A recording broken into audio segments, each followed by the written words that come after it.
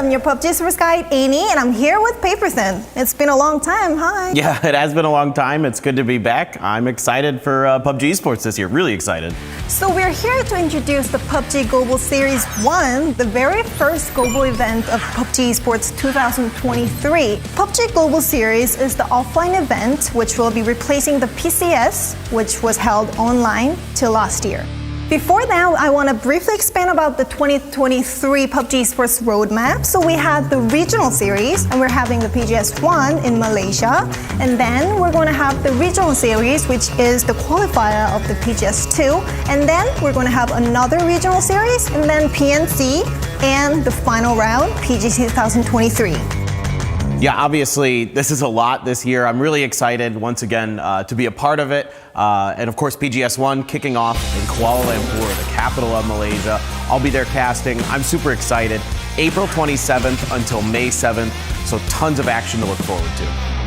I want to talk about the brief explanation about the PGS 1 structure. It's simply similar to the PGC 2022. So we're going to divide the 24 teams into 3 groups. We're going to do the 3 days of group stage, and the top 16 teams from the group stage advance to the winners bracket, and the bottom 8 goes to losers bracket. So in the winners bracket, the top 8 teams directly advances to the grand finals, and the bottom 8 goes to loser bracket, where they have to compete with the bottom 8 of group stage. The top 8 teams from the loser bracket goes to the grand finals, and these final 16 teams will be competing in 3 days of grand finals to become the champion of PGS 1. Before we break down the 24 teams, I want to talk about the GPT Global Partner Team program, which has launched in 2023.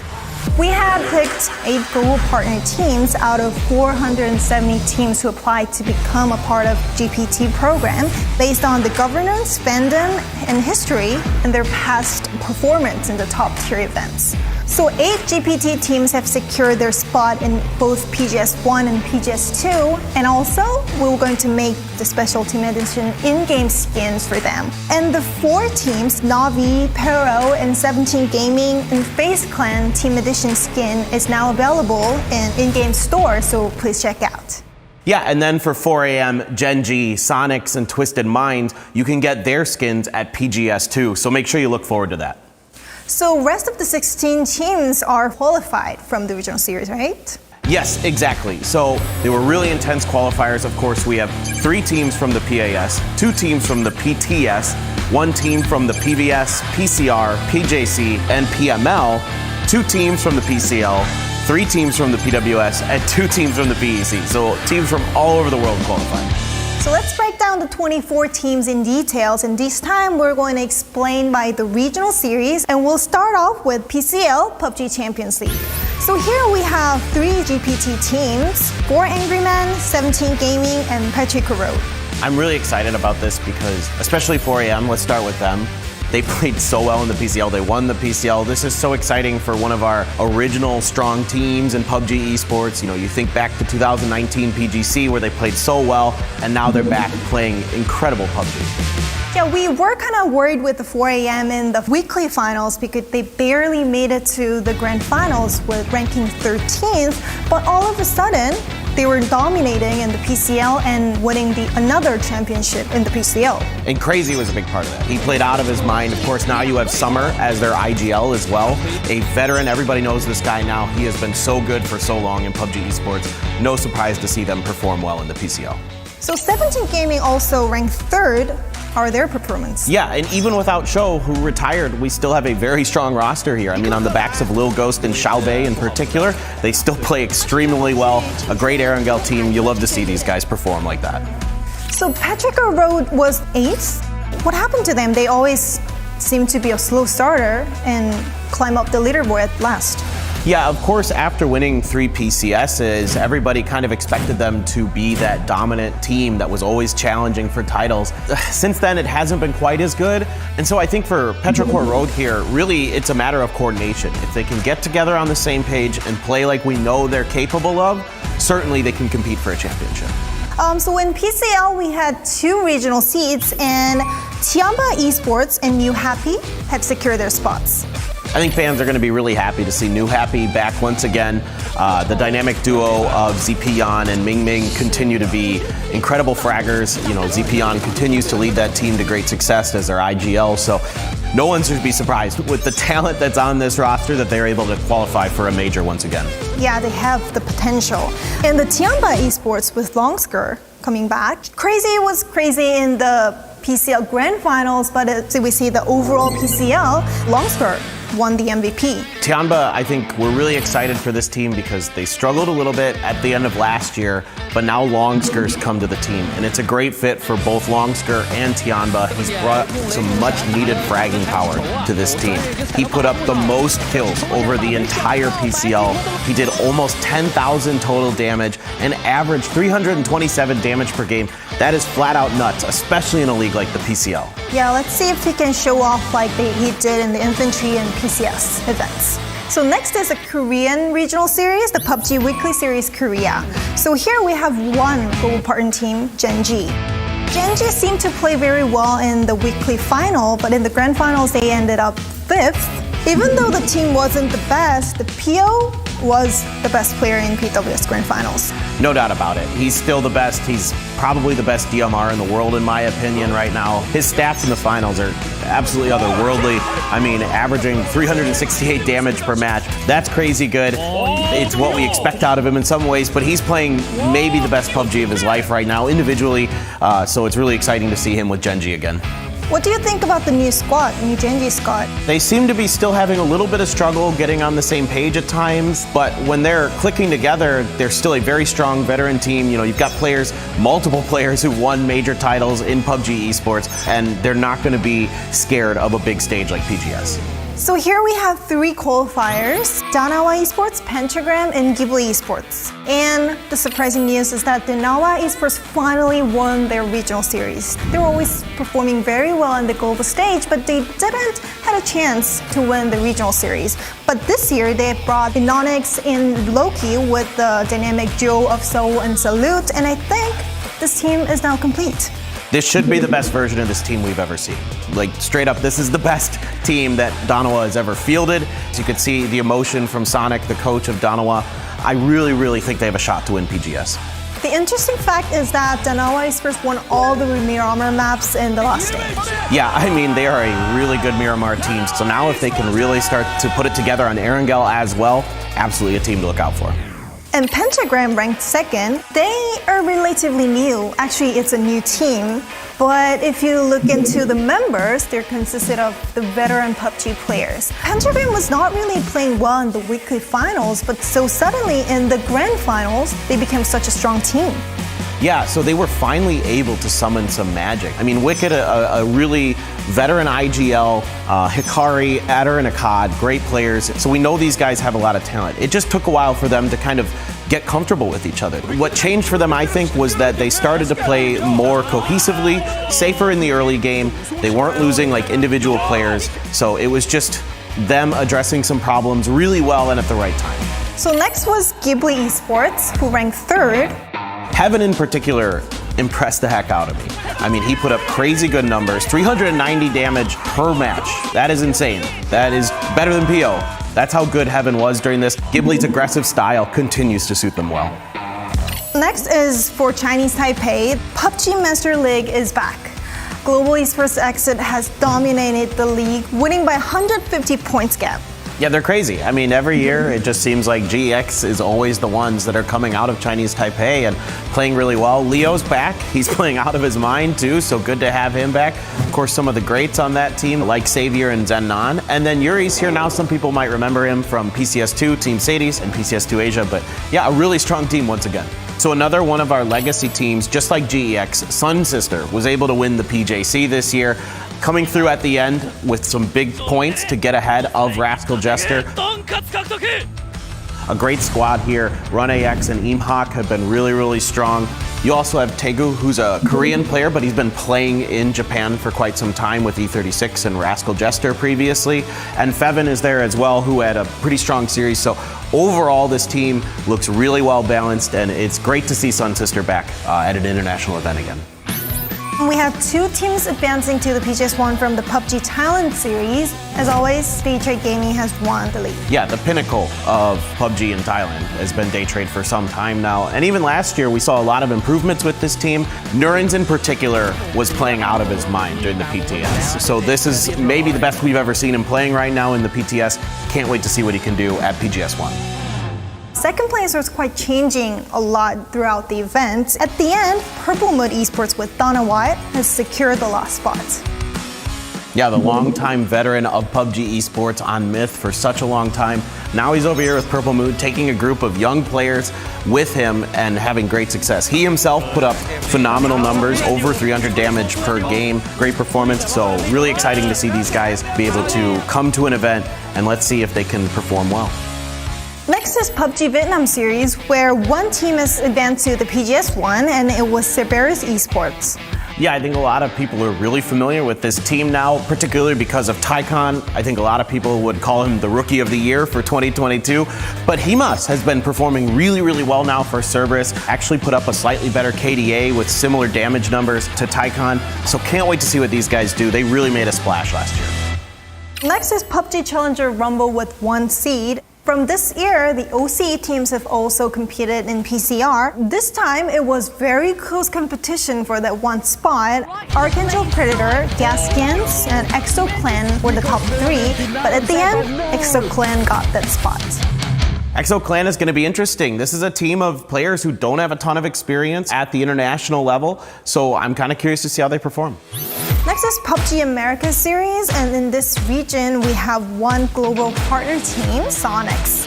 𝗟𝗏𝗡𝗗𝗡 won like 5 PCS Americas, including 2 from last year, but this time in PAS, they were second. Still strong, but not as dominant. Yeah, still really good. Still some things to work on. You know, 𝗟𝗏𝗚𝗏 always going to be nuts. We know that. He still put up crazy good stats, averaged over 350 damage per game. So this team, still a threat, no matter what. Next, we have 3 teams who have qualified from PAS. Luminosity Gaming, it's the old E United squad, and this team have won 6 chicken dinners out of 15 matches, which means that this team is definitely the teams to watch for. Yeah, so some insanely talented fraggers on this team. We know a lot of people in the past have talked about Kickstart, but now Snakers has really stepped it up. He averaged over 400 damage per game. That's out of this world. The next team to qualify was 𝗟𝗔𝗡𝗗𝗗, which ranked 3rd. This team is also the squad that always make it to the global stage. Yeah, they're a team of veterans, great guys who have been around for a really long time. Now you also have Vegas coming to this team, another veteran, a guy who's been around since PGC, 2019, even before that. Very strong player, great mechanics individually. Wasn't maybe as good of a performance as he would have liked, but still, this is a solid team. Their macro's great. This is going to be a team that's going to just kind of always be there and playing well. And the last spot goes to Third Eye, which the team name is quite new, but if you look into the members, they are quite familiar members in the PUBG Esports scene. Yeah, you've got Richie B and Vox from the old 300 squad. Adam has been a great IGL recently in the last couple of years. Oldless playing on Space Station and Bing Bang Boom. So no doubt that this team has experience in PUBG Esports. So let's move on to the last regional series, PUBG EMEA Championship. In the EMEA region, we have 3 global partner teams, Na'Vi, the PGS 2022 champion, and FaZe Clan, and Twisted Minds. So FaZe Clan ranked 5th. That's the best out of other JPT teams. They seems like they're gelling well with each other with the new squad, 𝗟𝗏𝗚𝗗𝗗 and James coming in. How do you think about this new squad? Yeah, I mean, I think they're playing really well, actually. Even though they maybe didn't get the result they wanted, their damage numbers are all really good. Everybody averaging about 300 damage or more per game, so that's really strong. I think if they could just get their placement points a little bit higher, get a little bit deeper into games, this should be a team to watch out for. Next is Na'Vi. This is the team that won the PGS 2022, which means they have a potential in the global stage. Even though they ranked 7th, it seems like Example and 𝗟𝗏𝗚𝗏 is still the fantastic duo of this team. Yeah, I don't think you can count out this team very much at all. I mean, with the way that they performed that final day at PGC, everyone will remember that. I have no doubts that these guys can turn it around and win PGS 1. Next is Twisted Minds. It's quite surprising that they have ranked 8th because this squad is a team that have dominated Europe EMEA events from the past years. No doubt. I think, in their 3rd place finish at PGC last year, Still a lot of confidence in this team, just like Navi. I don't doubt that they are going to perform better at PGS1. I think all three of the PEC GPT teams can absolutely be in the grand finals and have a shot at winning. Yeah, we have two teams who qualified from the PEC. These two teams might sound unfamiliar with global fans, so I think we need to explain more. Yeah, Howl has been around for a while. They've qualified for some PCSs previously. They've never gotten better than, I think, 11th place at a PCS. So definitely not a team that was on people's radars to win this. It shocked me, for sure. But they played really, really well, especially Ruin. He played out of his mind during the grand finals here. So I'm really curious to see how they do at PGS1. Maybe this is just their year. So the second place went to the Ascend. This team is consisted of the PNC German team. Yeah, other than 𝗟𝗗𝗗, of course, but everybody else is a German player, and they've had a great performance here. Being top two in this competitive region means that we can expect more of this team. So let's see how they play in PGS1. So now that we have explained all 24 teams who will participate in PGS1, let's talk about how these 24 teams were divided into three groups. So they were divided into three groups based on their rank from the regional series. I think they look extremely even, to be honest. When I saw these, you always try to look for the strongest group, and it was really hard for me to choose one. I guess Group B, but really A, C as well are extremely difficult. So everybody here is going to have to fight really hard to get to that winner's bracket. So today we've covered A to Z about PGS1 format to participating teams, and to add on, this time we don't have the Pick'em challenge, but still we do have a fantasy league from 𝗟𝗔𝗡𝗗. The fantasy league structure has slightly changed, so please check out the 𝗟𝗔𝗡𝗗, and the way you can earn the prize has also changed. Yeah, now so depending on how you do, you will get 𝗟𝗏 points, and then you can use those to convert them into G-Coin in-game. So get out there, compete against everyone else in the world. You can even set up your own little groups to compete against your friends. It's a lot of fun. Get involved. PUBG Global Series 1, the very first PUBG Global event in 2023, will kick off on April 27th in Malaysia, Kuala Lumpur. It's going to be held for 10 days, 6 matches a day. So mark your calendar, stay tuned, and see you then. Bye-bye!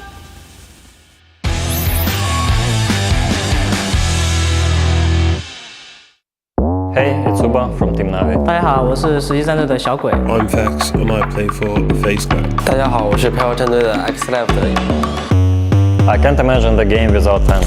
粉丝们以各种方式支持我们，和我们站在一起。 I've imagined what it'd feel like to have skins representing our team in the game. It would be like we are actually in the Battlegrounds ourselves in the game. 兄弟们，现在登录游戏就能看到我们精心设计的皮肤了。 We designed the skins in the way we've always imagined, wanted, and thought that would be cool. 现在设计好的皮肤已经在游戏中上架了。 If I encountered a player wearing our skins in the game, I would feel like proud to see that. 然后也是希望大家能够期待一下我们这款皮肤吧。也请大家持续关注我们。 Please stay tuned for our involvement in the project.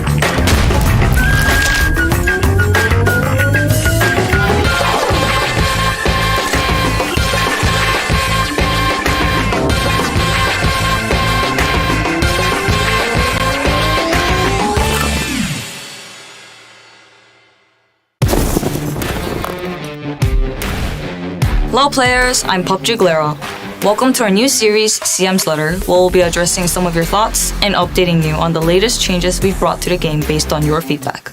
Speaking of changes, today we'd like to discuss the recent changes made to normal matches.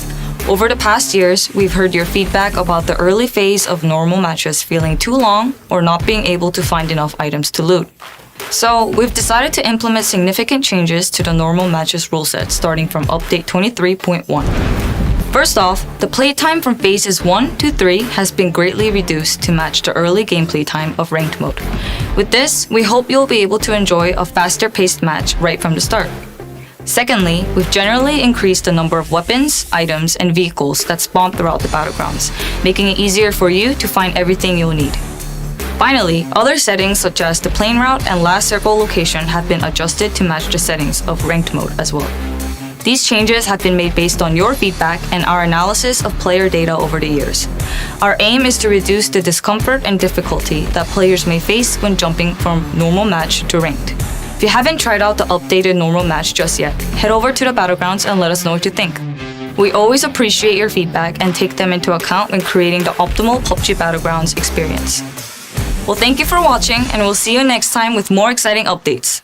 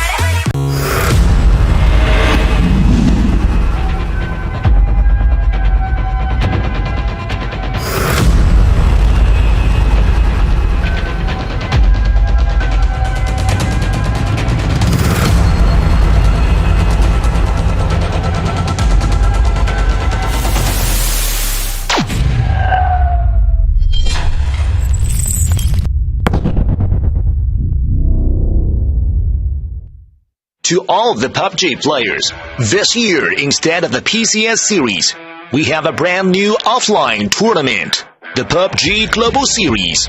As the first PUBG Esports global event of the year, PGS 1 would kick off on April 27th in Kuala Lumpur, Malaysia.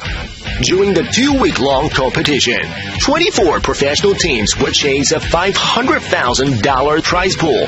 Our 24 teams would come from all over the world to represent their regions, including all 8 PUBG global partner teams of 2023. And they will be competing on 2 classic maps. The teams will be split into 3 groups, Group A, B, and C. They will compete with each other over 3 days in the group stage. Then the top 16 teams will advance to the winner's bracket, and the bottom 8 teams will fall into the loser's bracket. From there, the top 8 teams of the winner bracket will claim a spot in the grand finals. The remaining 8 teams will join the rest of the group stage teams in the loser's bracket, leaving us with a new pool of 16 teams with one last opportunity at punching their ticket to the grand finals. In the loser's bracket, 8 teams will rise above the rest, filling out our grand final spots. In the grand finals, the 16 best teams from PGS 1 will battle it out in 18 matches over 3 days. On the final day, only one team may stand and claim the grand prize of $80,000 along with the title of PGS 1 champions. But that's not all. The top 4 teams with the highest point totals from PGS 1 and 2 will qualify directly for PGC 2023. Meanwhile, don't forget to go to 𝗟𝗔𝗡𝗗 to pick your dream team. predict the winners of PGS 1, and earn a chance to grab a bunch of G coins. This year, PGS will become a new frontier in the world of PUBG Esports. Stay tuned to find out who will be the first to plant their flag in the land of the new era.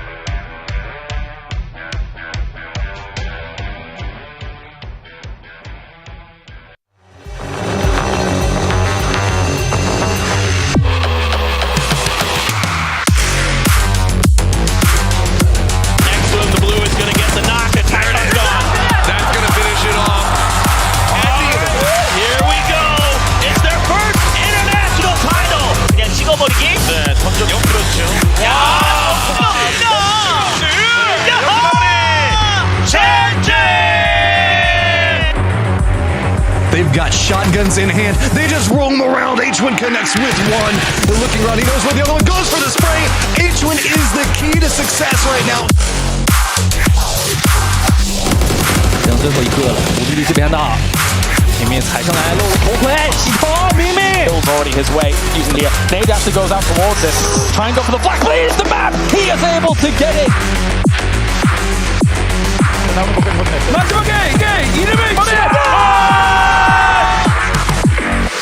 Maybe they can find some assault. E1 Rella lined up. ผู้สิโดนแฟดน็อกไปและยังไม่จบตรงนี้เบลมอสยังคงช่วยแฟดอยู่9 คิวท่านผู้ชมเดทtrăm diện tích của vòng bo. Cái vòng bo tiếp theo có sở một mình trước những số tiền number. Wow! Đẹp quá! Rồi. 还这么被动，其实就是恭喜17个队伍。そして上から一方的にムクに対しても。Kang and Good are silent, not able to do so though. Kang, this is their first.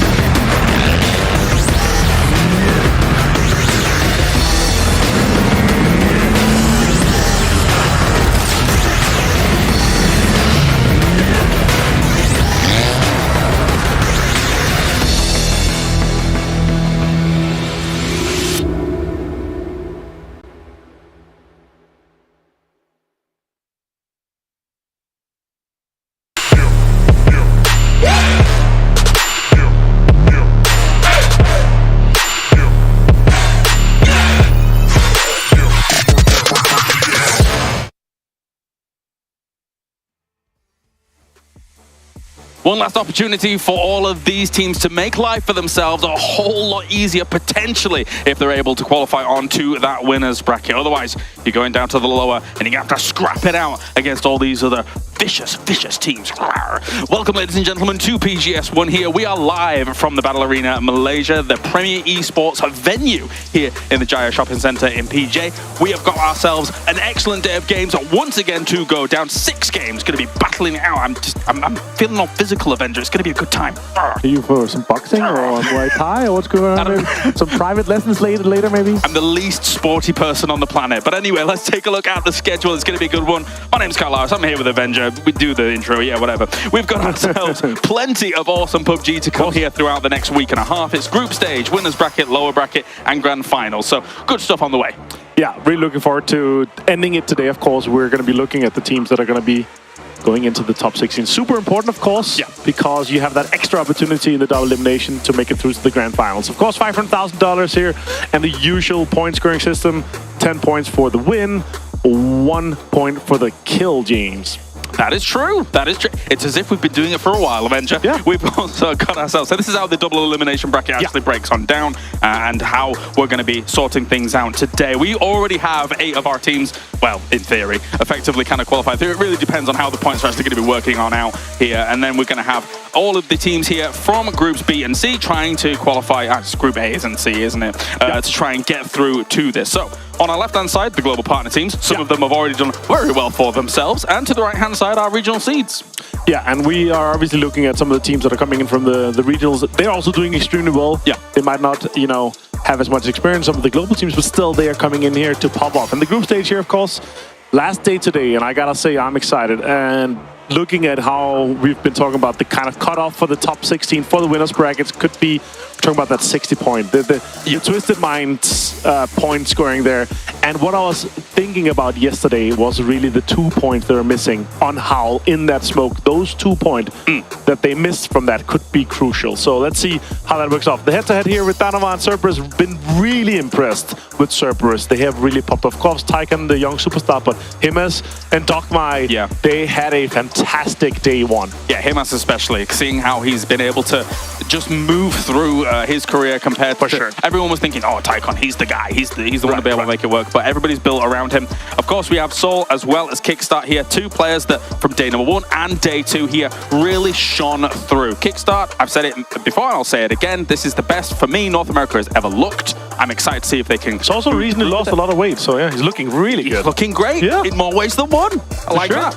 And then 𝗟𝗏 on the opposite side, I mean, an excellent player all around, really popping off yesterday with a double win. Yeah, I was impressed with Danova yesterday. 52 points, not the best of a day. 4 AM had a better day, that's 62, but they kind of turned it down a little bit going into yesterday here. But of course, some exciting stuff today. And the big question is obviously how many teams is going to be able to pass that top 16 mark. Obviously, currently we have 4 teams that we would say is pretty solidified that are not playing any more games, but then we have Twisted Minds that is going to be on the edge, and then we have, unfortunately, for Pentagram, Sun Sister, and Purple Moon, that is very likely to be crossed because they're in the 43.4. I was going to say, let's go with guaranteed. Probably not making it here. I mean, unless we have like Luminosity absolutely vacuuming and sponging all the points, you know? Almost. Maybe. We'll see how it goes. We'll see how it goes. But you guys at home can be joining in as well in terms of the Fantasy League that is going on here, as we have the usual rules as to be. We're not going to go over these again. You know exactly how it's going to be playing out. And in terms of Fantasy League, it's always great to be involved because it gives you that extra heightened emotional connection when your team's doing well, when your players are doing well. So definitely be involved, guys. Yeah, especially for you too. Like, you're almost physically abusive here in the studio if your team is not doing well. And when they're doing well, then you're almost screaming like a chihuahua in the corner. You know, I like doing well in fantasy. I'm gonna be honest. You're a competitive person. I like that. A little bit. And obviously, it's lovely here. The Fantasy League, the top 5 point players, kind of a little bit skewed because these guys have only played 12 games so far, right? So it's a little bit to look into, but very impressive for New. Happy to have 3 guys in here. Let's see how it changes once we're done with the games today here. Tickleton in there, of course, too. Not all the pick percentage though. We're talking less than 1% picked. And here is obviously our pick for group stage A and C today. Yeah. I'm looking very surprised and excited what I'm seeing at the screen. And I gotta say, I'm pretty excited about my team here. So yeah, 𝗟𝗏, 𝗟𝗏, and 𝗟𝗏. Weird this actually, because it's in order of where we're currently ranked as well, and it's strange because the desk is doing much better than the commentators, as you can see their teams. How surprising. Here. But do we even need to see their teams is the thing. We know it's a foregone conclusion. Who's going to continue to be 1, 2, 3, right? Toby has almost the same team as me. I have 𝗟𝗏, he has 𝗟𝗏. So that's, and we also had super, everyone has soul. Surprising. He's very cool. He's 26,000 and he was like one of the best point scorers. But yeah, here, the talents leaderboard. All right, I'll give it to you, James. You have 1 minute. Go. I'm currently 59th in the world. Okay. Oh, guys, what an amazing man that is. Wow, he's so strong. He's so amazing. It's impressive. It's impressive. I gotta say, you had a really good team yesterday. You really, I think 3 of your players was in the top 6 of the best performing players for the day yesterday. So that was super impressive. Of course, here, no teams yet in the triple-digit mark, but I talked to Luminosity and they're like, we're going to beat that. Everyone else, they kind of turned down the heat a little bit. We're going to break through that. We're going to get into the triple digits. They're not here to, to play for fun. They're here to put some of the points on the board. Why do you think I picked Kickstart? I think it's too expensive. He is quite expensive, but I do believe in the ability for Luminosity Gaming You're to going get things for two S tier players and then for two kind of B tier, depending like price-wise. You're saying Corexy is BC. I don't know about that. Price-wise. Oh, okay, 17 is really cheap for Corexy. That's why I have it myself too. That's fair, that's fair. We've got the 6 games coming at you for today. As always, it's me for the order of the maps. So we're just alternating, going back and forth. And, you know, when you look at how these teams are going to be playing things out here, who do you really have your eyes on for today? I mean, obviously, we think our Luminosities, we think our Danoas, but I want to look for you to look further than that. And who do you think is going to be able to move it over? I mean, all the teams that are currently already in the top 16 is not really the ones that I'm really looking at, because they're just going to further extend their lead and like kind of put it. So I'm really looking at the teams that are currently outside the top 16. Yeah.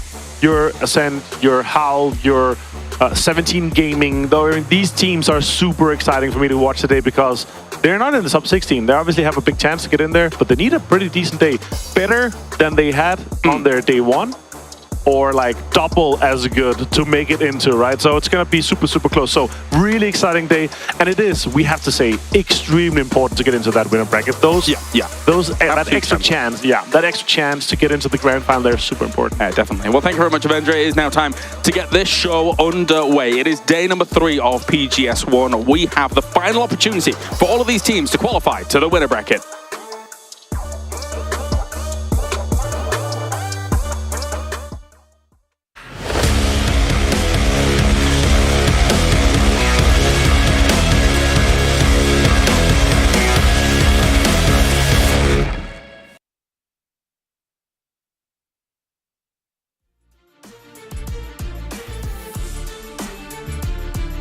All right, everybody, thank you very much, and welcome to PGS1. Another exciting day, the last day of the group stage, the last day for some of these teams to have a chance to get the points they need to go directly to the winner's bracket. Paperthin and Cammy D coming at you, and my friend, it has been an exciting group stage so far, but today, maybe the most intense day of them all. Yeah, it will be. Not just for the teams that are playing here, but a bunch of the teams that are right on that bubble playing that are from Group B that aren't playing today are just really going to be biting their nails as they watch this series go down. I still don't know exactly where that cutoff is going to be because we've seen so many teams really sponge up all those points at the top. That's obviously going to lower where that bubble is.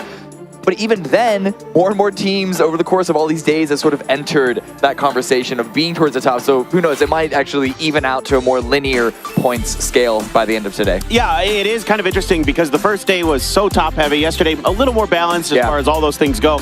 So today, who knows how it's going to look. A lot of people think today, you know, maybe one of the tougher days out of the 3 groups. It's A and C, so this is a very strong lobby. A lot of really good teams and a lot of teams who have something to play for, of course. So we're looking at some of the teams right now, like Howell. I mean, they've got a lot of work to do, and I was talking to Schofield a little bit, and he said 25 points is what we're looking for. Yeah, fitting that we're looking at Howell into Cerberus because word on the street is Howell are going to be contesting Cerberus for drop spots, which I think is incredibly brazen by the European team because Cerberus are essentially qualified. They'd have to have a disastrous day to fall out with other teams overtaking them. Howell are more in that bubble conversation, but they're confident that they're going to be taking their drop spot. They don't want to move. They don't want to change. They want to play the position that they know how to play best from.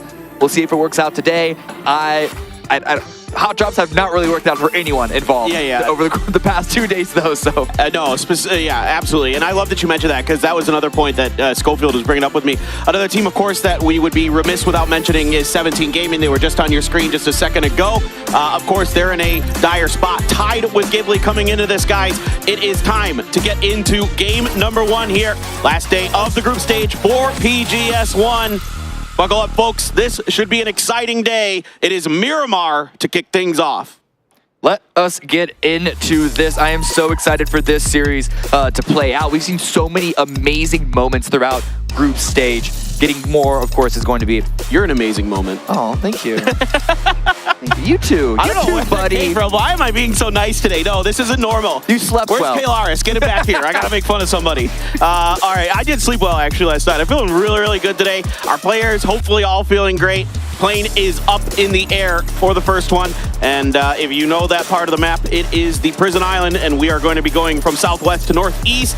A little bit slightly shifted to the south, but it's pretty fair. It's pretty standard. There's a slight shift to it. If you're a bit OCD, you might want to move that around a bit to make it perfect, but I don't think anyone's really going to be complaining about this, including Luminosity. Actually, their coach Trevor was telling me that they have yet to have a plane path from their first day of play that allowed them immediate access to their base, to their set, like, number one drop spots there. They've either had to go to an alternative or go take a vehicle and drive long distances. Here, they can go immediately to Junkyard, so they're going to be very, very happy about that. Their timing on rotation is going to be a lot better for at least this game and hopefully further games. Oh, that's fantastic. That's a fantastic point because Luminosity's played great. Yeah. So far, 2 wins on their first day. They looked really, really comfortable, really in control. And here's that hot drop you were mentioning. It is Cerberus and Howl very close to each other near the La Bendita crater, and they are going to be contesting over these 2 houses. We are going to get right down into it. Ring the bell because the match is going to begin. 𝗟𝗗 already with the shotgun, a bunch of shotguns in the hands of everybody. Pumps and side goods abound as there's a VSS on the other side of the road. AK as well, a phenomenal gun to have in this spot. Yeah, a bit of 3-on-2 action. This does favor Howl as we see the circle be very, very, very far southwest, but we're going to focus on this drop in the meantime. 𝗟𝗗 up close to the UNP. It's actually a very, very formidable weapon if you know how to use it properly, but you don't want to be pushing into a shotgun, but Ruin with the AK finding that first initial knock. The rest of the team is going to be flooding all through here. Yeah, those headshots with the AK are absolutely devastating, but 𝗟𝗗 with the shotgun has Ruin down. Able to be traded there quickly is 𝗟𝗗, and on their horse is Howl to get the flush. Now, both teams had sent players way to the edges here. You had Himas and Apocalypse outside of the fray initially. 𝗟𝗗 as well starting to make his way towards this fight to see if he can maybe catch somebody from Howl off guard. The Scar Spray is good. It's going to find the head of the Mad, but no knock just yet. Yeah, and Schofield is there finishing off 𝗟𝗗, so no attempted revive, which not really too much of a surprise for us. But this is an interesting flank here from Himas catching. I'm sure he knows where Apocalypse is, or well, he will now. Now they both know, and Himas is going to go for the long-range spray, and he's going to find it. The iron sights with the AK at that range. A really good spray there from Apocalypse. Now it's all into 𝗟𝗗. 1 versus 4. What can this player do with the Scar? Not much. Very, very, very strong elimination of Cerberus by Howl here, not losing a single person. It wasn't the fastest hot drop that we've seen. Of course, thinking back onto Petrichor Road versus Twisted Minds, the 26-second record. It's not quite that fast, but it was still a really, really, really good timing to allow them to continue to loot up and then go to the circle, which is not too far from them, but they have a couple of teams that are going to be contesting them in terms of priority rotation to get inside the areas around 𝗟𝗗. Yeah, I'd say the good news here today for Petrichor Road is that they have the power grid to themselves. We are going to be switching Hikerman in for Kong today for EXO. And so a slight change for this roster who had a really solid first day. And I mean, spirits were high with these guys coming into the event, and they were even higher coming out of their first land performance ever. Yeah, and losing Kang, I think, could be a pretty big blow for this team who want to keep up that streak of performing very, very well. But Hikerman is no slouch, right? We've seen him play in a bunch of other competitions as well. He's not a complete novice here. He has experience, and so he should be able to slot in pretty easily. And this team, their biggest advantage right now is that they really don't have anything to lose, and that's going to maintain on their second day of play. Yeah, precisely. This is really exciting to see that EXO squad come in and just really hold their own against all the powerhouses that are in this lobby. Yeah. So Daytrade had a rough first day, 24 points on the board, still better than a couple other teams that I will not mention. But still, I mean, Daytrade, I don't think you can count them out. We know there's firepower in that team. We know that they've improved, in my opinion, their macro play and those kind of things. So no doubt they can have a big day. Yeah. And Norns, of course, is going to be the player that you're going to be looking for Daytrade to perform very, very well, to sort of lead the charge in terms of stats and numbers there. But Danoa, let's talk about them for a brief moment. I'd love to. Yeah, they are performing so well. They're basically the pride of Korea at this moment. Everyone was looking for them to perform exceptionally here from all the regions. A lot of talk was about this squad, and this Zone 1, they get immediate access to the center. Those hills just south of 𝗟𝗗 are incredibly, incredibly powerful, and they can just, they go out to their backyard from their loot spot, and they're right there. So I expect them to have a really, really strong game. All right, we're going to do an interview here quick with Danoa's Loki guys. Tune in. 되게 오랜만에 우승을 해서 기분이 되게 좋고요. 그리고 저희 새로운 팀원들도 되게 저한테 잘해줘서 기분이 너무 좋습니다. 저희는 따로 준비한 건 없고 저희 하던 대로 연습을 계속 했고 팀원과의 합을 더 중요시했던 것 같습니다. 경쟁되는 팀은 없고 그냥 저희끼리 한만 더 맞추면 될 것 같습니다. It makes perfect sense that it's their chemistry that there's their key to victory, though, because watching their games, they don't look like a team that you can take a single piece out and slot anyone else in. They're just one big, well-oiled machine. It's like one hive mind driving the entire team around. In order to perform like that, you just need to have not just communication, but also like telekinetic communication. You gotta have a certain chemistry where everyone is already on the same page and you know what plays you need to make without having to discuss it, because there's so much information in PUBG and the timings are so critical in terms of making a play work or not, that is incredibly important to do, and especially if you're a team like Danawa. Yeah, and I could talk about that team all day. They're so good. But we're going to hold the phone on that. Petrichor Road here has saddled up behind 17 Gaming. Some shots being exchanged, no damage done right now. Petrichor Road may just be peeling off of this. Don't like what they see. Couldn't really find that pick. Maybe find an odd man advantage that they felt comfortable with, and they are just going to rotate away from this. So, back to Danawa. Back to Danawa. I want to real quick give people some history with this team, right? Yeah, do it. Sol and Salute, of course, have been playing together for a very long time. Salute, a player that was scouted by Danawa, brought into the team because they saw the potential in him. Sol is a guy who has been around for a while, going back to 2019 with Media Bridge Square, who just was crazy good mechanically. Everybody was like, this guy has something. And then Danawa picked him up. So those two came together. They were a great duo. Everybody knows about them the last couple of years. And Onyx used to be on Danawa with the same coaching staff years and years and years ago.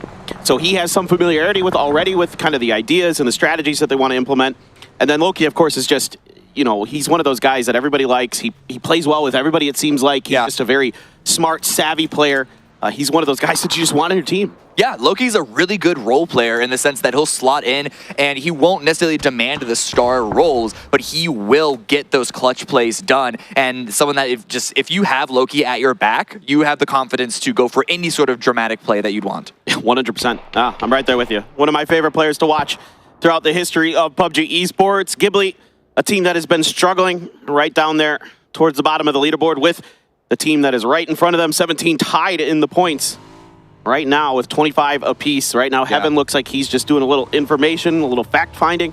They trade on the northeast edge, but so far a little bit quieter here today. It's funny, you know, I also was talking to Trevor from Luminosity, and he goes, those games were really wild on day one. And I go, yeah. And he goes, like, there was like games where there's like 24 people alive on phase 4. He's like, this is what's going on. And I'm like, I don't know, dude, you're the ones playing. Yeah, I mean, well, no, and I think that's one reason why Luminosity performed very, very well, because if there's one thing that North America knows how to do, it's have scrims where half the lobby dies before Circle 2, so. Yeah, they are good at those. Yeah. So, I mean, but... Very familiar ground. And then he's like, that must be hard for you as casters. And I'm like, well, yeah, a little bit. Well, okay, but a lot of it had to do with just the sheer number of hot drops, and we've been getting them less and less throughout the series. We had one here, and then it's smooth sailing for everyone else, and so I think this zone might play into it as well. We're going to see a lot of teams start to enter the circle that haven't already, and so these sort of valleys, these sort of cut-off choke points that you see in this part of the map might start to cause some action in a little bit, but so far, looking at the map, looking at our screen, everyone is doing a really solid job of just step-by-step, slow process, and I think it being the last day of group stage is part of the reason why no one wants to make a mistake right now. Yeah, precisely. Everybody's going to tighten things up here for this last day, particularly the teams that are floating in the middle of the leaderboard that want to make sure they're one of those top 16 that's going to be playing in the winner's bracket. Tomorrow, GX has a real chance here, guys. They played really well yesterday. They had got a win underneath them. This is, you know, one of the more solid days for GEX, and it's great to see them back in form. Really happy that these guys have been able to, you know, not just win in their region, they've been dominant in their region since basically day one of PUBG Esports. And at times at the internationals, they're rather lackluster, but they have shown glimpses of being a strong, formidable team. Yeah. Staying grouped up as they are wont to be, but FaZe Clan now getting really close to Na'Vi, and this is sort of that choke point that one of the ones that I was looking at, there was really nowhere to run, and actually are Na'Vi sending it immediately onto FaZe Clan? Is this intentional or just accidental? It looks like they are going to be turning away from this one. Seems to just be pure accident, but a great spray. That is nasty from Fex. Oh my God, Mel there to respond instantly, but this is a classic Na'Vi rotation. They love these southern roads on Miramar. And FaZe was there trying to do something about it, but Fex will be flushed. Na'Vi here looking to try to get the res onto Alia. But Dahlia already taking some splash damage from the grenades. Very weak, very much in danger of bleeding out, but that grenade did a ton. Jeems is just going to go right around the corner, finish what that grenade started. Example, able to respond in kind. It's blow for blow so far. And look at 𝗟𝗚 there on the high ground flank. He's going to be finding the angle. 𝗟𝗚 running across the road. Jeems down to almost no HP. This is an incredibly bloody fight. Oh, Example there almost gets 𝗟𝗚. Going to switch over to the Mark 14, trying to do something about this battle. Very scrappy between 𝗟𝗚 and Example. A grenade, though, from Jeems is going to find him. Great pinpoint accuracy, great timing on that. And now it's all into 𝗟𝗚, and they know exactly where he is on the high ground. They can use the rocks, they can use the cover, use the defilates to block the line of sight from him. A great grenade, but it unfortunately is not cooked where you want it to be to blow right in Jeems' face. It goes just a little bit too far. Second one, he's able to find a little bit more on the mark here, but now for FaZe, for the 3 remaining members, the job is to just keep 𝗟𝗚 at bay. Don't let him do anything that we know he's capable of doing, which is 1v3. A little bit of damage to 𝗟𝗓 there, but 𝗟𝗓 able to get just enough of a spot on him to do a little bit more damage. And the bad part for both these teams is that they're both in a position that they might be comfortable on the leaderboard, but they cannot have a bad day. So in fact, this is the opening event for both of them. It's really good for FaZe to stabilize in the way that they have had, but 𝗟𝗚 could still do a lot more damage, and you can see they're just putting so much effort to try and flush this last final player out. Jeems on a wide flank, 𝗟𝗚 throwing a lot of utility to keep 𝗟𝗚 pinned down while 𝗟𝗓 swings around the opposite side. But this is an okay situation to expend some extra utility. There's probably quite a bit on the ground right now with so many of Navi's comrades, of 𝗟𝗚's comrades on the ground, and Jeems there just going to be holding the angle. 𝗟𝗚 trying to push around, some smokes out to cover 𝗟𝗚's left-hand flank. And he is going to be aware of it. 𝗟𝗚 is going to be taken down. There's 𝗟𝗓 trying to get here to bail him out. That's bad. 𝗟𝗚 going down is huge. A little bit of an unforced error there. No immediate access for a teammate to trade. And that grenade still doesn't find its mark. It takes 𝗟𝗚 low, but if he has more meds, he has an opportunity to heal. Absolutely. There's a little bit of time left in these smokes for 𝗟𝗚 to maybe pull that heal off. I think I saw him started to go for it, but 𝗟𝗚 able to crawl his way back to 𝗟𝗓. It looks like 𝗟𝗓 at the very least was able to buy some safety. That's good. That's huge, because there was a chance that 𝗟𝗚 could immediately flush 𝗟𝗚 out and make this to a 1 versus 2, puts it in a lot more dangerous of a situation. That even if FaZe were to win, which they do, as Jeems is finally able to find that angle, they can get 𝗟𝗚 picked back up, but they're going to have to rotate still into the zone. They are pretty far out in the blue. The good news for them is the southeast corner is pretty vacant other than 𝗟𝗓. But 𝗟𝗓 is generally not a team who's super keen on trying to go for those early rotation blockades or anything like those traps. They are more of a cautious and kind of safe and steady team. But they will fight you in the blue if they do come across you. That's true. They won't intentionally set that trap on up, but at least in their regional events, you see them time and time again saying, you know what, we'll take this fight. Maybe that could just because of the disrespect that they have towards their regional player base over there. We'll see if they want to do that against FaZe if the opportunity does arise. FaZe number 3 is going to do a pretty medium shift northwest. Danwell's position is naturally really, really good. Petrichor Road have found themselves in a solid spot. I'm liking EXO's position as well. It is likely going to shift off them at some point, but they can still get a lot of damage and a lot of information from that west side high ground. Yeah, no, EXO's got a really good spot, probably for maybe another circle too. It kind of depends. There's some land ratio terrain on all of the edges of this circle. It's all kind of around it. So it's very likely in the long run to center into the valley where Petrichor Road is. But you can see it's 𝗟𝗓. He's already got an AWM there, putting it to some work as they ascend. Definitely wants to get some more points here, no doubt about it. Only 28 in the bag. They're another one of those teams that needs, maybe 25, 30 points here today to really feel comfortable being into the next phase of the event.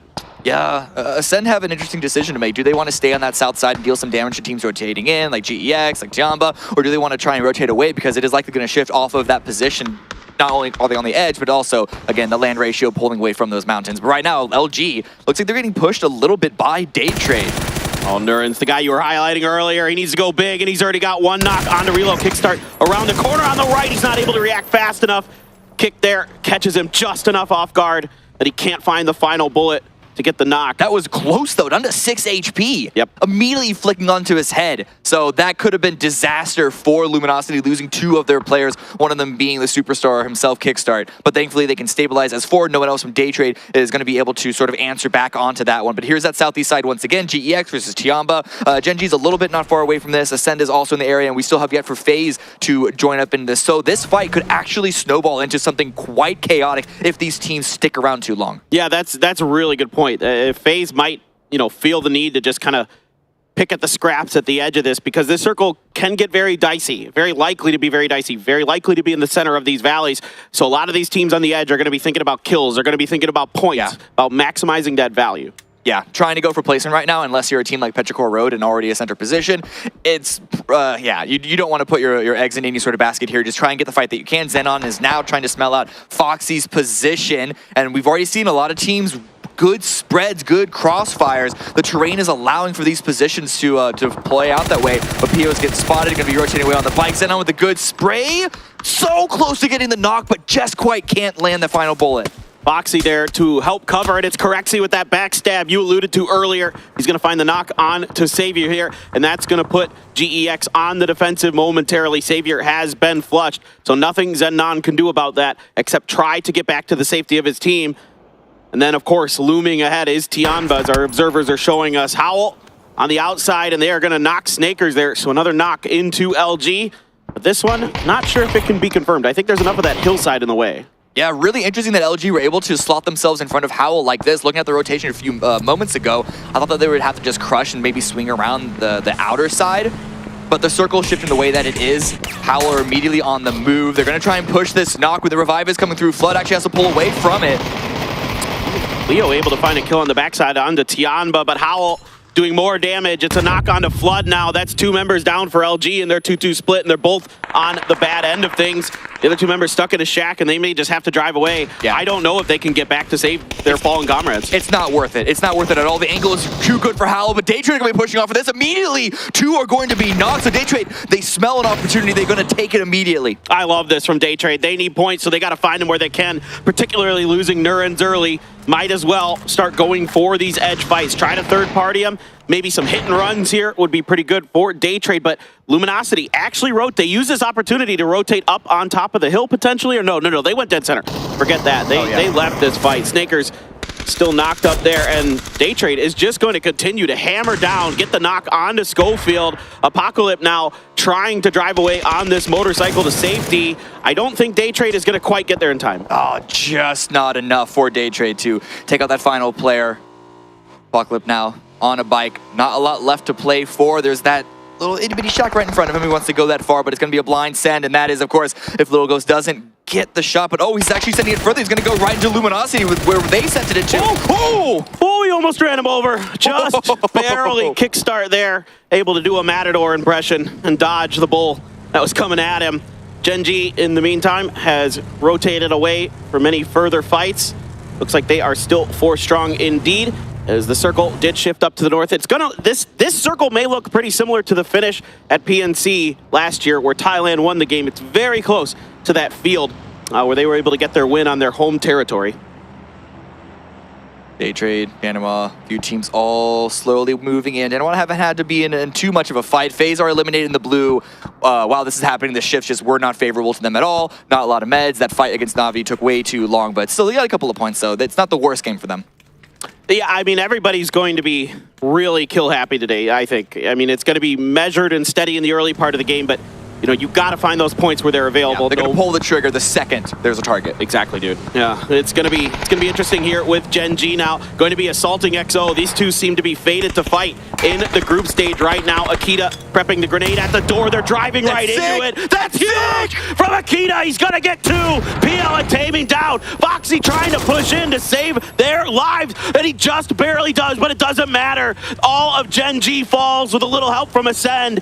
𝗟𝗔𝗡𝗗 once again wipes 𝗟𝗔𝗡𝗗. That timing of the grenade was perfect, was absolutely amazing, and the circle does shift away from them, but the fact that the fight lasted 2 seconds means that they can immediately be on the rotation. It's going to take some time to get those players all picked back up, but immediately you saw some players in vehicles. You see 𝗟𝗏 scouting ahead to try and find that opening. It's going to be a hard one to get, though, because of that field in the 𝗟𝗏 Road. You got 17. Of course, if they're not distracted by 𝗟𝗏, they're going to be shooting over that hill and not allowing anyone really inside that field safely, but 8 teams remain. Placement points starting to kick in, and so those kills are going to be accentuated with the value that they bring. Yeah, 𝗟𝗏 here trying to herd 17 into some dangerous sight lines, and Lil Ghost is going to take a little bit of damage, but 𝗟𝗏 has to take the fight here. They have to maintain control of this high ground in this next circle. There's nothing much to play for towards their west. 𝗟𝗏, I got to give them so much credit. Their defense has been phenomenal in this event.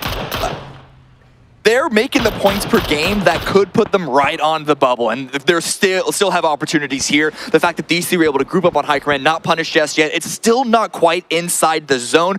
I think they only have just a little bit of cover left, but they have an opportunity to sort of leapfrog this position to something more defensible, or at the very least, defend from a crash from another team going to a similar position, because 𝗟𝗏 Road, that compound is barely inside, 𝗟𝗏 to the north as well. They have a small little position, but we still have a couple of teams that have yet to establish themselves inside this field. Well, the good news for everybody else in this circle is that 𝗟𝗏 Road's compound is very likely to be out sooner rather than later, because this is such a powerful compound. 𝗟𝗏 gonna leave the hillside, trying to drive a little bit further center, see if they could take that dip that 𝗟𝗔𝗡𝗗 was in earlier. 𝗟𝗔 opted to move further up into the shack. Looks like for now it will be free, even empty there. Had a 𝗟𝗏. Now 𝗟𝗏 actually rolling into Ascend. The knocks onto 𝗟𝗏. He is gone and out. A grenade though in response. Gets some damage, and 𝗟𝗏 able to find the headshot onto 𝗟𝗏 and salute. Nice shooting with the Mark 12. Really, really good punish, but 𝗟𝗏 have also been separated with fighting 2 separate teams. 17 are pushing the top duo, who are trying to give some covering fire for that vehicle sent down into the low ground. It is all on to Soul, last member up. A big pick in fantasy. How many points can you get all of us here? Yeah, and 17 right to come down and finish the job on 𝗟𝗏. They try to split into a 2-2 fight, hoping that maybe 17 would be too busy on the other end of things to come in third party. It's not going to be the case. 17 going to be the last ones involved, but a great hold there from 𝗟𝗏. A great grenade, followed up by some phenomenal shots. Yeah. We still have It's Chris for Ascend way out in the blue, trying to give, I suppose, some sort of cover, or maybe lost a vehicle. At some point, we'll see what happens with that, but Ascend are in a position to try and, let's say, scavenge up a few more points before their game is done. 𝗟𝗏 Road, in the meantime, they've already left that compound preemptively, sending a few people under the cover of this hillside to get dangerously close to 𝗟𝗏's position. With no vehicle, this might be completely unexpected by EXO. No, I think you're right. I mean, they're sort of looking in that direction, especially with this circle shift. They've got to be aware that there's a very high probability that there's one team over to their west, but I think you're correct in the assessment that they're not exactly sure how danger close 𝗟𝗏 Road is already. Grenades are already at the ready for 𝗟𝗏 Road for that this exact hit. And EXO had been spread out, but now they've grouped back into a singular position. 17 Gaming now with the high ground. They also need to make it to the low. Grenades coming on in from onto 𝗟𝗏, landing a little bit of damage, and at the very least, it's going to be alarm bells. Absolutely. Now they're aware that 𝗟𝗏 Road has closed the gap, and now the heals have to come through for 𝗟𝗏.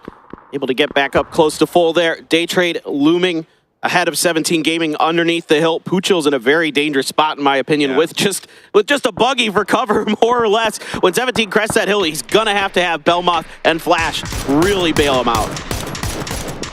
Ooh, 𝗟𝗏 is actually getting discovered as well. So 17 do finally find this essentially open platter of points from Daytrade. There hasn't been an easy time for Daytrade to find some cover in this spot, and it's going to be still hard work for the rest of them try and post up against this eventual push from 17. 𝗟𝗏 Esports here on the north side. They're playing out of the compound, similar to the situation for 𝗟𝗏 Road, but the high ground that they have is overlooking that valley, and the damage is already coming out. Yeah, now they're starting to pour it down onto the 𝗟𝗏 Road, giving a brief respite for EXO.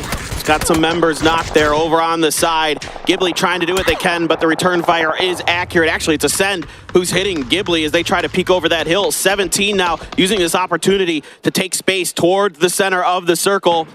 It is a knock there from from Raylo onto 17.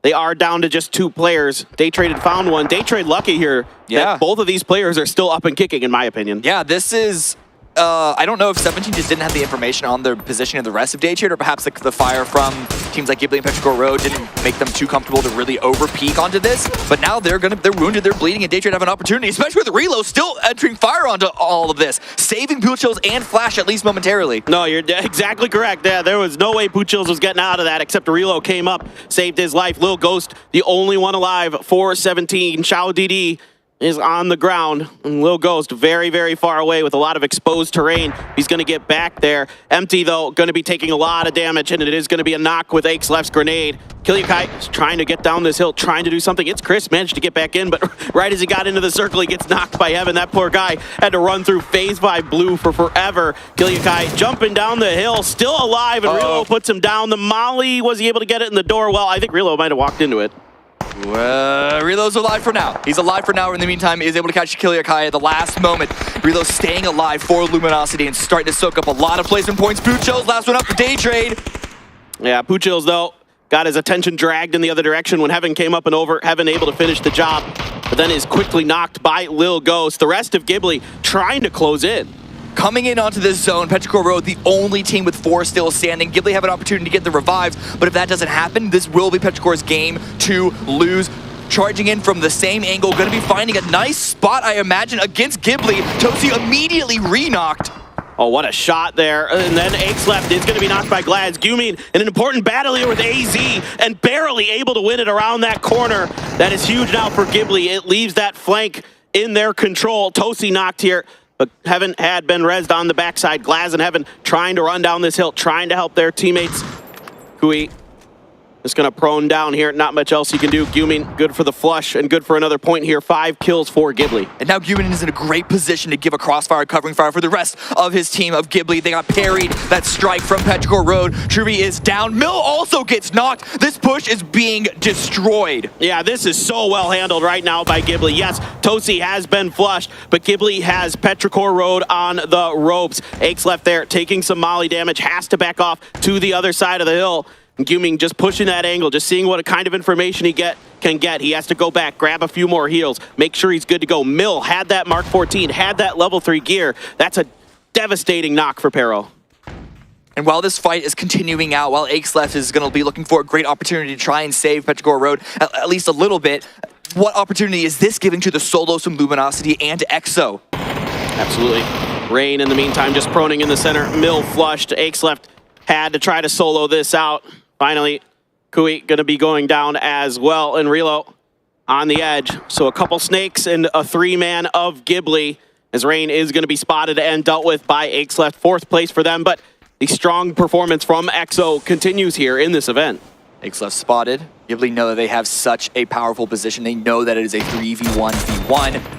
They just need to try and keep these players isolated. Relo going to be looking for the kill, that final point for Luminosity before he faces off against the 3-man of 𝗟𝗡. So it's at least 2nd place with 5 kills confirmed for Luminosity. And I think there's no doubt in anyone's mind now that Luminosity will be moving on to the winner's bracket. I think this is, you can dust the hands off and move on with life. Let's see if Relo, though, has something special in store for us. A 1v3 versus 𝗟𝗡. 𝗟𝗡 clumped up towards the center, now beginning to fan out just a little bit to see if they can identify the location of this lone player from LG. 𝗟𝗡s is actually running pretty aggressively here. If the timing isn't perfect, well, it looks to be really well done by 𝗟𝗡 with the flashes, with all the utility.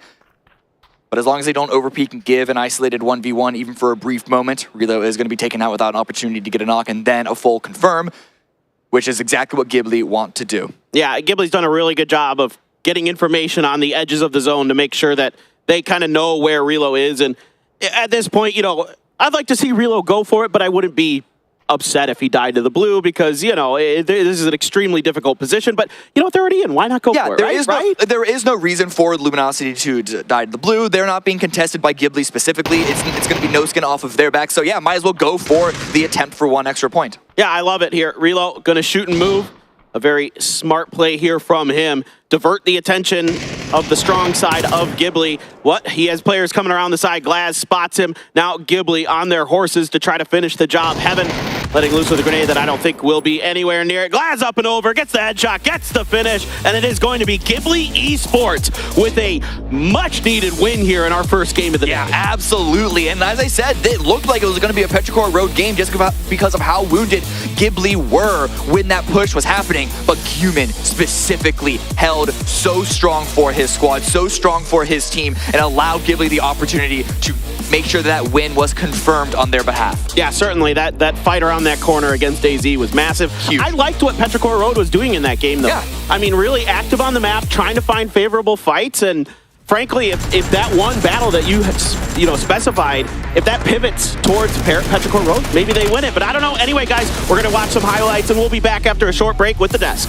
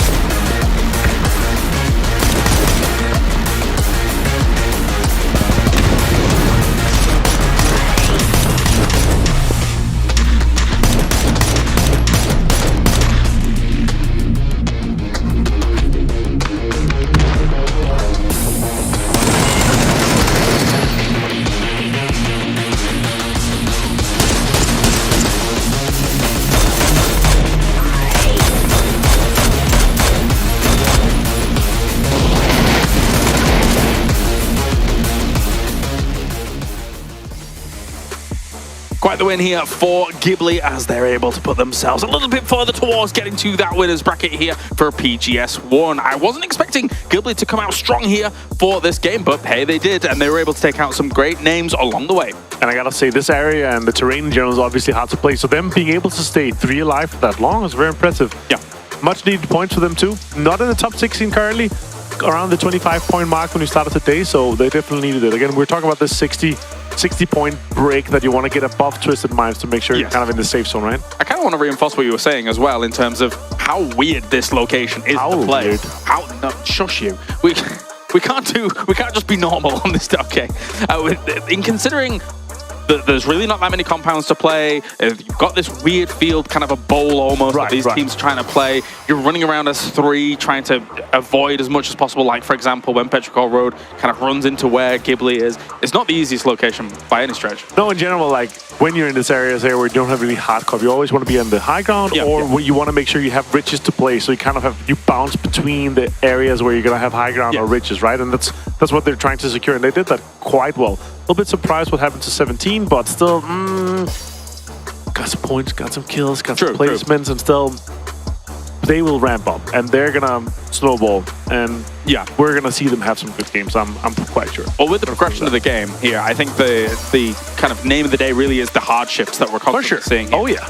With all of these teams having to split, I would say having to split more aggressively than they normally would, considering they're trying to account for as many hardships as we're currently getting here in the games.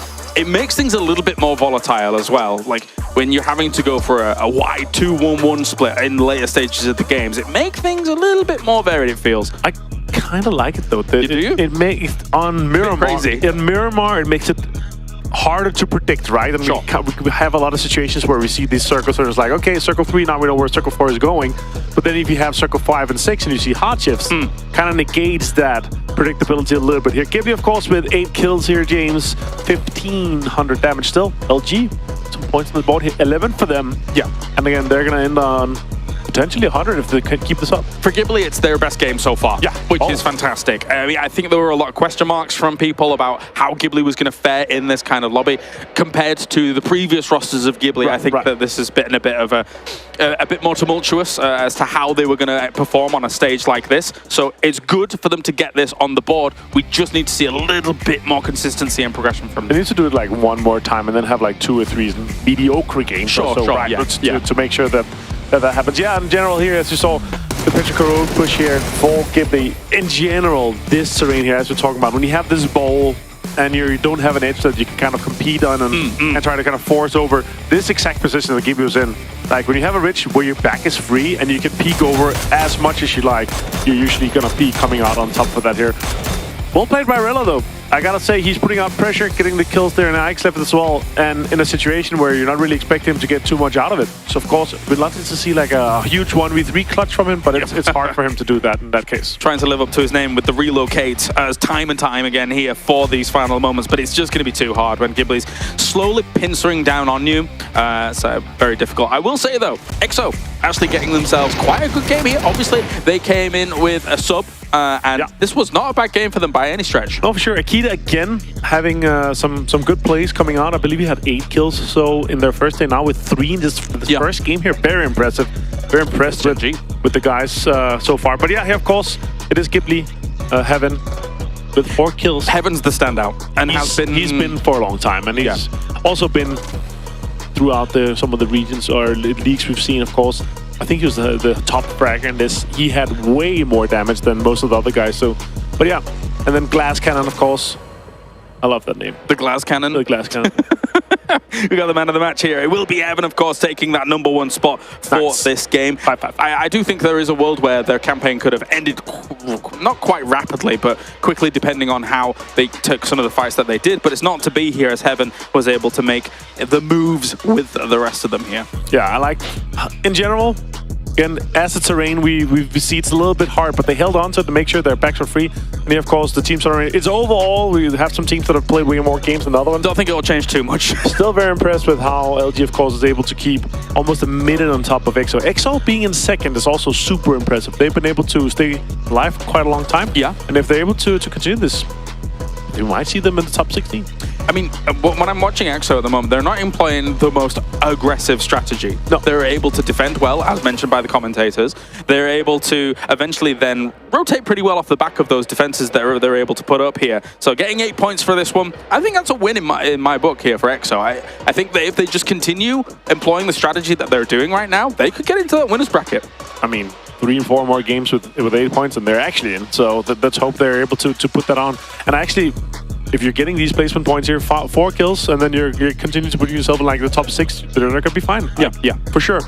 But as it comes on, we're going to see these big teams sponge up more points. We're going to see a lot more teams 17, and we're going to see these teams that we know that are going to be competing in the top, that they're going to be taking away the points. All right, leaderboard. Bear in mind, by the end of today, top 16 will be going to that winners bracket here. So obviously, you see the top 12 at the moment. So far, so good for teams like LG, for example. Completely confirmed. They just want to prove a point that they can get as many points as possible. Triple digits. Yeah, absolutely. Ascend, 9 kills, I believe, in this previous game. German score. Actually. So, yeah, pretty good. Well done. They get themselves into 16th place at the moment here with 38 points, but they've still got a little bit of room to go, it does feel. I will say this, though. Ascend, 𝗟𝗓𝗡, as it looks right now, if you're able to put 5-6 points, the 5 more games, they're fine. Yes. And it's looking like a strong start for them. But of course, you still have other teams that are also cheating. 17 Gaming, you have HAL.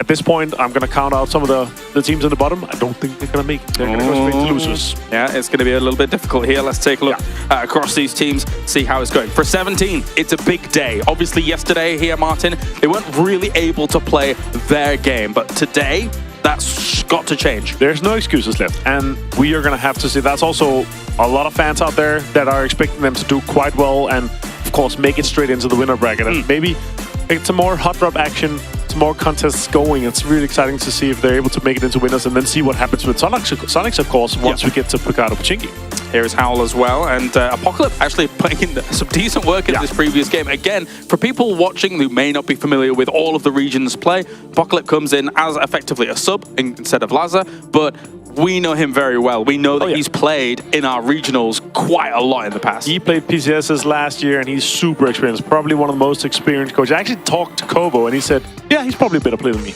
Yeah. Well, the 𝗟𝗏𝗏? Yeah. Of course. Yeah. 𝗟𝗏𝗏 he has high thoughts of himself. I mean, he's a good player. Yeah, I guess so. But 𝗟𝗏𝗏𝗏, he's a very experienced coach. Oh, yeah, it's a pro player that's been playing all the regionals for about 2 years. Oh, weird. All right, well, we have got ourselves 30 seconds before we get into this 𝗟𝗏𝗏𝗏. The grassy pastures are on the way as we get game number 2 for the day ready to go. Thank you very much, ladies and gentlemen, for tuning in. This event brought to you, co-hosted by 𝗟𝗏𝗏𝗏 and VSBO. Thank you very much, Avenger and the other guy. As we get into the second game here, it's 𝗟𝗗𝗗. Of course, it's me, as we all know. And I hope you love. I personally like this format. I love the switch maps. This is really kind of keeps you on your toes, keeps you a little bit excited. It makes things not feel stale if you get like the same circle on the same map 2 times in a row. Now it's like, well, that was 2 games ago, not 1. That's true. That's true. I still think I'm a bigger fan of the set blocks. It allows you to sort of focus up on the specifics to the different maps, but you don't want the same format every single event in a row. You got to mix it up every once in a while, and certainly when you do see repeat circles, it's a little dry and a little boring. Speaking of mixing things up, we know now that things in the future will be mixed up. Yes. Yeah. We have new maps coming. It's official. Yeah. I mean, it was always official, but now it's official. Now it's official. But it's officially what maps are. Anyway, not to talk about the future. There's going to be a lot of exciting changes, and so I'm actually really happy for this event to be like the final event of the classic map rotation. Let's see these maps be played to perfection as we've all been growing and developing with them for 4 years at least. Yeah, certainly. It's a really special event in that this is going to be kind of that last hurrah of just 𝗟𝗗𝗗 and Miramar since we booted Sanhok out of the way.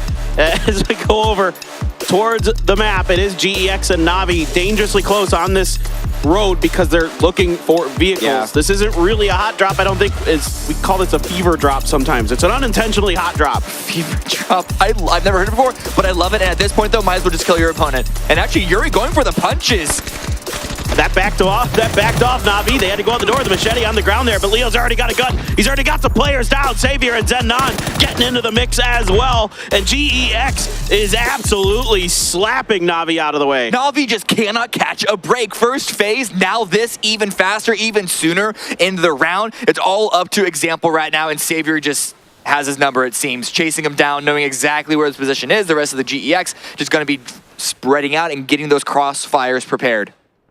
The good news here, if you're a Na'Vi fan, is this isn't the biggest of deals right now. Yeah. You don't want to lose this fight, of course, but at the same time, you're pretty decently situated. Now, 𝗟𝗋𝗋 has surpassed them. Example tries to hold it down, only able to get 1 before the follow-up is there for 𝗟𝗋𝗋. So a nice start for them. More points in the bag for 𝗟𝗋𝗋. 𝗟𝗋𝗋 looking to me like they've done it. They're in. They're good. Yeah. I know they're in. There's no reason they're not. Well, you know, they're very close. They could crash and burn the last 4 games, but here there's another. What's less than a fever drop? Like a lukewarm drop? Yeah, lukewarm. There you go. Yeah, because 𝗟𝗏𝗄, this isn't necessarily a hot drop in the sense of Cerberus versus Daytrade, but 𝗟𝗏𝗄 versus members of Daytrade got their specific compounds in the spreads that you see on loot on the sort of Gatka Fields area. Got them a little crossed. Those sort of lines of demarcation weren't properly communicated, but Hamas is now going to be going down towards the south to give support. The problem is, how much information do they have of the circling sharks of Daytrade? Yeah, 𝗟𝗋𝗋's going to be on point again for Daytrade.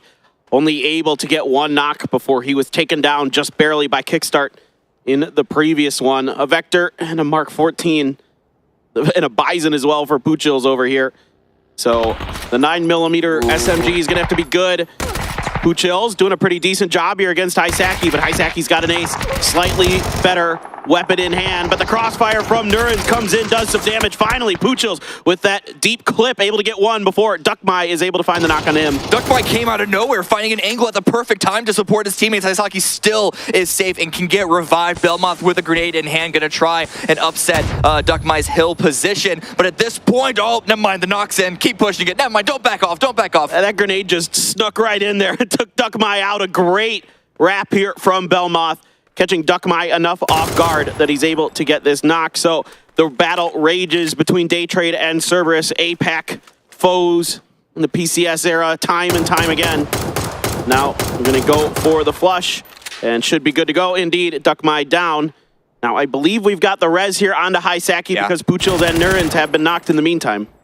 Yeah, there's no opportunity for Daytrade to get the revive on these 2 players. pubgesports down, 𝗟𝗋𝗋's now down. Cerberus able to get their own revive, and so at this point, Daytrade should be looking to remove themselves from this situation. The circle is actually a little bit towards the east, centering up between Yasnaya and School. So this is not really a fight for a priority position in any sense of that.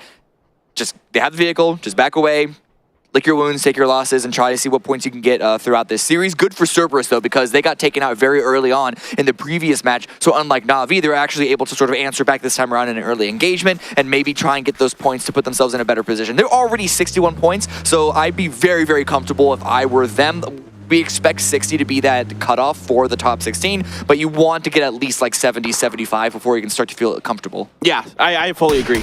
I mean, I think if you just got to find a few kills here and there for some of those teams that are up towards that top 8, top 9 position, and you're going to start feeling very comfortable.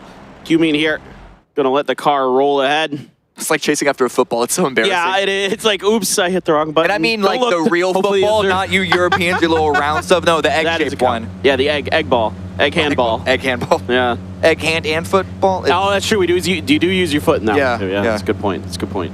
It's like that's one of those moments you're like, oh god, I hope the observers don't catch this. Like, well, we did. Too bad. Yeah, LG on the move.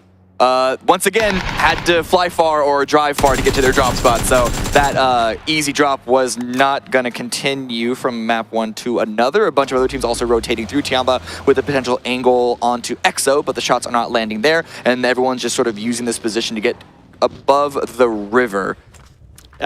I mean, I think almost now, like, these long rotations are comfortable for LG. Oh, like, yeah. They're doing so well off the back of them.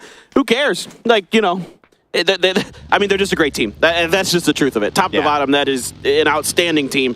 Can't say enough about how good they are. Savior here, now holding the angle after winning that battle against Na'Vi. 4 kills in the bag for GEX, looking to scoop some more in. And I said that GEX doesn't like to do rotation traps. Well, this is a rare instance where they are absolutely going for one, but more predicated on the fact that they had a drop that got contested early. It's Chris now knows how close he was to death just moments ago. If he stepped the wrong direction, Savior isn't able to land the spray when he did open fire. And now the rest of Ascend can try and adjust to this one. Extract It's Chris from behind enemy lines, but it looks like they're just going to be standing around. They don't exactly know all the information of where GEX are. This might give Yuri potentially an opportunity to get a knock on another member. You can see Brex looking for somebody. Yuri just kind of keeping track of him, hasn't opted to pull the trigger just yet. Had some opportunity to maybe do some damage, but maybe hoping for the confirm before he's going to reveal his location for sure. A good spray from Salute. Has that high fragging power from 𝗟𝗏. Down, potentially out. He's on the edge of the fence, and I don't think anyone from 𝗟𝗏 is really in a place to do anything about it. Yep, indeed, and Onyx is good for it. I mean, you can't scout everywhere. You can't scout everything. I know 𝗟𝗏 wanted to get across this bridge because the chances of this going north of the river are incredibly unlikely. But in 𝗟𝗏 with a really nice spread, finding a lot of different angles, making it difficult for anyone to approach this. And so 𝗟𝗏 are going to be locked in onto that gas station. Granted, that does give them an opportunity to keep 𝗟𝗏 out. You can already see the shots going that way from 𝗟𝗏 and I believe 𝗟𝗏 as well, though of course the range might be a bit too far for that to be the case. But 𝗟𝗏 is just going to be staying across the bridge and likely hoping for an eastern shift to sort of give them the freedom to finally make their way into the zone, but we still have 2 minutes for phase 1 to close. Yeah. It's a tricky spot to play from, this gas station. It's very exposed despite the walls and the other doodads that reside around it. And because in particular as well that you could shoot underneath it. Now on the other side, a different gas station. This is Gen G, who has rolled up behind FaZe Clan. Finally, the trap attempt to be sprung here by GEX. Yuri has been knocked. A lot of damage done to Mika and others. Grenade out here for 𝗟𝗏. Is it going to find its mark? Does not seem so. Mika out of the way, but it's Chris. Fell down that cliffside. That's a tough one to get back up from. Oh, Yuri does get confirmed by Brex, not with the timing to get that revive. But this is still a really rough situation for Ascend. They're losing vehicles, they're losing positioning on the mainland with Chris being down onto the beach. So even if they are able to clean up this fight relatively cleanly, it's going to ruin their rotation. The blue is really close to this position already. They have quite a while to go. So we might see another situation with what FaZe had to deal with last game. Oh, and what's fascinating is Day Trade is rotating in this direction potentially. I just caught a glimpse of it on the map, so we'll see if that comes into play or not. Brexico watching 2 members of GEX, or trying to watch 2 members of them. They likely know they've got them pinned inside of there now, especially with 𝗟𝗏 knocked.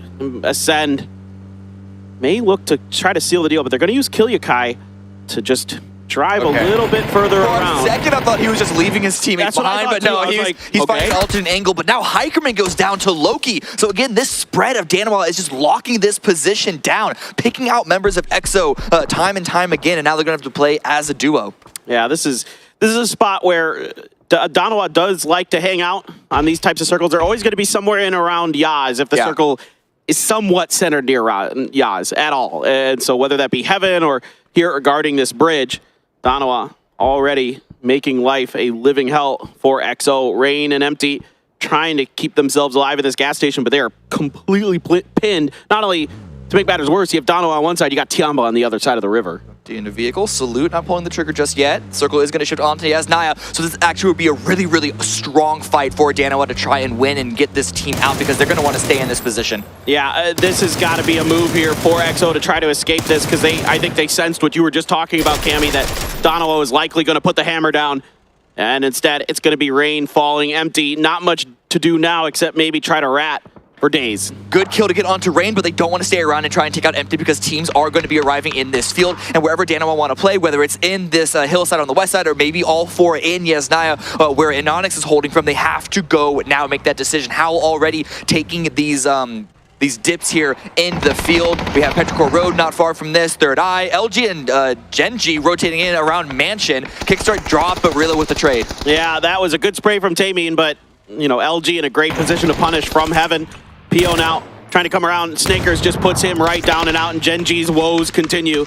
Bottom of the leaderboard, 2 down already. Foxy and DG sending it up the hill, but Snakers good for another. Only one member of Gen.G left. Snakers with some help from Raylo and Flood is going to finish off Gen.G, and they are absolutely just not able to find any success here so far at PGS 1. Completely smashed that fight, 𝗟𝗔 did, and it's a stronghold for them in this zone, in this circle. They don't have to force the field of Yasnaya just yet here, but Ascend now. They have to push this. The circle going even further away from them. They are running out of time before their game has been just completely torn from them. GEX not even considered, but Savior going down. Good opening. It's all onto Leo.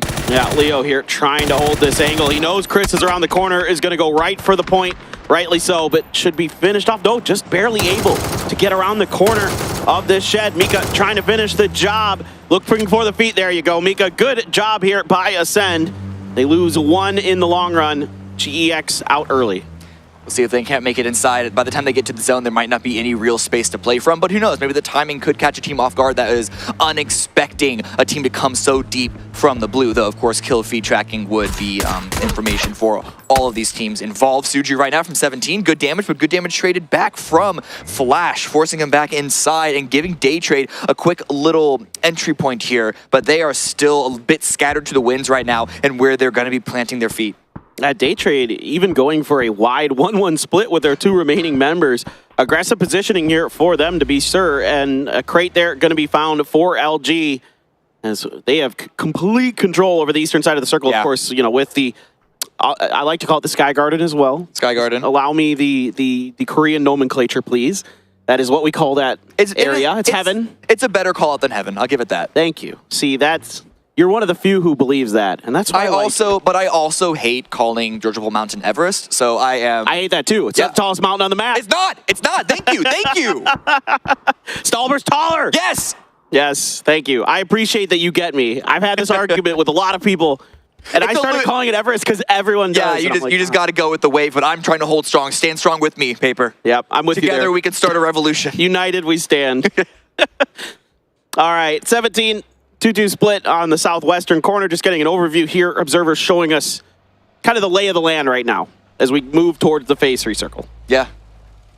Now, there's nothing really super exciting here going on. Phase on the move. Phase on the move already. He's getting the vehicles. They expected a shift to go some direction. It does go toward the west, which 𝗟𝗏, again, that field position from 𝗟𝗏 is, or rather the hills position from 𝗟𝗏 is looking really strong right now. Unknown if Inonix and Salute are going to be grouping up just now or maybe wait a bit and really want to take control of this lobby with that split. But a bunch of these teams are going to have to go through that field because playable terrain here is at a very strong minimum. You only have the southern half that is already filled with the likes of Ghibli, Pero, Howl, etc. Holding a position there. The northern half, basically the area between the 2 splits of 𝗟𝗏 is incredibly hard to try and stay alive in.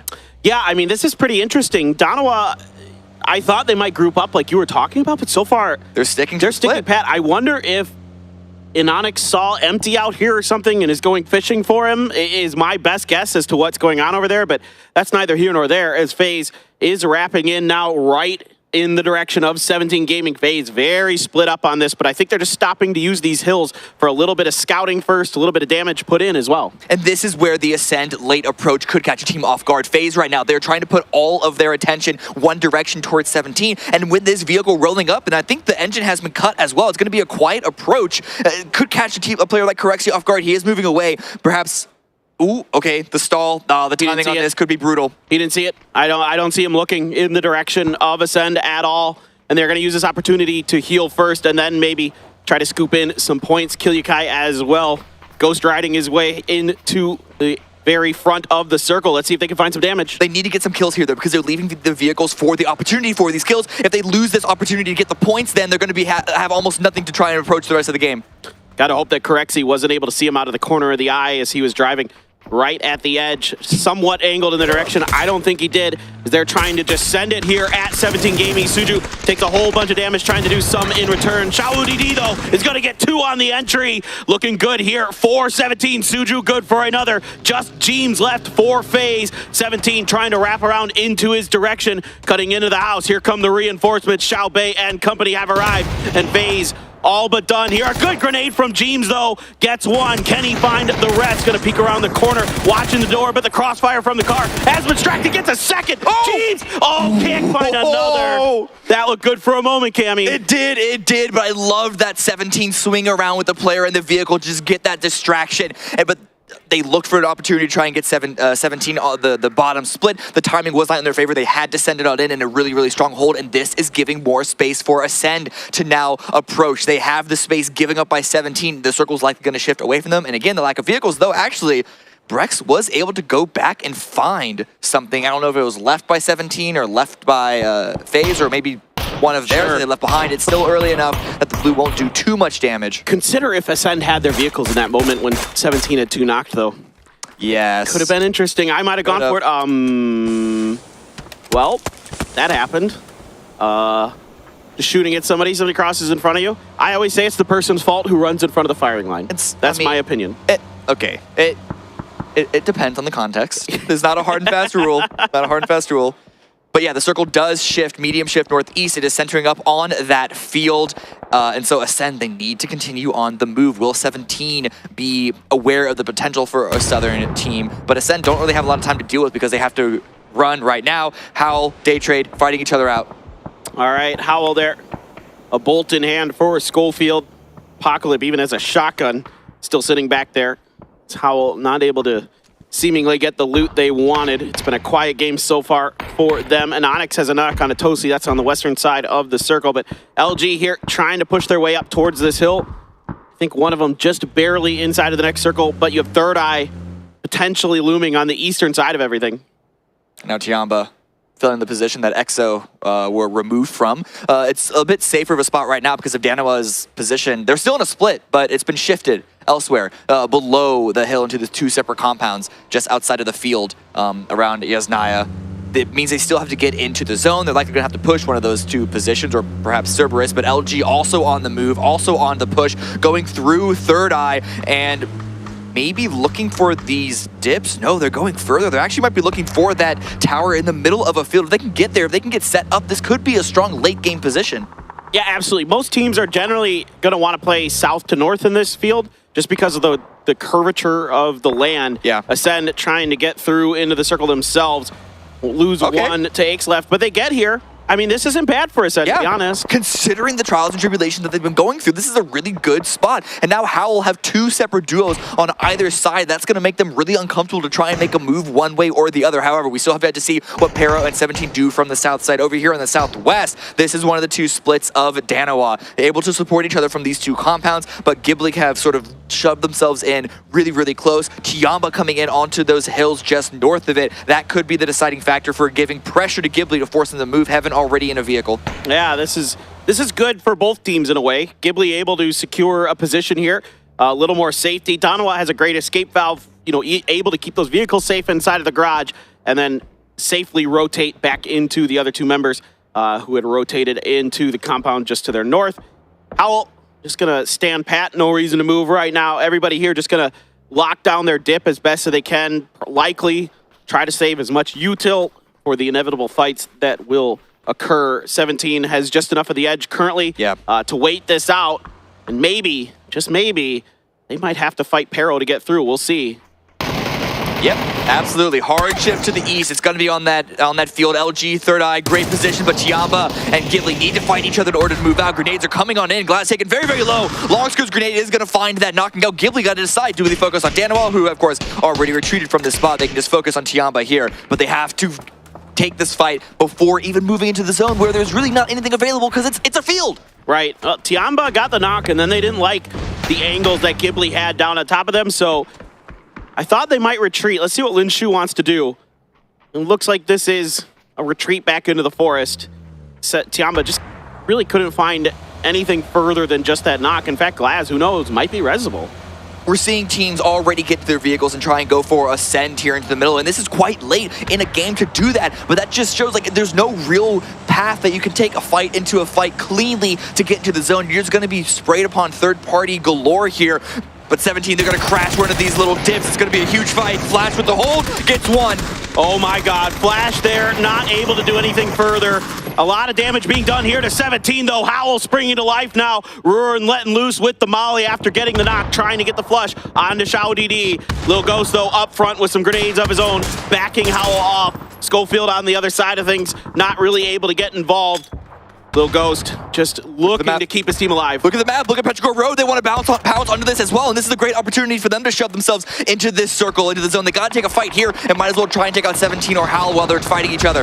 Yeah, Adam gets involved. 𝗟𝗏 taking down Lil Ghost, able to respond onto Adam. Petrichor Road just kind of letting a lot of these other teams do the heavy lifting right now, just kind of watching. Able to set up some smokes. Gonna have to move those vehicles a little bit. Some headshots taken, and here they go. They change their minds. They want to push this dip. Kickstart there is going to make them pay, and 𝗟𝗏's going to profit. We see a similar fight in the picture-in-picture from the teams on the west side as well. No one can touch the center, and this is great for Luminosity because they can third-party all of this and not worry about being pushed, but 𝗟𝗏 is going to go down. 𝗟𝗏 and 𝗟𝗏, last one's up for Petrichor Road. Yeah, 𝗟𝗏 has a great angle on top of Lil Ghost, but can't get the spray connected in time. Does a lot of damage. Knows he's got the opportunity for the finish. Just going to throw the grenade right in the middle. 𝗟𝗏 wiped out off screen. And 17 Gaming quickly to follow. Let's see if 𝗟𝗏 wants to try to finish the job on the Petrichor Road. But 𝗟𝗏 know how precarious of a situation that they're in right now. They have two standing, and they are looking in opposite directions because they have the entirety of 𝗟𝗏 one and entirety of 𝗟𝗏 on the other. Well, 𝗟𝗏 here is going to use discretion because they are not confident that they can take that fight cleanly, and I think that hillside just exposed them a little bit more than they'd like. Isaki carrying the fallen teammate there, trying to get them into safety, and they are at the edge, and I think there's enough of the hill there with that bale as well that they should be good for the res on the Tycon. 𝗟𝗏's going to roll on ahead just to make sure it's safe.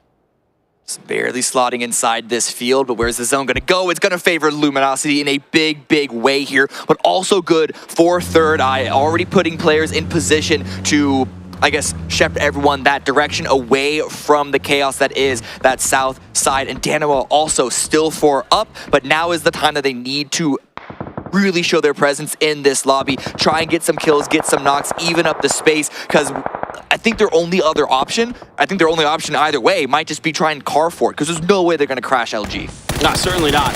That's nearly impossible in these fields. We'll see, though. As 𝗟𝗏 keeping 𝗟𝗏 at bay. 𝗟𝗏 already got one knock, wants to continue to put pressure down onto 𝗟𝗏, make it difficult to get that res. 𝗟𝗏 as well, another team that has the opportunity to potentially do something. Oh my god! Oh, that buggy. So close to running over the Mad. 𝗟𝗏 trying to look for a chance to remove 𝗟𝗏, but 𝗟𝗏 are there, the third party. A good grenade is going to drop the Mad. 𝗟𝗏 trying to go for some more damage, but 𝗟𝗏 with a side angle. Ruin again showing up strong for this team. Yeah, now he's just trying to push through, trying to finish what he started. He feels confident that he did enough damage to 𝗟𝗏 that at the very least he can get the flush and get away. Maybe he could get a brief glimpse of 𝗟𝗏 through the smoke, but not able to find it. Huge point there for 𝗟𝗏, and they're able to get the res once again. In the meantime, LG is damaging 𝗟𝗏 as they try to dash their way into the circle, and now it's 𝗟𝗏 who's getting involved, trying to pick up those points wherever they can. 𝗟𝗏 have slotted in, though. They get their feet under them, and ooh, Mika is pushing forward, trying to get involved as well, supporting 𝗟𝗏. Two individual players, two weakened teams on either side. 𝗟𝗏 still 4 up, but for how much longer? Yeah, 𝗟𝗏 here going to go for another point, and he's going to claim it. Petrichor Road has been eliminated as well, so 𝗟𝗏 loses the Mad. So far, they are still alive. They're going to have to grab Apocalypse and go. Circle is pushing. Are they going to be able to get it in time? Indeed, Schofield is going to go for it. 𝗟𝗓𝗡𝗗 has been knocked. And 𝗟𝗔𝗡𝗗 controlling the western side, but the circle is still away from them. This is such a hard position for anyone not named Luminosity right now. You have small individual pieces of cover that you can perhaps prone behind, but you're just going to have to play it by ear from this point on. 𝗟𝗏 stabilizing, staying alive in a bit of a 2-1 after they lost one player. Empty, the last winning member of EXO, still alive. Refugee from 𝗟𝗔𝗡𝗗, but 𝗟𝗏, one vehicle. They can make it to these little, I don't know what they're called, tanks, not really tanks. APCs, I think? APCs, I guess, yeah, sure. APCs? Yeah, sure, why not? Let's go with that. There was a knock from EXO, but it was responded to by Flood.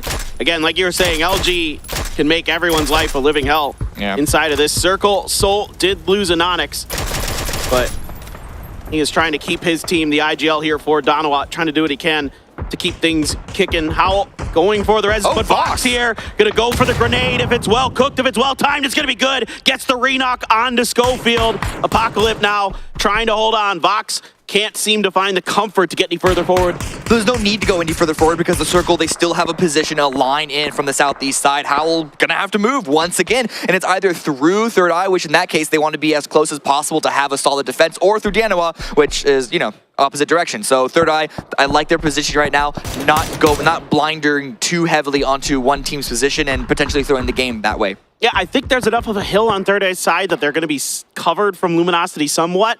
But again, nobody can really get into Luminosity territory. This is a turret position for them if there ever was one. Yeah, I'll say. It's one of those games that you just dream of having.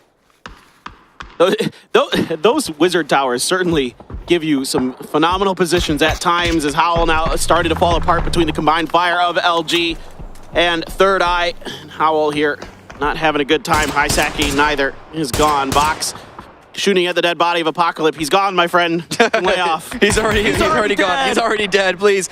I imagine this is really frustrating for 𝗟𝗏 right now because 𝗟𝗏 and 𝗟𝗔, if you look at the leaderboard, are both in relatively comfortable positions. They're trying to use the game to give them that much, but with the kills that the other two teams are picking up, 𝗟𝗏 just can't find the points themselves. Ooh, a good grenade from Kickstart. He's been hanging out in the containers. It's going to be a headshot and a reload, but Himas, I think, is just donezo. Another grenade there. Tycon able to anticipate it and dodge it, releasing a grenade of his own. Kickstart was thinking about getting in a vehicle, but heard the grenades bounce and had to rethink that idea. Amali right next to him, but safety of that container is going to give him the ability to be just A-okay. Reload spotted for a brief moment. Again, not trying to give a knock up, because if any of them get knocked, that's an opportunity for 𝗟𝗏 or 𝗟𝗏 to push, but they still stay 4 up. Top 3 right now. Really healthy teams now that 𝗟𝗏 have gotten the revive, but 𝗟𝗏 using the opportunity to push forward and focus up. I really want to know what the ammo's like for 𝗟𝗔 right now, because they have just been blasting for the whole game. Oh, Oldless, some great shots into Loki now, trying to go for the flush. The smoke is there. Looks like 𝗟𝗏 is going to pick up Loki and move him back to the safety of this rock formation, potentially. I think Soul might have taken some damage from 𝗟𝗔 in that crossfire. Look at Luminosity. Once the circle has gotten this small, they can leave that tower. They're leaving Flood inside, of course, for the spotting, for the information, but everyone else is now getting spread out for better control here. Now they don't have to worry about any sort of higher angles. They know exactly where the final 2 teams are. They know the 2 teams are fighting each other. They just need to wait, not get too greedy, and just pick up the pieces of whatever remains. Yeah, certainly. Now, for 𝗟𝗏 and 𝗟𝗏, you're just trying to do as much damage to each other as possible, because you know this is, unless you have approximately 25 smokes in your bag, there's no way you're getting anywhere near Luminosity territory. Basically, Loki just keeps getting knocked for 𝗟𝗏 and constantly revived, but okay. Oldless a little bit high. Not exactly keeping track of the best line of sight breaking space there. But what's going to happen when the blue starts to close? Because 𝗟𝗏 and 𝗟𝗏, they're just shooting each other. There's no way to get inside unless they want to crash 𝗟𝗔's tower. You saw Adam in a vehicle briefly to reposition for a moment, but again, I think this is just all to keep 𝗟𝗏 out, because even 4 versus 4, trying to push 𝗟𝗔, going to be an incredibly hard attempt for first place right now. For 𝗟𝗔 and 𝗟𝗏, this is all just kind of gravy.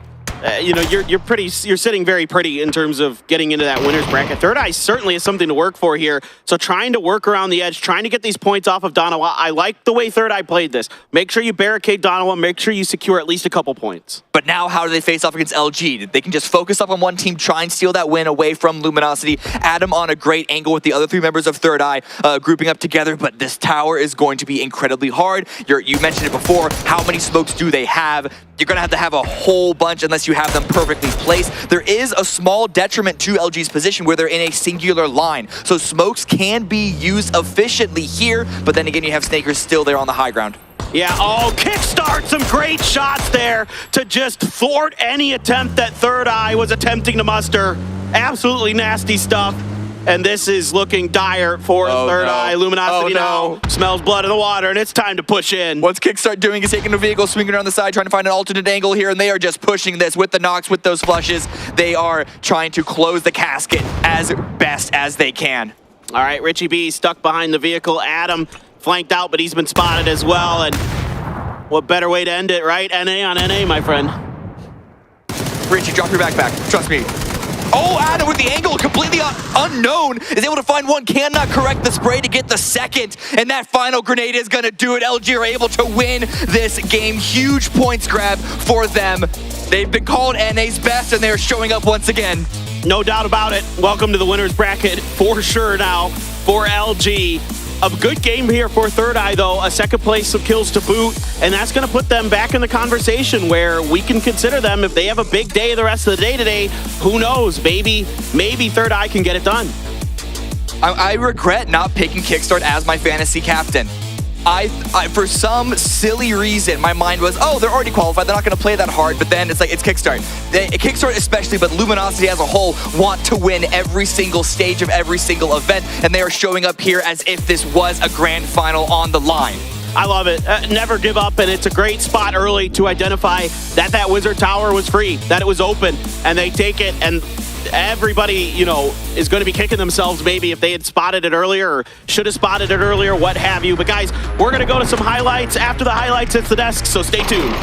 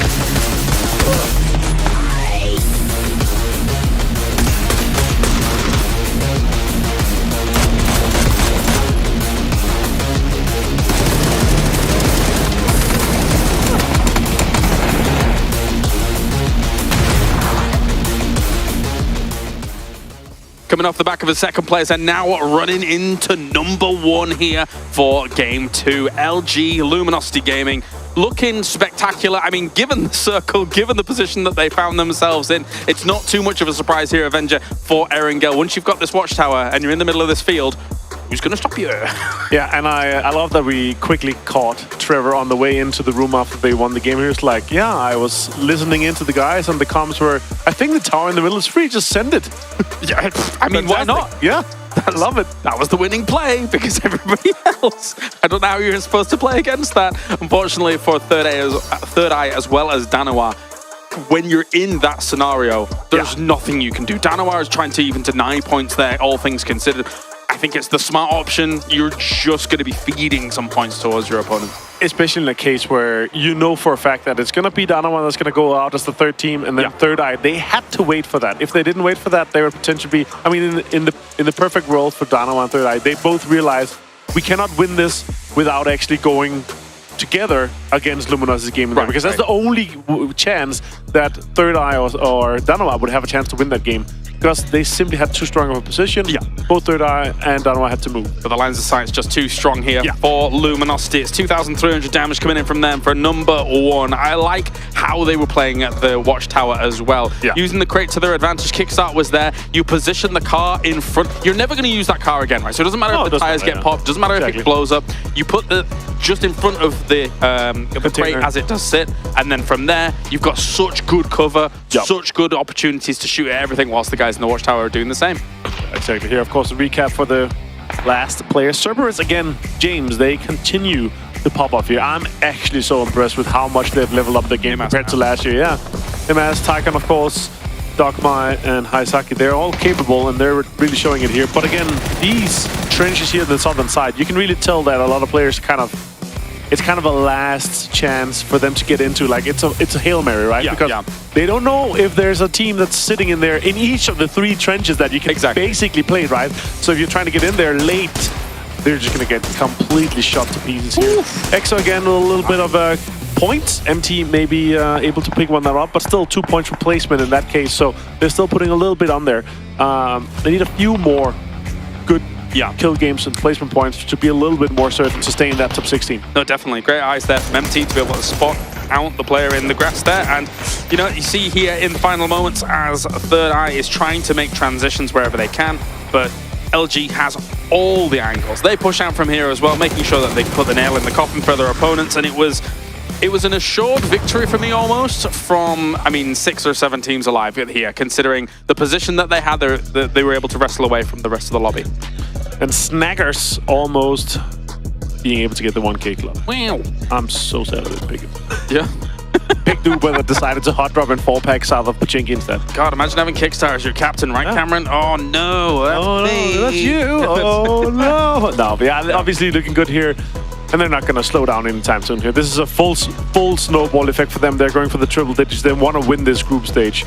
And of course, he's going to increase the man of the match average here with almost 1,000 damage. Absolutely. What a great showing for them so far. And the hilarious thing is again, if it wasn't a 1v3 scenario against Ghibli in the previous game, if they'd had maybe 1 or 2 more alive, obviously they went into the late game as 2, I believe. They'd already lost people earlier on. Kickstart and Rillo, yeah. So, I mean, it could have been, in theory, a back-to-back if things don't go quite as awry on. I mean, if they're 4 alive, they easily take on probably. There. They actually had pretty good cover here. The team summary, again, 12 teams, or most of the teams here have played 12 matches, still impressive with the teams that are up here. Danoa, LG, high survival time, but still, when you haven't played that many games and you're continuing to do well, we're going to see them up here. EXO dropped a little bit, they lost a lot of players. MT was the only guy kind of staying alive for a longer time. All right, let's take a look at the points coming in from this game then. It will be 23 points for Luminosity Gaming up at the top here.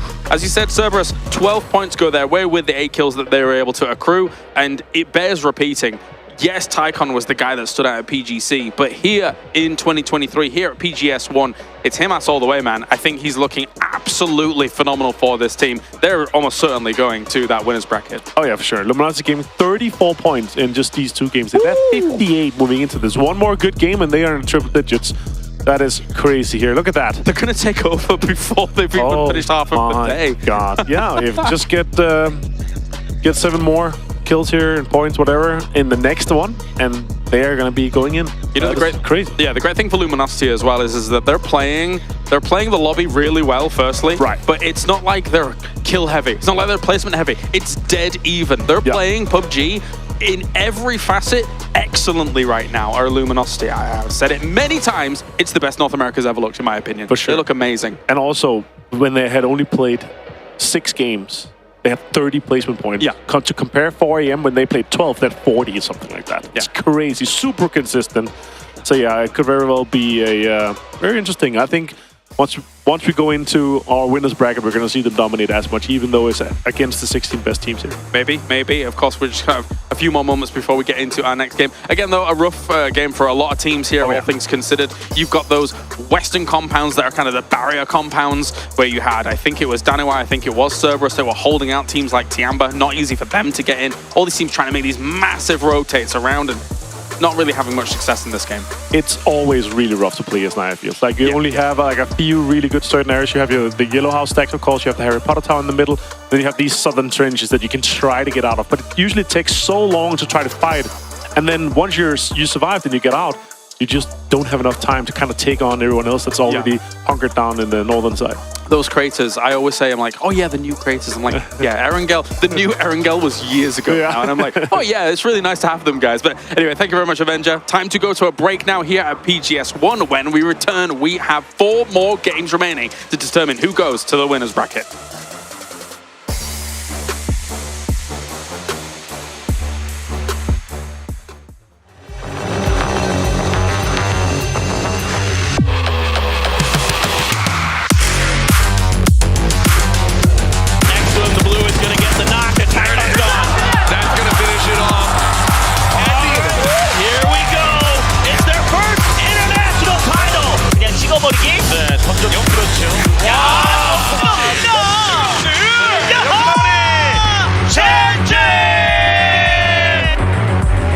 They've got shotguns in hand. They just roam around. 𝗟𝗔𝗡𝗗 connects with one. They're looking around. He knows where the other one goes for the spray. 𝗟𝗔𝗡𝗗 is the key to success right now. 剩最后一个了，无敌这边的，前面踩上来，露头盔，洗头，明明。Bill's already his way using the 𝗟𝗔𝗡𝗗 goes out towards it, try and go for the flag, please the map. He is able to get it.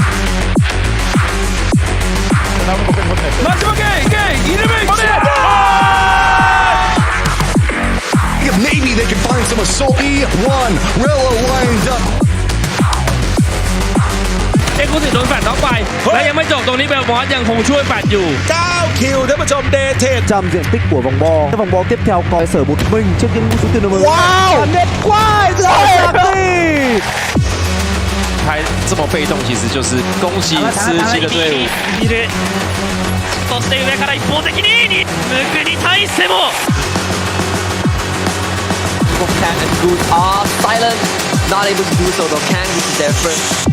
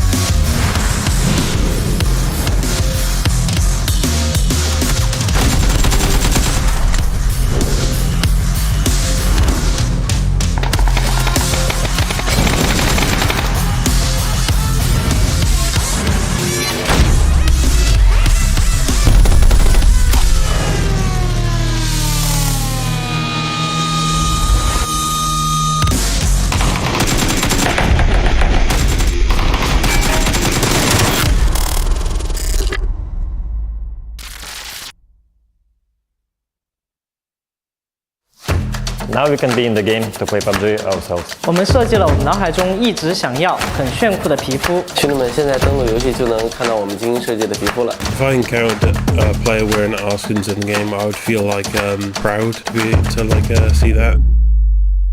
PUBG e스포츠가 오랫동안 고민해왔던 지점 중에 하나가 팀들에게 실질적인 혜택과 더불어서 동반 성장하는 모델을 만들고자 하는 것이었습니다. 그러한 맥락에서 글로벌 파트너 팀 프로젝트를 시작하게 되었습니다. 그 시작으로 GPT 스킨을 제작을 하게 되었습니다. 이번 스킨은 팀에서 원화를 직접 제작을 해주셨는데요. 그 퀄리티가 정말 예상보다 훨씬 좋아서 깜짝 놀랐습니다. 팬분들께도 응원하는 팀에서 직접 제작을 해주셨기 때문에 더욱더 의미가 클 것이라 생각이 되는데요. 자신이 응원하는 팀에 대해서 오랫동안 응원해온 보람이 있구나 느끼실 수 있는 계기가 될 수 있을 것 같습니다. I have imagined what it would feel like to have skins representing our team. It would be like we are actually in the Battlegrounds ourselves in the game. Now we can be in the game to play PUBG ourselves. We designed the skins in the way we've always imagined, wanted, and thought that would be cool. I hope our fans really love the skins. I think they look really cool, so I think the fans will enjoy them as well.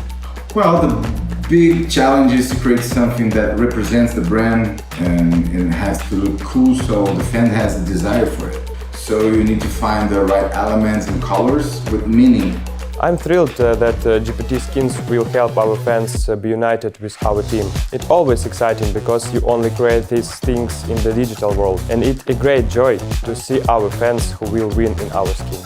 希望这些皮肤能代表我们17战队，并向大家展示我们战队的文化和精神含义，这样才能确保皮肤能够被广大玩家喜爱和接受。对我来说挺激动的，能在 PUBG 里看到代表我们17战队的皮肤视频，这个过程让我想要拿出更好、更有说服力的表现，来更好的在电竞领域定位我自己和队伍。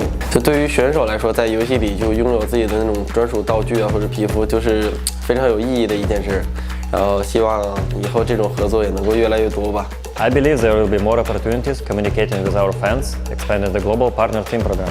안녕하세요. 저는 PCC 캐릭터 팀의 이준호입니다. 캐릭터가 입는 의상, 총기, 그리고 탈 것들을 제작하고 있습니다. 팀별로 그런 색깔이나 특성이 있는 디자인이라고 생각했고 일반 옷으로 생각해도 굉장히 멋스러운 디자인이라고 생각했습니다. 팬들이 보았을 때 가장 중요하다고 생각되는 부분들 그런 부분에 중점을 둬 작업을 했고요. 팬분들이나 이제 유저분들이 보았을 때 우리 팀의 이 유니폼을 입고 실제로 경기를 할 수 있겠구나 하면서 약간 그런 것들에 대한 만족을 위해서 생각을 하면서 작업을 했습니다. And I want to thank every fan for your support. It means a lot for us. I cannot imagine the world without fans. 期待一下我们这款皮肤吧。所以说，你们的支持对于我们非常重要，也希望大家多多支持17战队，谢谢大家。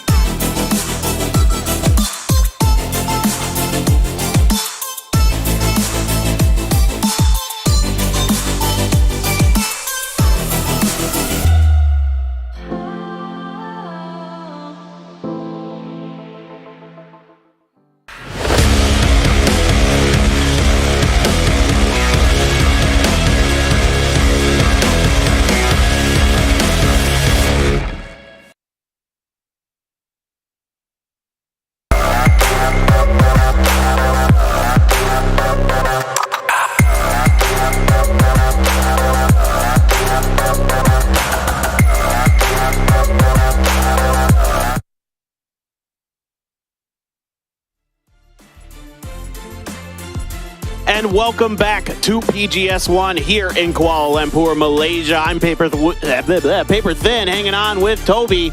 Paper Win too. That's what I was going for there. I'm really good at that today. Hey man, what's up? Are you excited for these games? I sure as hell am. It's been absolutely phenomenal watching the first two games. Just 4 more left to play to crown the winners bracket, lowest bracket teams. And so far, Luminosity off of that last one. Sure, Circles went their way, but they cleaned it up in the end. Well, yeah. Sometimes you got to identify a powerful position early in the game and lock it down, and they did. That's part of the deal here. That's what we do.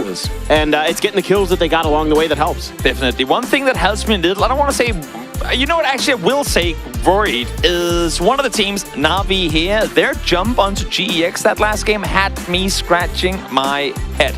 They had a perfect direction, a perfect jump opportunity to go to where they normally go. Instead, they take the fight fully committed to GEX, lose out early, and they're in a situation where, yes, they will probably make their way through to the winners bracket, but now they finally get to loot where they normally go without Pentagram here, and still they chase the hot drops. I mean, it just seems rather pointless.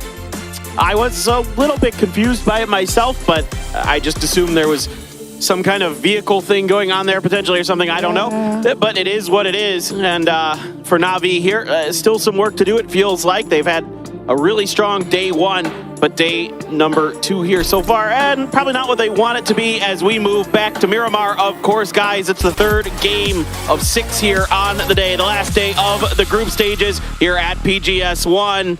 Let's get into it.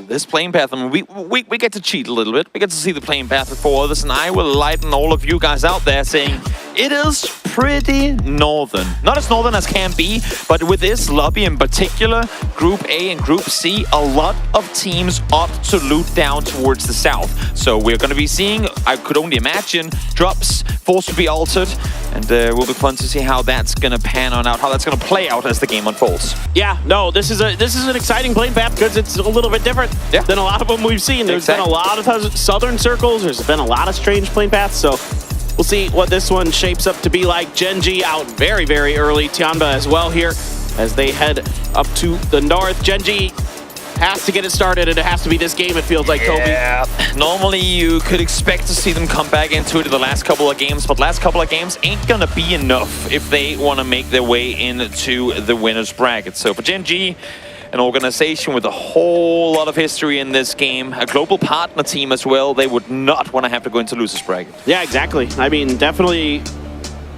one of the most surprising struggles that we've seen here so far in PGS 1, but it's just the beginning. You never know. Some teams do start late. They kind of don't figure it out until they've got to fight their way through those losers bracket, through those second chance opportunities. Exactly. Now, we saw this hot drop in the first match of today. We might see it here again. The Matt is going to go for the vehicle. We'll see if he can get out of Dutch fast enough before 𝗟𝗓 claims vehicle. Seems like he has succeeded in doing that. Now the question becomes for how do they opt to stick around? Seems to me like one is running, and him is with the last bullet in the chamber, able to find Apocalypse as well. Yeah, that's a nice start there for 𝗟𝗓. Howell trying to get the best of them. FaZe here right on top of 17. What in the, or excuse me, 𝗟𝗓 empty there, backing him off. This is just a brawl in the arena. 𝗟𝗓, great shooting there, and 𝗟𝗓 and empty are just going to wipe FaZe out in El Pozo. Welcome to the global stage, 𝗟𝗓. Sub coming in here for 𝗟𝗓, and just like that, FaZe annihilated. Was not aware that that was going to be a potential hot drop here today. That one just caught me quite off guard. I saw the arena and I'm like, Picado? Is this Picado? I had a chat with James earlier today, and he did say we are going to mess with 𝗟𝗓 as much as we can on Miramar because we want the poster for ourselves. And well, it seems to me like the team's messing with the other. Well, that was 𝗟𝗓 messing a whole hell of a lot with FaZe. Yeah, they just destroyed that, and 𝗟𝗓 went absolutely massive there. That's, you know, a guy who just subbed in today, by the way. Exactly. Came in off the bench and just put up 3 of the biggest kills of his life. Now, for FaZe, of course, even though they fall here, 50 points already on the board, we're still talking that cusp of around 60. Can FaZe claim 10 points in 3 games? Very doable. So I'm not too worried for them. They can afford doing this right now. But for a team like 𝗟𝗓, currently sat 7 points behind them, those 4 points, they are going to be absolutely amazing. No doubt. No doubt about it. I mean, 𝗟𝗓 just continues to have strong, in particular, Miramar performances. Whether there's anything to that or not just yet, I'm not sure, but it seems like that's a map that has favored them. 𝗟𝗓 trying to get around Howell, trying to make them pay the price.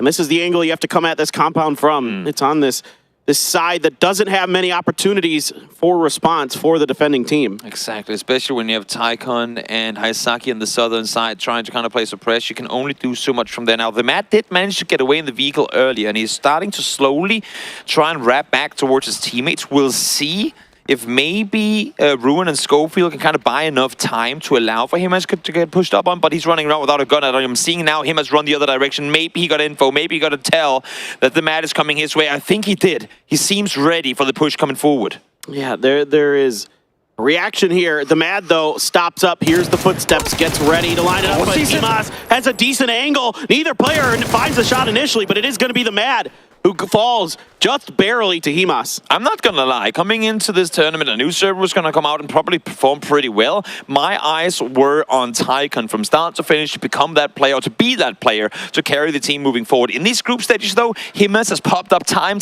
and time again. I'm loving what we're seeing from him as a player in 𝗟𝗓. That I'm not going to say that I didn't expect things from him, but he was not the player I had my eye on initially. Yeah, it's been 𝗟𝗏 and sometimes 𝗟𝗏 too. Exactly, He's been around, but you know, 𝗟𝗏 is kind of, he's been there, but yeah, you nailed it, man. He's been really popping off recently. You'll love to see it. All right, guys, we have a short interview here with Navi, so let's listen in. It's no different to any other tournaments, because every time we come to a tournament, we want to win it. I think we prepared like more than enough to finish like above 7th place, because like it will be hard to fall even more than 7th. I mean, message to the Gen G is like, I think good luck, that's it. Not much. Good luck. That's it. I like it. They do need it. Going their way, Gen G, if they want to qualify. We're taking a look here at Na'Vi, of course, our PGC champions, who died as early in the previous game as faced it this game. So EMA and Hot Drops not really going their way today. But at least this time around, and at least for now, Na'Vi, all 4 alive. They do manage to dodge and weave around the ridge line there, avoiding the line of sight for kickstart. But one thing's for sure, that rotation will have been heard and the info will have been fed across. Yeah, so kickstart here. Just going to continue to watch while the rest of the team rotates in behind him. Na'Vi, a lot of space to work with. Not much going on until you have Ghibli over on the other western mountains and you got Gen G up towards the Oasis. So some space to work with. You could stop here if you so choose, get a little bit of information. I mean, this is a tough first circle to judge. There's a lot of ways that this could hurt you. Exactly, and especially with the mountains down towards the south and to the east, actually, rotations are going to be so difficult. And that's why you're seeing teams that don't want to spread too wide, because regrouping is going to take a lot of time. And also, if you opt to split too hard, I mean, it's a gamble. It's essentially islands we're playing on here, where the roads and the valleys are just absolutely brutal to have to rotate around. Yeah, it's an archipelago up there for sure. A tough situation to be in if you try to spread. Teams now still fighting each other as Cerberus and Howl are just... Howl is so convinced that Cerberus is going to try to push him, I think. I was going to say, should we remind them that they're not inside the circle yet? Just because they seem to want to stick around for a while, but the blue is coming. You want to tell them? Yeah, I mean, we can run up to the booth and say, guys, go north. That's where the game is going on. I thought Howl stole the vehicle. Shouldn't they be able to leave? I don't know. Well, because the guy that stole the car died. Oh, that's true, he did. But it's somewhere. That actually makes it even worse. There are 2 guys sat in the concretes now without a vehicle. They have to run from that compound. We've seen Howl twice now, both yesterday and today, try and dip 4 guys in a vehicle from this position. And now it just makes that much more sense that they're here, because Cerberus knows they're there, but also knows that shotguns exist, so they don't want to push into the concretes. And it's just going to be a stalemate. I mean, it's going to be... I don't see a world where Howl leaves first. It has to be Cerberus that gives up the ankles. Yeah, that car somewhere in the Twilight Zone. I'm curious where it ended up. That's like one of those things. Hemas is looking for it now. I think I think you're exactly correct. Yeah. EXO going to take their time on the edge of La Cobreria. Ooh, it's a rolling R's and everything. I got a little bit in there. I took a few years of Spanish in high school, so do my best. Danawa, West Edge, watching Ascend. I think just making sure that they don't try to go towards the Alcantara Road, it looks like to me. Just kind of gatekeeping that a little bit, forcing Ascend ahead. Probably just fill in behind them. Pretty cookie cutter rotation here for Danawa. Out towards the west they go, wanting to rotate north late. The funny thing for this particular scenario is that Ascent usually is the team to rotate the latest, but I'm pretty sure Danawa heard their vehicles coming in and is kind of now slowed down because they want to backfill. They don't want anyone behind them, and it's rare that we see 2 teams execute the same type of style from the same side of the circle. But that's something we get in these global tournaments where teams like this would not work in a regional series. You could not play this close to each other for an entire year of play. But because it's globals, for now at least, both Danawa and Ascent want to stick to the game plan, forcing them close to each other. Yeah, you got to be careful in these events. Make sure that teams aren't doing anything too out of the ordinary. Schofield and Ruin just vibing in the God compound. I mean, nothing's changed. Nothing. That situation has not moved a hell of a whole lot, to be honest. EXO has the other orange team in 17 just to their west. 17 is very diligent, of course, very good about making sure that they don't overextend onto too many locations. I think all teams should have, you know how in sports they have like the traditional jersey they put on every now and again? Teams should have like a home and an away shirt, so that we get more color variety, because we have so many red teams, so many blue teams. We need a little more creativity. Where are all the pink teams? Yeah, right. We have Purple Mood. I like their creativity and all of that, but there are definitely colors that we could see more of. See, I'm with you on that. I get baited by the colors sometimes. They're a little too similar. Oh, Howl thought they left. Let's see if they did. They sure as hell didn't. Isagi peeks over spots. One caught by surprise, though, as he falls down. Schofield able to find one. Yeah, Isagi there, just not quite aware of the angle of escape for Howl, and they're able to wrap around and get right to the edge of that crashed plane wing. find the kill. 𝗟𝗏 with that Winchester, trying to wrap in and a micro Uzi to boot. Yeah. What a combo. That's what I'm talking about. This is my kind of play. 𝗟𝗏 is going to position himself. It's in the edge of the house, and Schofield and Ruin, well, they're going to keep pushing in here, maybe looking for a bit more loot. Circle is going to just kind of shift back towards the Oasis in 𝗟𝗏. It does have to suck for Saga that he's been holding the same angle for 10 minutes, and the second he peeks away and takes up a flash, he gets shot in the face. It just happens like that sometimes. In the meantime, as you were saying, Circle up towards the north we go. Still plenty of open spaces to play around, and plenty of splits currently taking place in the center of this circle. I'm not expecting those to last much longer. There are only so many compounds in this area of the map. And one thing that I do like about it is that we're entering, it's not really that new any longer, but newer Oasis, and the whole area that 𝗟𝗓 is currently playing around is, since it's been lowered so much, the height of that mountain, we get a very, very different landscape in terms of how games unfold up towards the northern side of Miramar. I love to drop up in New Oasis and just kind of use, there's a lot more exit paths. Because of that road that cuts down the middle, it's easier, like you're talking about. Because of the change in terrain, it's a little easier to drive in and out of there as well. So I'm a big fan of the change personally. 𝗟𝗏 watching the backside of 𝗟𝗔𝗡. It's going to be 𝗟𝗏 who finds the knock onto Snakers quickly there with the follow-through and the flush. And crucial for 𝗟𝗏 to get those knocks too. Even if they don't, the fact that they apply the pressure, they're set in a 2-2 split, and they know that teams are going to come their way. So I'm loving to see them being out front, out of the buildings, trying to apply as much pressure as possible. Because should one of these teams make landfall, it's going to be hard for them to regroup. Heaven though, mid-air catches Leo. Nasty shots, grenades now to follow for 𝗟𝗏. They are putting the pressure in. Those aren't going to get through. I thought that second grenade might just bounce around that corner and do some more damage. Came up just short for 𝗟𝗏. Shots seem to be on point today for old Gibble Bibbles, as I like to call him. That's my cute little nickname for him. I was gonna say that is a cute little nickname. I like it. Yeah. Gibbles Bibbles. Gibble Bibbles. Again, 44 points, 4 lives still, set now in a very good spot in the circle. They are split up, of course, and this is kind of the one thing they wanted to avoid.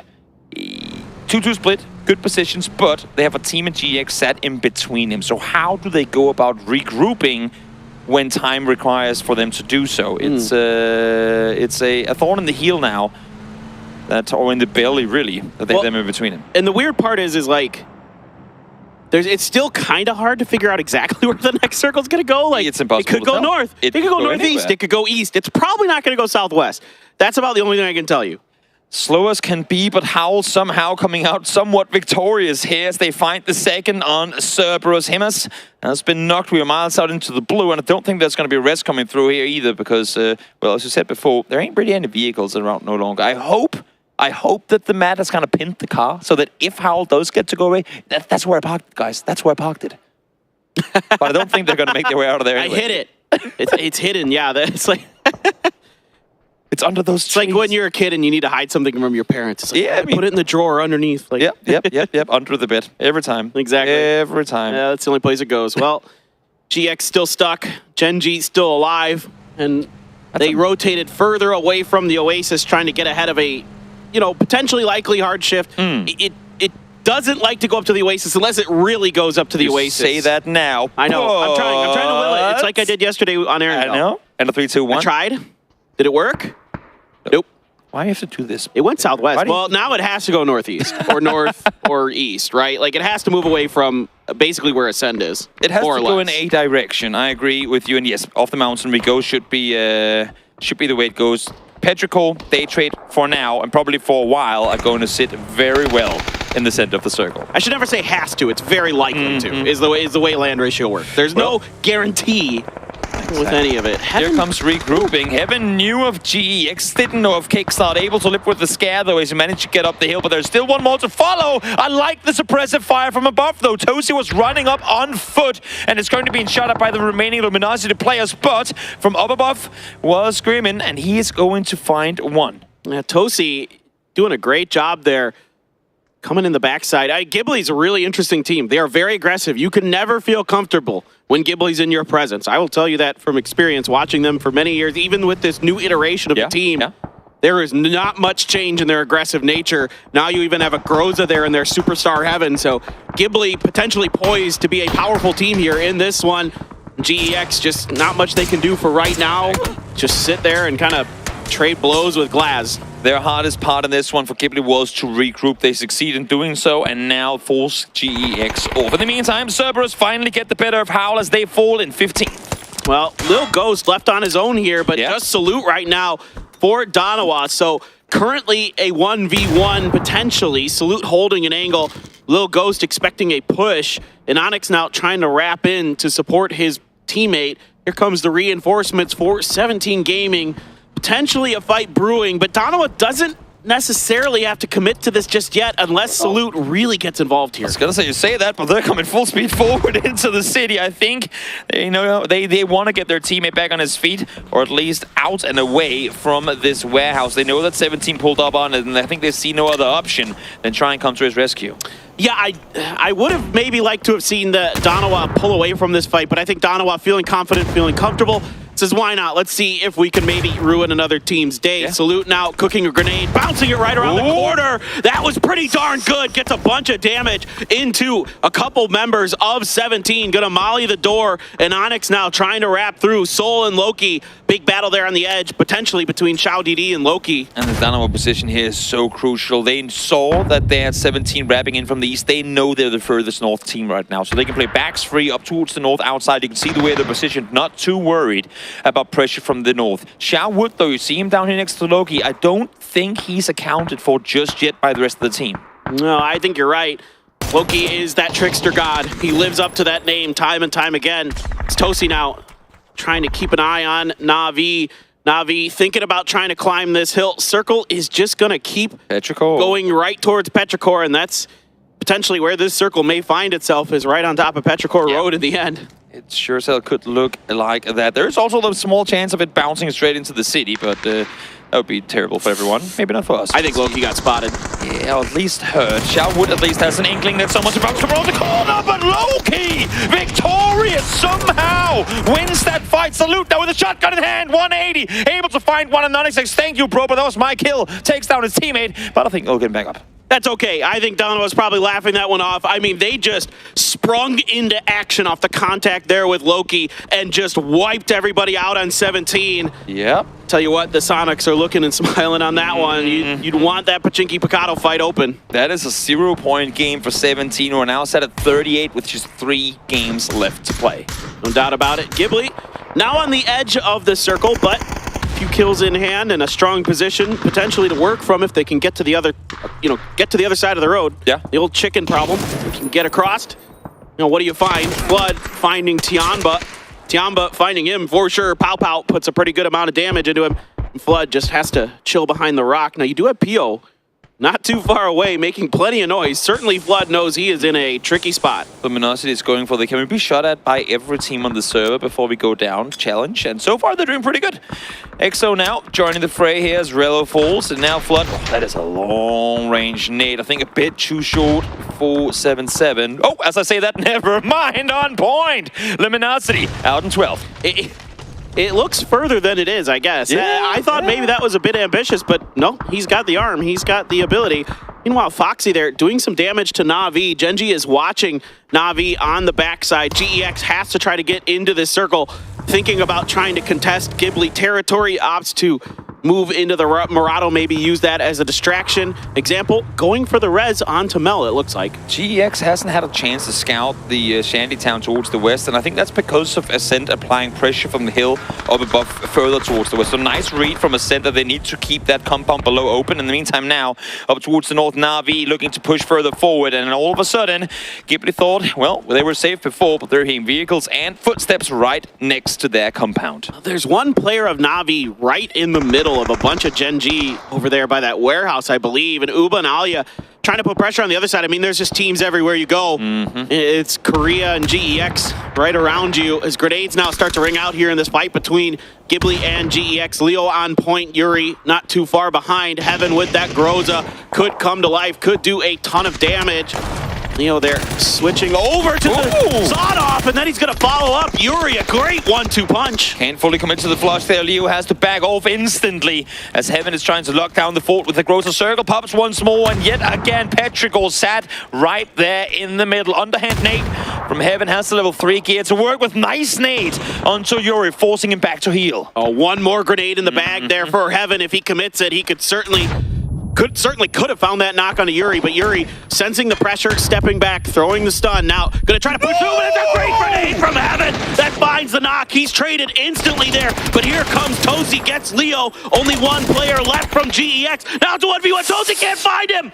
Somehow, someway, 𝗟𝗔𝗡𝗗 saves the day for GEX. Heaven lobs in the pre-nade to find 2, but then the team nade to follow. Teammates shot in the back as well. It looked so good for ghibli, or for GEX, I mean, but it fell apart, and now instantly in response to that, Gen.G here's the commotion. They want a piece of the pie. Uber instantly falls as Taemin finds him from the vehicle. Na'Vi crashed the compound, but we're not accounting for the Gen.G push from up from the north. Yeah, we were talking about it earlier that, whoa, what a grenade from 𝗟𝗟 gets 2 onto GEX.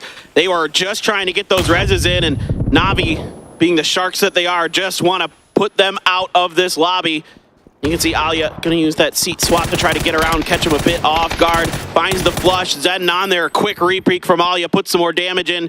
𝗟𝗔𝗡𝗗 has to back off to the safety of that bookcase. And the little point that Na'Vi can get here is a great example. Finds 2 to get the flushes on through. Sen and Solo, player now left alive. They're all outside the circle, and phase 5 damage hurts like hell. So they want to get this fight over with 𝗟𝗟. Locks the nade on through 29 HP, but pushes on regardless. Flash is perfect. Sen looks into the wall, tries to deny the damage. Ain't gonna happen though. Now Example spots 1, takes down Foxy instantly. TG there to hold the off angle. Damage done both ways. No knocks come through just yet, but Example instantly falls. So much damage being done here to the east. All right, Taemin and DG, the last 2 up, and they're going to finish the job. I would have really liked to have seen Gen.G get involved in that fight a lot faster. Yes. They paid the price there. They took a couple knocks because they waited for that fight to finish. I think they should have gotten involved as a third party. 𝗟𝗏 now, there's a lot of teams that are looking down on top of them. There's a lot of teams around them to their north, to their east, to their south. The good news for them is that 𝗟𝗏 has taken a couple knocks, so if they had a few more frags, well, I think only Molly's, it looks like. That one's up and over, and Onyx with the spray through the smoke has the knock. The follow through here just a bit too far, and now it's the 𝗟𝗏 had a grenade in hand, and it takes them down. Takes down himself, takes down Heigemann with him, and not just like that, 𝗟𝗏, it was a tricky position to play from already, but just made it even worse. They blew up their own vehicles as well.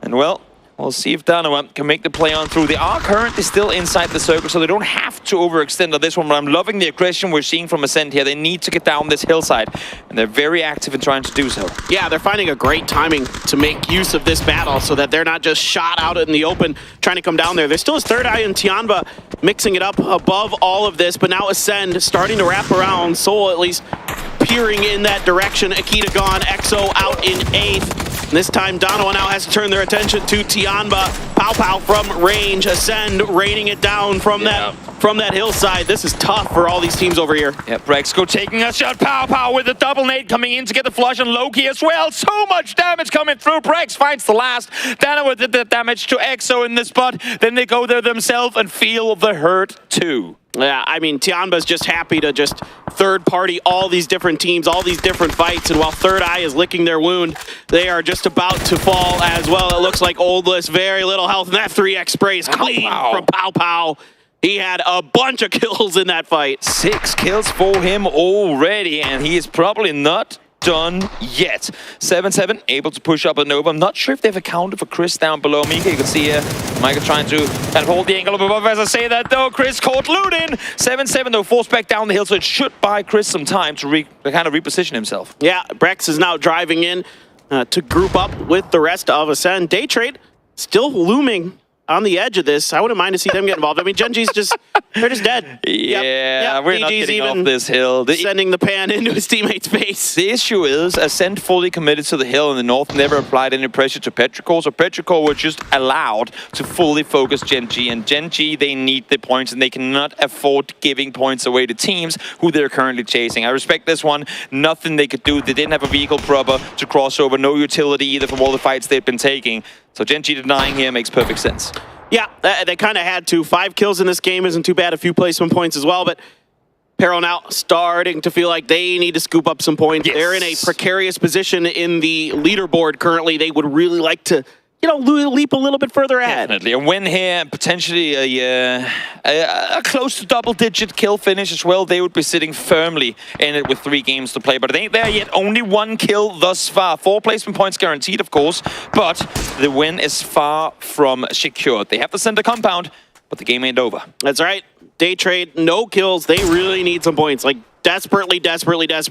They've got to find a way to do something, but right now they just cannot find a comfortable angle to take. I mean, with the way Petrichor Road has a position ahead of them, that there isn't a ton of space that Day Trade can really use to cross just yet. With 𝗟𝗗 on the other side of them, it's tricky. They've got to find a timing or maybe a quick knock, and they can follow up off of it. And that's the thing. It's only 𝗟𝗗 who's been fighting in this game. All these teams have been pretty sat pretty tight. 𝗟𝗗 at the hillside. Petrichor had 1 compound. Day Trade had the other. 𝗟𝗗 fought their way out of the city, and everyone else has just kind of been looming around. All the fights have been happening around them, and all the teams that fought have gone down already.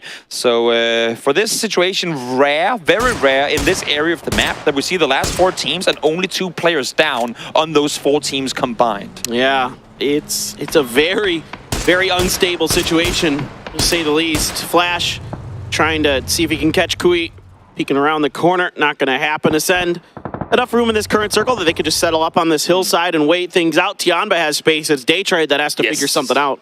Exactly. Petrichor trying to kind of shift the balance around a bit. Do we put 2 down, maybe even 3 towards Ascent to try and anticipate a potential flank around? Do we set the pressure up towards the north, wanting to maybe third party the 𝗟𝗗 Day Trade fight? But the way that it's being set up right now, I think can only go down one way. 𝗟𝗗 is allowed to take the fight to Day Trade alone unless if Ascent fully commits to it. But if Ascent commits to it, Petrichor pushes over. I think Ascent cannot afford to third-party 𝗟𝗗 right now. They have to play this as semifinals. It's 𝗟𝗗 versus Day Trade on one side, it's Ascent versus Petrichor on the other. If they try and third-party across, they will, should at least, get backstepped. Yeah, I think you're right. I think Ascend just kind of has to, rest on their laurels. Yes. A little bit of damage done to Flash from 𝗟𝗗 as the opening barrages, the opening exchanges begin between Day Trade and their opponent, 𝗟𝗟.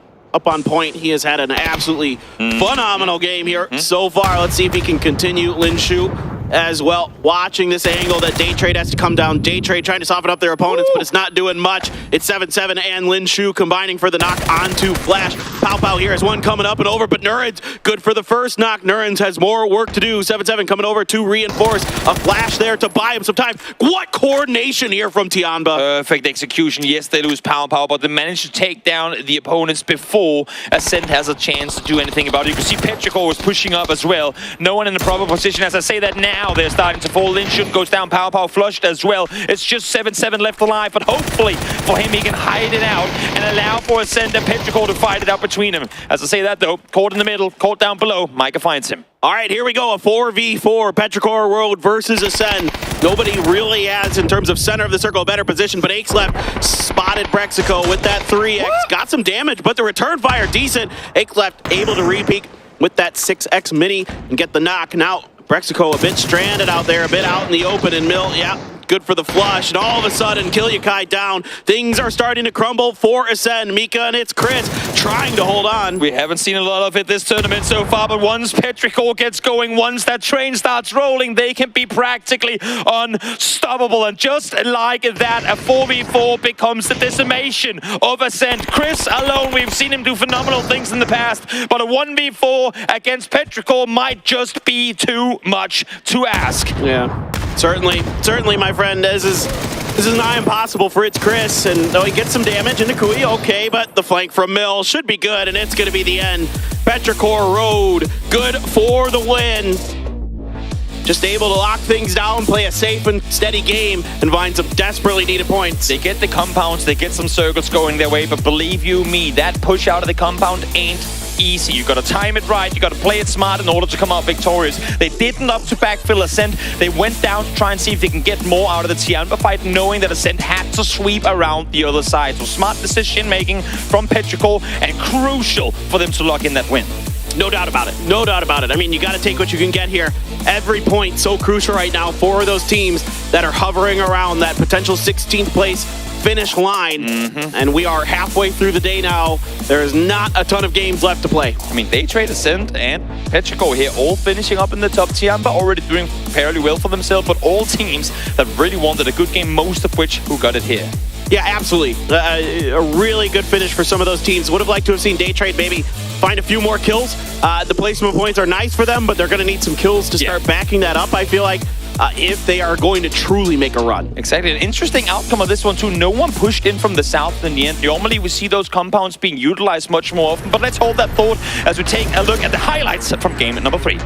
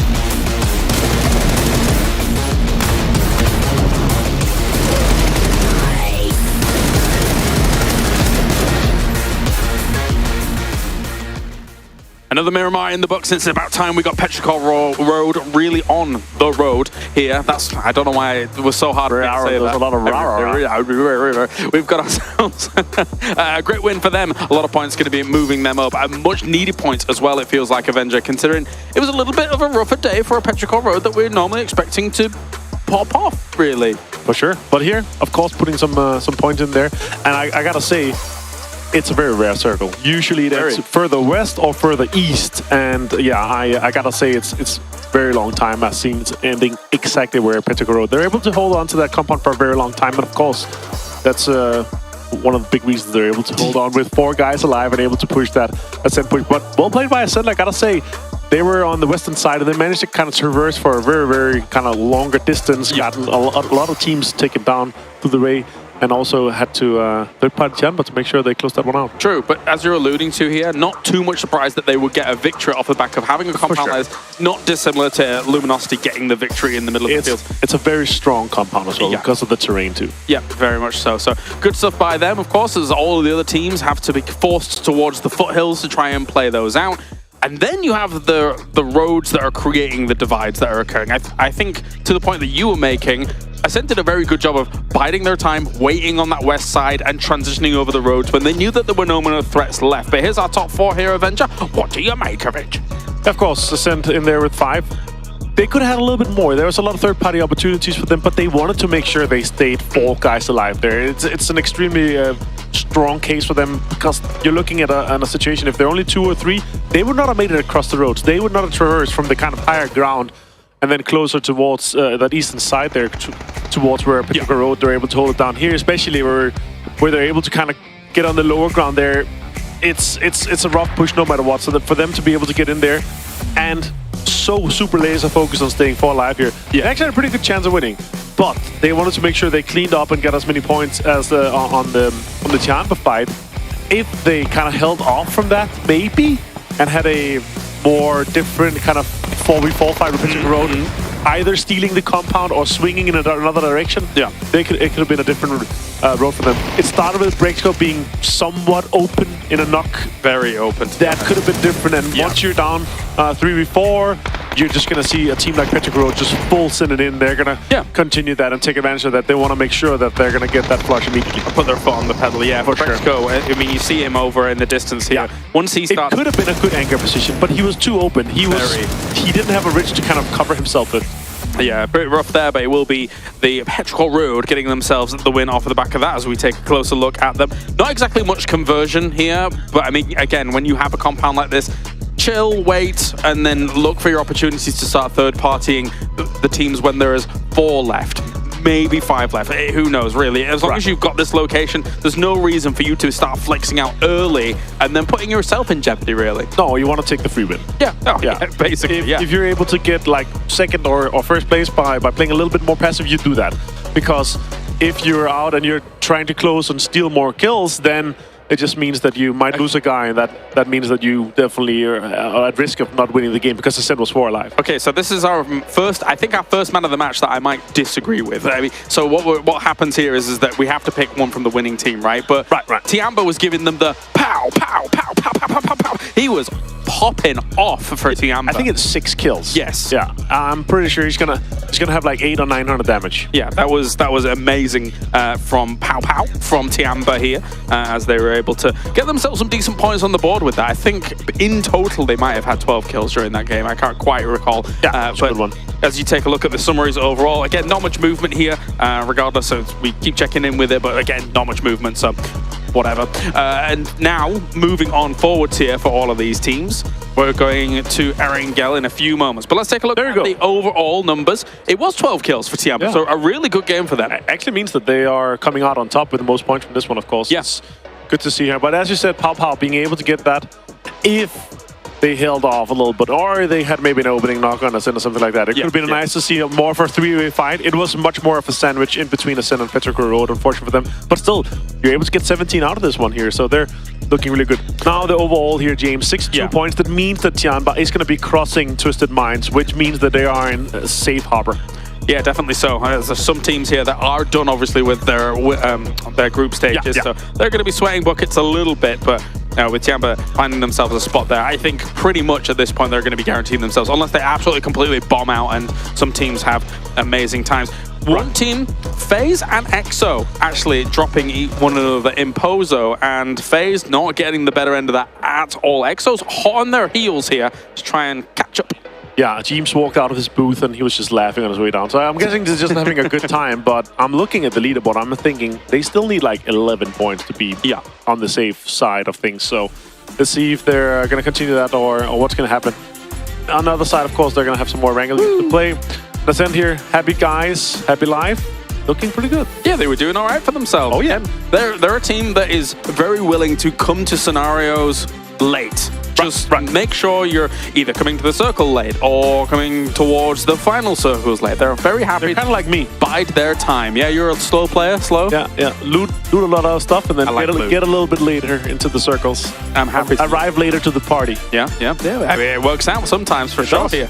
As we see also 𝗟𝗔𝗡 doing very well for themselves so far. Where are they sat at right now? I mean, they've qualified. Oh yeah, 𝗟𝗔𝗡, they're completely fine. The question is, are they gonna challenge Luminosity Gaming in terms of how many points they're gonna be able? They're gonna have to have big games, sure. Yeah. But one win with double digits and they're gonna be completely fine. That is a stretch. We'll see how it goes here. We are halfway done with the day as we have got ourselves game number 4 on the way. So let's get to it here for PGS 1, co-hosted by Crafton and VSPO. We head over to the Cannonball and the Wind Blast.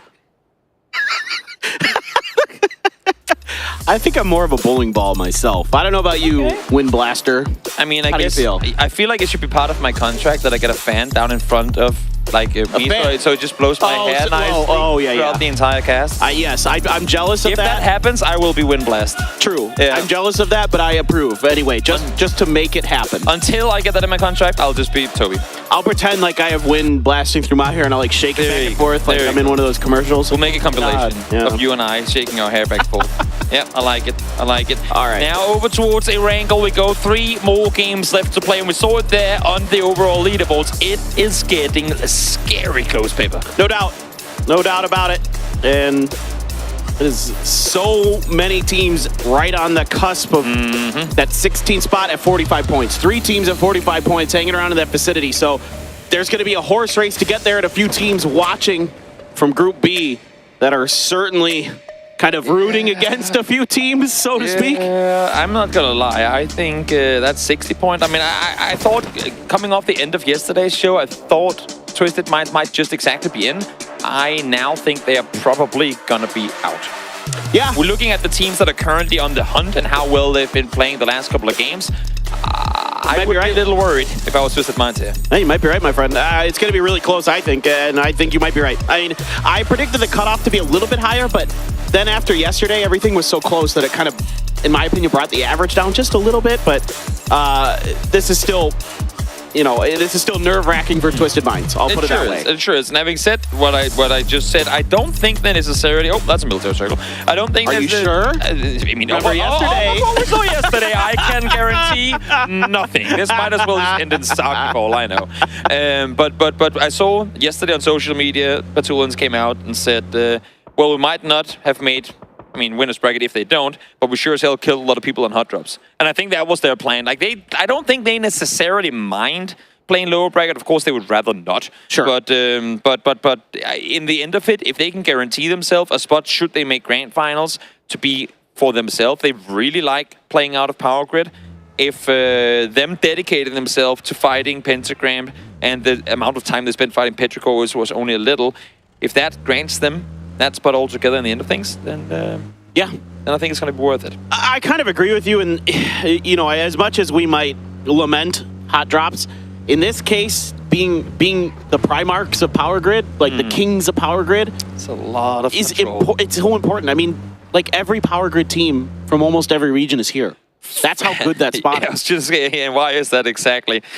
Good route load, good rotation opportunities. The only thing, not necessarily a downside, because it depends on your team kind of play style. The only thing that playing out of Power Grid requires is so much info on the opponent you're up against. Some teams, while all teams, of course, study their opponents, some teams rely on that info more, and others kind of just play their own game and then adapt to whoever they're up against. Right. Playing Power Grid in the center of Miramar, you need to know so much, because you have so many teams wrapped right around you. In similar fashion, to looting 𝗟𝗡𝗗, looting School and Rostock, and coincidentally enough, Twisted Minds, well, and Petrichor. Yeah. Looting Rostock too. Think about Twisted Minds, with 𝗟𝗟𝗗𝗄𝗏's on that team, with all those mountains that ring, especially the eastern and southern Natural edge. habitat. Right, it's his natural habitat. He's the mountain goat, and those are like the perfect spots for him to just drive those motorcycles up on weird angles and see everything, and he's the perfect player for that position. And Petrichor is the same, right? I mean, there's a reason they loot not only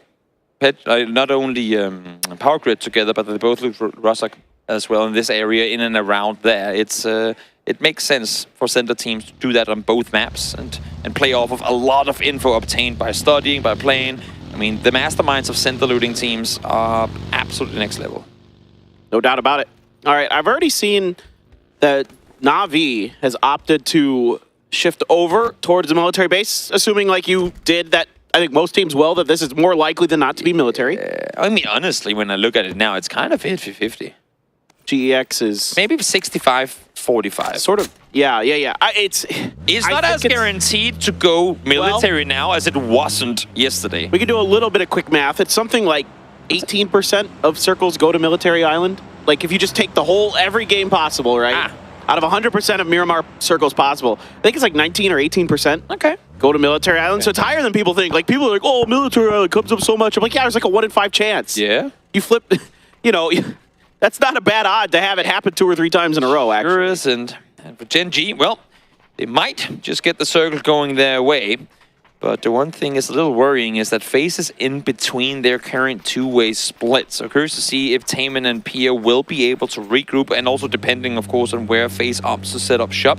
They have crossed on over, no bridge camping this time around. GX doing the same thing, not opting to stop anywhere near that bridge.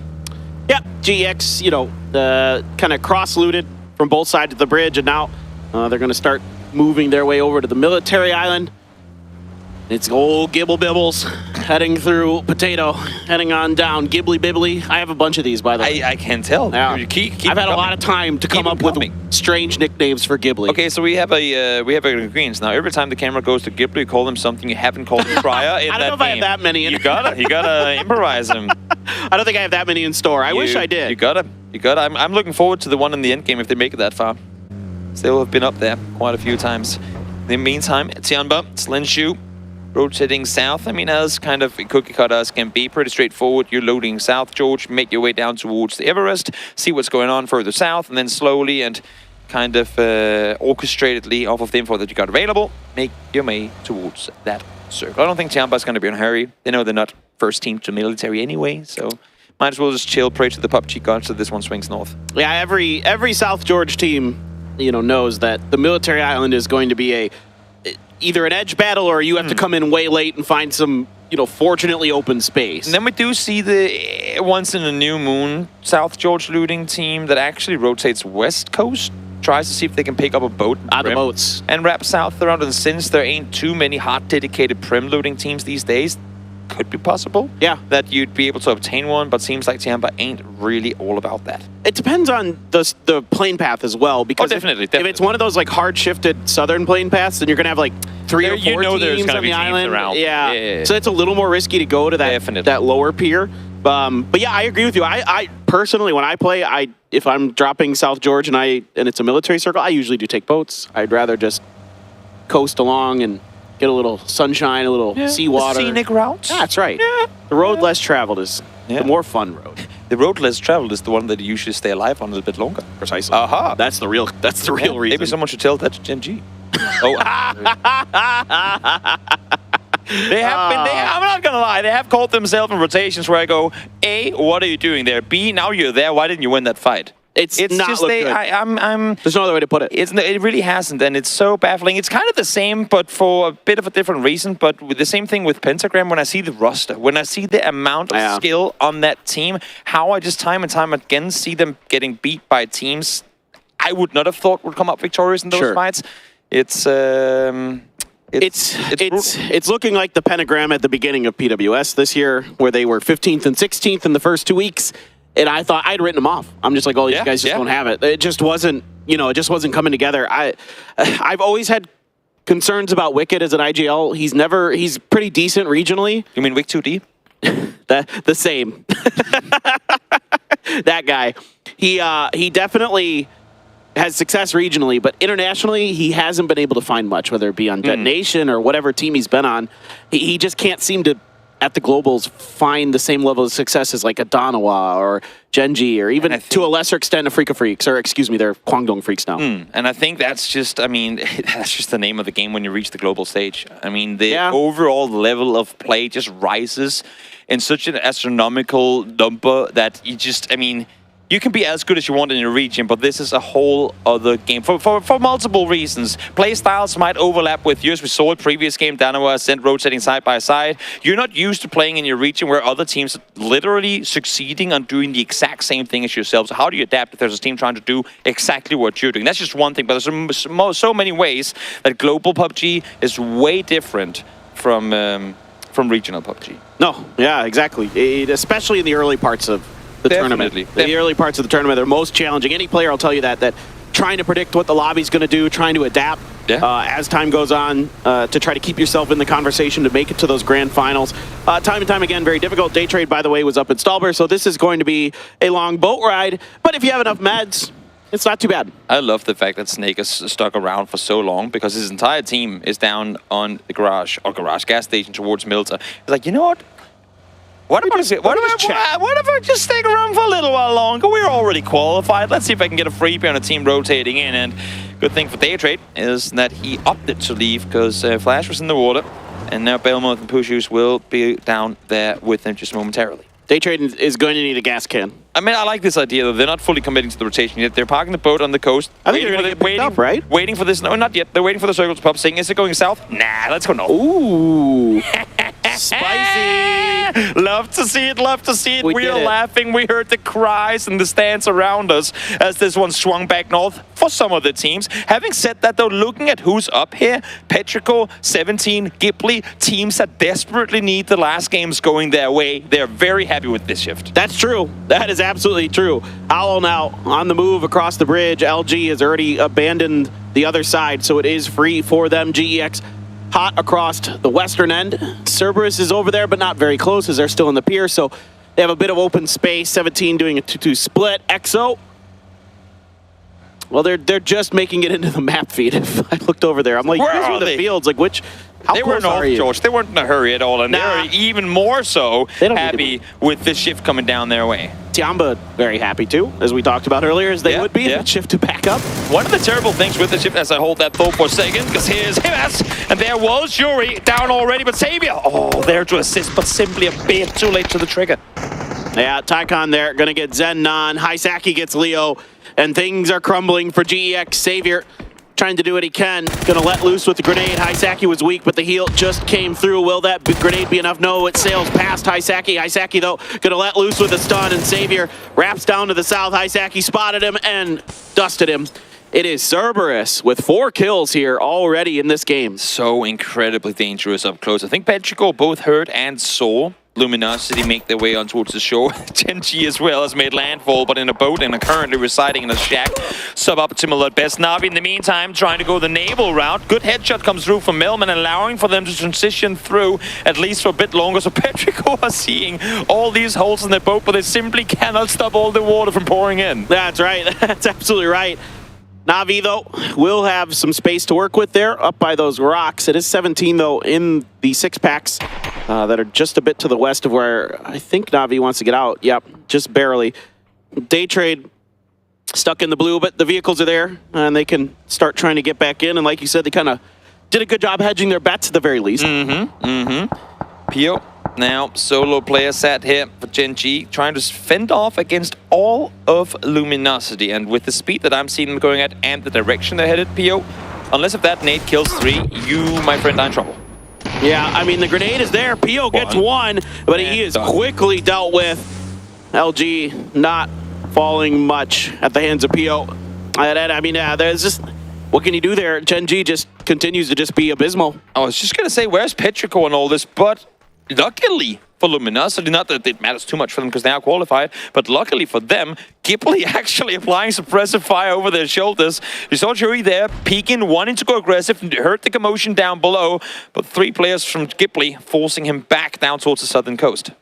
𝗟𝗏𝗗𝗗 continuing to look, I believe, for that Na'Vi boat. If I'm not mistaken, they're still trying to figure out exactly where that landed to make sure that their backs are clear. And in fact, they aren't 100% yet. There is still one Na'Vi player on the other coast. And so if there's another boat over there, which I have to assume there is. I respect it. 𝗟𝗏's waiting for the hard shift. Sunsays got it yesterday, waiting for that circle to swing back to military, because we all know that's possible, The most unbelievable hard shift in PUBG history. I don't think it's possible. Well, I mean, it tried. It tried. It Kudos, thought about it. Valid effort, participation, a trophy to the circle for trying to go down towards the south. Not as far as it could be, though, but still forcing so many teams now out into the open. Well, this is going to be a wild one. There is a lot of teams that need to make a move into this circle. 𝗟𝗔𝗡𝗗 trying to cut through 𝗟𝗏𝗗𝗗. 𝗟𝗏𝗗𝗗 lines up the shots, but so far not a ton of damage done. 𝗟𝗏𝗗𝗗, though, you can see Longsker out in the distance. I think Hikerman got a glimpse of him and is kind of aware of it. FaZe as well in their cars, cutting through the same kind of idea as 𝗟𝗏𝗗𝗗. They're going to square up at him. Richie B combining for some good damage there. 𝗟𝗟𝗡𝗗𝗗 getting in the mix. Grexy and Gustav are gone. In fact, 𝗟𝗟𝗡𝗗𝗗 just runs him over, and FaZe is sent packing. Just like that, 4 teams announcing their arrival on the hilltop. Again, only so many areas you can really play from in this circle. So much of it rather unplayable with the compounds on the southern side, with the open fields towards the north. And FaZe, well, feeling the hurt from it. Out they go in 14th. Yeah, this is going to be a very contested spot because the next circle is going to shift likely in this direction. This will certainly be in the next one. 𝗟𝗏𝗗𝗗 knocked. 𝗟𝗏𝗄 trying to go for it. 𝗟𝗟𝗡𝗗𝗗 letting loose with some grenades. Oldless gets knocked by 𝗟𝗏𝗄 with the spray at range. The 3Xs very powerful here for 𝗟𝗏𝗏𝗗𝗏. 𝗟𝗟𝗡𝗗𝗏 gets another. They are looking dialed in this game. Smoke's only lasting you so long, and now the nades coming in as well, Vox! Hero attempt trying to save his teammate, but 𝗟𝗏𝗗𝗗 continues where they left off just moments ago. Kills and kills galore. 11 apiece now, as they should be able to get 𝗟𝗏𝗗𝗗 back on his feet. 11 kills, 0 casualties. 𝗟𝗏𝗗𝗗 playing in their prime. These barrels are just disgusting. Yep. Just disgusting for 𝗟𝗏𝗗𝗗𝗏.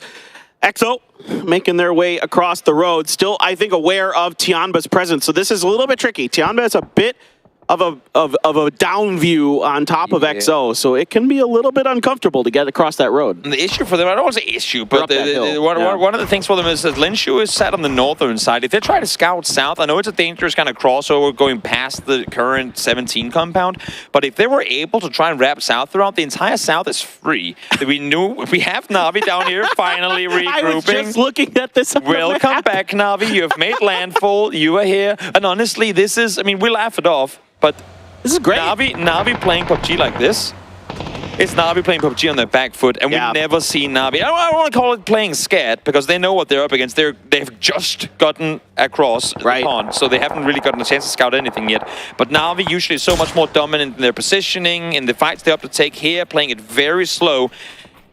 Crucial points for them. When they came out the gate swinging, you know, they were just firing on all cylinders, it felt like, and now things haven't gone their way. That GEX hot drop situation or beaver drop situation didn't go so good. Yep, there's the hard shift away from the water up towards the north, up towards a lot of those teams. Petrichor Road, 𝗟𝗔𝗡, Gibble Bibbles up there in the top. Can't use that one. I can't? I already used it? Yeah. How about Gib Bib? There you go. All right. There you go. It's not looking good for Na'Vi. Not alone because they're far away, but they don't have any vehicles either, having just crossed over with the boat. In the meantime, now 𝗟𝗔𝗡 trying to make their way down the hillside. 𝗟𝗓𝗋, first one to fall. 𝗟𝗓𝗋 sat on the other side, getting a little bit of help from XM. This Linshu falls down. Nice kill coming through. A quick one at that. Able to hold through, but the toes visible to 𝗟𝗟𝗡. Damage done, but no kill confirmed. Oh, what a great spray there from EMT. Was that under the car? EMT, so good. I don't know. I believe it was. There was a grenade coming at 𝗟𝗟𝗡. 𝗟𝗟𝗡's attention got turned away. 𝗟𝗔𝗡 trying to keep his eyes onto 𝗟𝗡 and pops him as soon as he stands up. So 𝗟𝗡 right back on the ground. But 𝗟𝗓 continues to be destructive. The SLR headshot sets long skirt down. It is only 7-7 left right now for 𝗟𝗓𝗋. XO just continues to impress. Sure do. 𝗟𝗓𝗋 was the first one to fall, but despite the 3v4 deficit, they're standing their ground. 7-7 solo player now on his feet, knows exactly where he has the opponents. Issue is, can't peek everything at once, so 𝗟𝗓𝗋 able to use the tree for cover, push himself further forward. They know where they have him. Lob that nade towards that vehicle, and that should be 𝗟𝗋𝗋, but dealt with. Issue is a bit too slow to it, and Onyx able to steal one. Yeah, a good grenade does some damage, and a stun to follow, and the headshot from 𝗟𝗓𝗋. Absolutely just a stellar debut here for XO's 𝗟𝗓𝗋. Definitely. He has been a standout player in this group stage. A team that has surprised many now. They aren't quite in winner's bracket yet. 48 points for them. They want to get 60 plus in order to kind of be able to calm down. But now let's take a look over towards Ascent. Danoa is playing split in the forest here for a little while. Are they aware that Ascent has just pushed up this forest? If not, well, now they should be. And now they know. Soul gets knocked, and Loki trying to respond is going to spot Mika out in the open. One more bullet would have done it, but Loki with that Mark 12 not able to connect and kind of baits him out. Maybe thought it was safe to move because Loki didn't keep pulling the trigger. And Onyx pulling in, gets the grenade to finish off Mika. Howl's watching this fight, but Ascend is, they're dead. Ascend flushed a player on Howl, though actually, sorry, Ascend knocked a player on Howl early, then ran up, and before they all were in cover, one started shooting. Yes, you get the knock on Soul. Fair, good job. But did you consider what happens once Danoa starts shooting back? Do you consider what happens once Howl gets on their feet after the rest and spots you up on that hillside? No, they did not. They had the upper hand, they had the fight potential, didn't come out victorious. Salute is all on his own against all of Ghibli, by the way. Maybe we'll get a glimpse of that fight as 𝗟𝗓𝗋 trying to push ahead. Salute is winning a fight by himself against Ghibli right over here. There we go. Finally, the grenade is there. The return from Gyumin finally puts Salute back, but tons of damage done. Glaz eliminated, Tosi knocked down. Danoa now barreling in towards Ghibli, but this opens up space for 𝗟𝗓𝗋 to make a move towards the center of the circle. It sure does. Not a whole lot of center to claim, though. They trade currently sat inside the shack is really the only place that 𝗟𝗓𝗋 can play should they want to try and go for it. Having said that, though, they're set pretty tight in their 3-1 split with Kickstart over on the other side, so I don't think they're going to do too much to try and run further forward, because as a circle, while it on map seems pretty open and plenty of space, ain't really a whole lot to play. You can see it here from Na'Vi as well. It's just open fields. Yes, you have a couple of trees, but when you ain't even got vehicles for cover, this ain't an easy area to play around. No, this sucks. I mean, Petrichor Road's compound is pretty darn good. The rest of it is very difficult. If Na'Vi times this right, 17 has no good reason to expect there being players coming on foot. And more so, an entire team from the Southern Island. They have no idea that Na'Vi is here. And Na'Vi, well, if they get them in the compound, if they take them out in the compound, they have 3 vehicles to rotate with. This would be massive for Na'Vi. This feels like... No clue. This feels like 17 may just be 3 in a car left outside of that winner's final. They're going to wrap right into it. 𝗟𝗓𝗋 is got knocked. There's 2 down from example. The sprays are devastating. 17 torn asunder. But 𝗟𝗚 and Alia, the only 2 left now. Suju able to return in kind before he is knocked.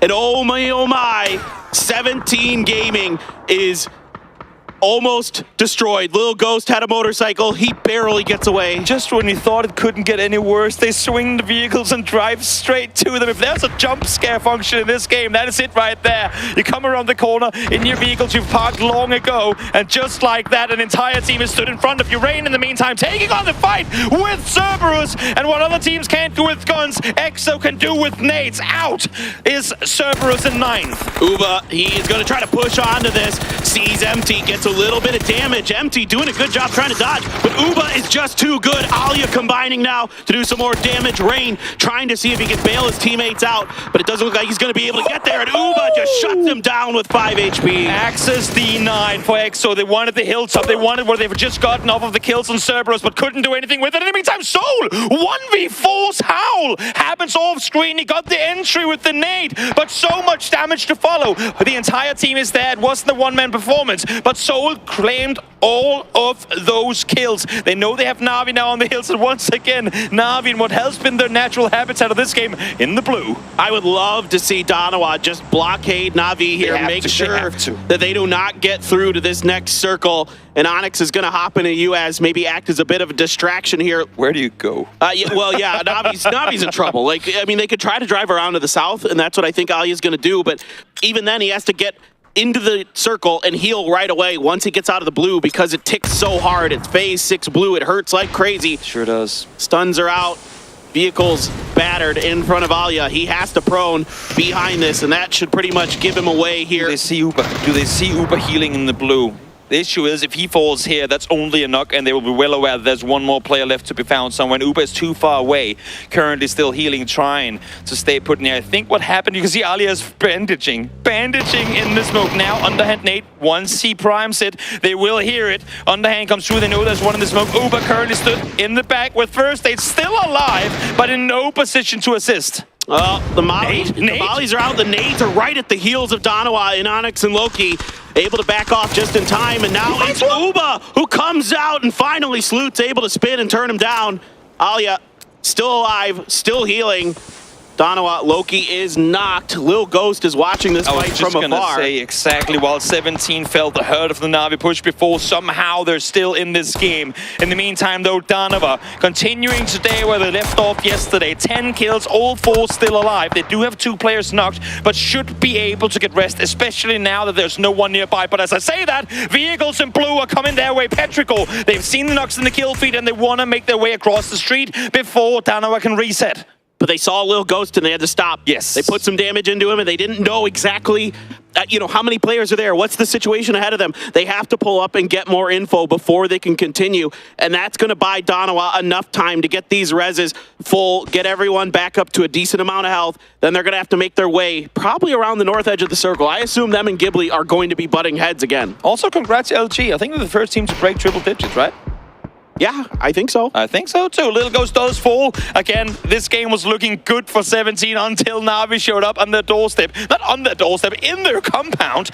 And they took them out. But 5th place for 17, some points coming their way, but still far from winner's bracket. 4 teams left alive, 3 of them, all 4 up. Ghibli down to 3. This is going to be a great finish to the second to last Erangel of group stage. Yeah, this one should be a lot of fun, folks. And I even saw an AWM in 𝗟𝗏's left hand. 2 knocks there from Loki with the Mark 12. Phenomenal shooting. Soul able to get back enough behind this hill to heal. Really nice peak shooting here from Danawa. It looks like they want to re-aggress and go for another. Smokes are out to try to cover the reses for Ghibli. 𝗏𝗟 in heaven. Gonna be there. Gyumin cleaned out. Snakers now watching this push down the hill for Danawa. Good headshot from Flood, but Onyx responds right away with a headshot into Snakers. Salute is cleaned up. 𝗏𝗟's got Soul, so only 2 left for Danawa. Crucial position from Kuala up on that roof, taking out one, allowing for the remaining 𝗟𝗏 players to flank around the northwest side. Absolutely huge that as soon as they turned around to try and suppress below, he was there, finds the double headshot, takes one down, and now 𝗟𝗏 has claimed high ground in an area that they had no rights to claim whatsoever. Aldana was going to get backstabbed here by the AWM. Yeah, that's the easiest AWM shot of your life there. And 𝗟𝗟's just going to spray it down for the double. 𝗟𝗏 Road now has firm control over the western edge. Just kickstart anywhere near his territory. Ghibli still trying to fight their way through. Tenacious game here from old Gibble Wibbles. Imagine that. 𝗟𝗏, not in shambles, but day one, forced to relocate off of both their loot spots, and now coming in potentially back-to-back wins. Now, do not, by any stretch of the imagination, count Luminosity out there in first place. They're all 4 alive. They are sitting well in it. Why not? This would be huge for 𝗟𝗏 if they could bring this one home. If Ghibli can get here, but kickstart is good for one, and can't quite get the second. 𝗟𝗏 just barely able to react in time, and he's going to be able to flush kick there. Heaven, though, I'm not sure if you can get to that res before 𝗟𝗏 Road decides to lob some grenades in and finish the job. The double for 𝗟𝗏 to claim even more points to 𝗟𝗏. Much needed points for the team in blue here. Now, 𝗟𝗏, a team we really think of as one of the prime teams in all of Asia. They haven't been that team in this tournament thus far, but they're taking on our current first place team in Luminosity. And they weren't that team in the PCL either. Nope. It was a disappointing finish for them. No other way to cut it. But now they have a 4v3, and they could cement themselves into the winners final here. And everybody in the middle of that pack is very happy that 𝗟𝗏 is just continuing to scoop up points at the top. Grenades exploding, vehicles exploding, everything in the kitchen sink being brought. What a headshot from 𝗟𝗏. I mean, these guys are just nuts. Oh my God, the grenade and the shots from Mill get to Relo out watching the flank for AZ. Some good recon, some good homework done here by Relo, noting that it's something you pointed out, AZ likes to cover the flank for Pero. Exactly, support player, flank, maintain, contain all the way through. But Relo, rug for cover, might as well go for the points here. You have nothing to lose at this point, but deny 𝗟𝗏. A little bit could also be an option. Fully flashed, he might not even know where the circle is. This one, Curry runs for it. Does he get it? Yes! No, he doesn't. Dies to blue, but doesn't matter. Back to back for 𝗟𝗏 at the last hour of group stage. Crucial win for 𝗟𝗏 here. Huge stuff for 𝗟𝗏 and his team. They are going to very, very likely, I think, find themselves in the winners final. This has been a huge day for them. Now that Power Grid has been left open, they're playing good on Erangel. Everything is clicking for this Chinese powerhouse squad. And what a game for them. So, I mean, again, they are set in the compound for a while, sure, but once they make their way up north, the timing, the approach, Chewy on the roof, finding the crucial knock on Soul to allow the push on through, and then the flank on down to deal with the rest. This is 𝗟𝗏 in their prime. If they play like this come winners bracket, come grand finals, that's a potential winner candidate. No doubt about it. I mean, I can tell you from personal experience, I'd never count this team out. 3 PCSs in a row in the Asia region. These guys are a force to be reckoned with. And guys, we're going to watch some highlights, then we're going to take a break, and we'll be back with some more. 2 more games to go. Don't go anywhere.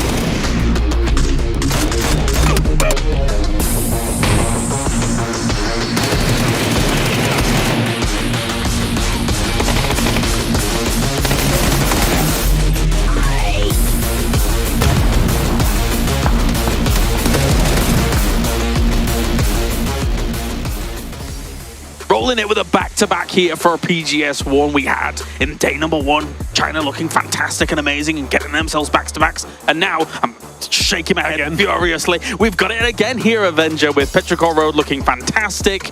It was quite the impressive show here from them. For sure, and the only reason that you're not more excited than you are right now is because you don't have any 𝗟𝗏 Road players on your team. But still, you're still looking good, and 𝗟𝗏 Road, of course, here, that means that they have qualified themselves to the winners bracket. Yeah, very, very good stuff by them, considering that I did think there were question marks around them at the beginning for their campaign. However, this back-to-back really, as you say, solidifies that, considering they are powerful. And they were able to hold down a decent position here in this game. I did think it was eventually going to be Luminosity with the position that they had, all things considered, but I guess holding that split for as long as they did and not being able to transition towards one another made things a little bit more difficult. Yeah, I do see why you kind of had some questions about them. Honestly, after what we've seen from them now, I feel like they could be a contender for the top 8 in the winners bracket too. But after the kind of first games they had, not so sure. But this, of course, strong, and they're getting comfortable with everyone, and now here.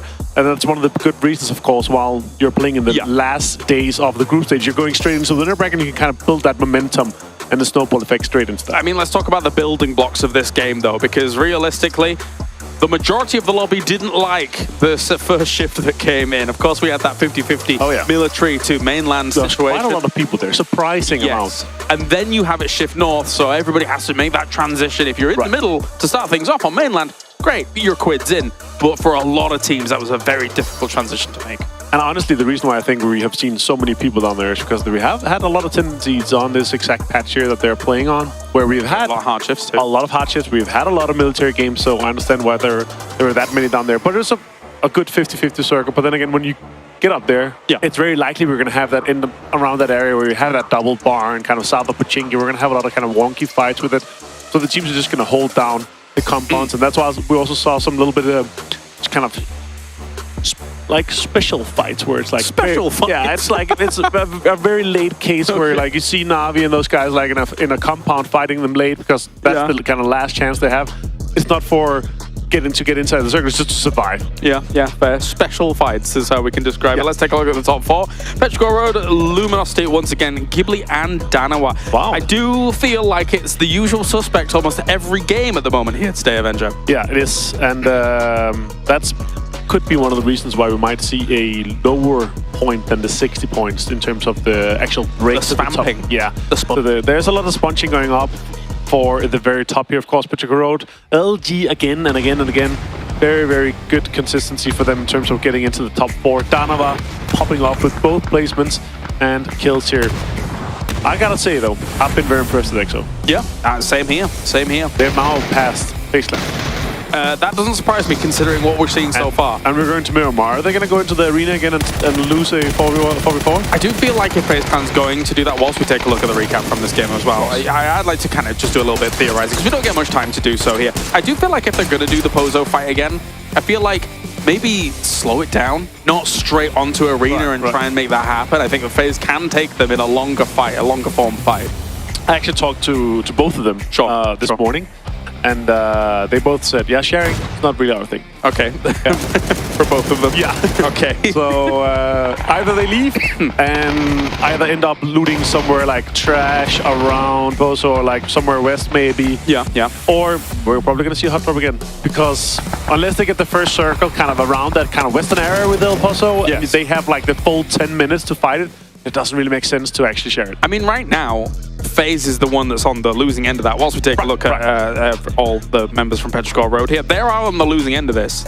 It's not working out for them so far here throughout the day. So either something has to go drastically different for them, because EXO is either winning the fight and then moving on into the game and getting themselves a few more kills here and there, some placement points here and there, and as you say, taking them over in a similar vein to where FaZe is. I mean, Na'Vi is also in that ballpark right now, not really getting that many points, apart from in this game where I think Uber actually got a lot on the board. I can't quite recall, but anyway, let's take a look at the man of the match. It will be Ike's left here. Not too much surprises for people in the know when it comes to international competition. The guy is an absolute monster from time to time. Yeah, for sure. And also in here, good amount of utility use as well. He was able to hold it down. Also some of the sprays that we saw.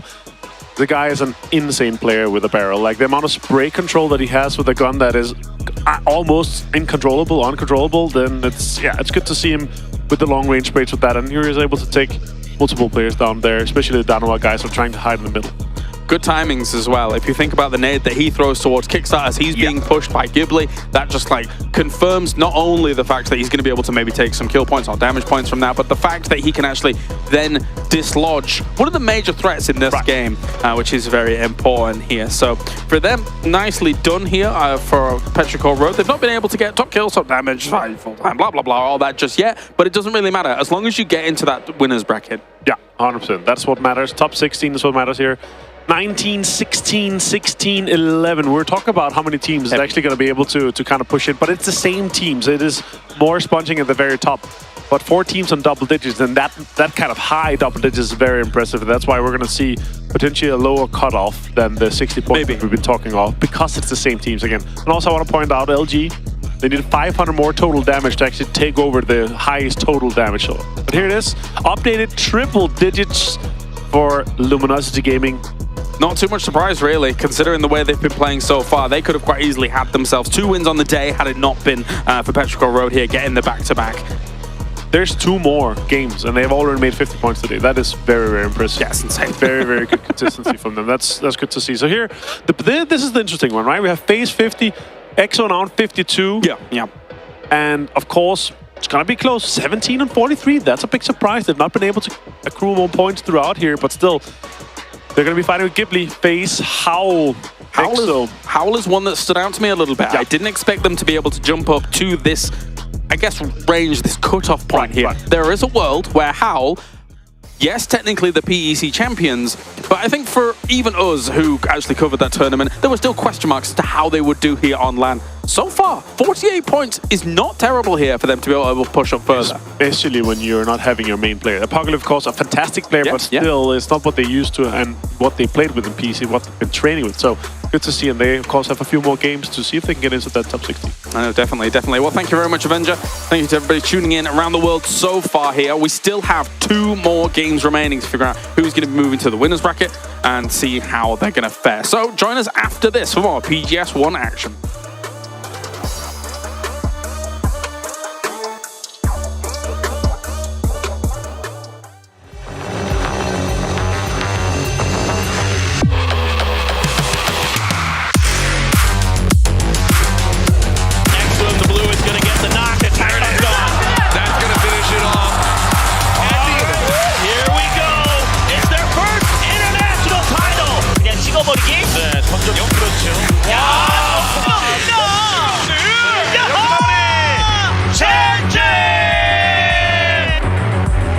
They've got shotguns in hand. They just roam around. 𝗟𝗚 connects with one. They're looking around. He knows where the other one goes for the spray. 𝗟𝗚 is the key to success right now. 剩最后一个了，无敌力这边的，明明踩上来露头盔，洗头，明明。Bill's already his way using the nade actually goes out towards it. Try and go for the flag, please. The map. He is able to get it.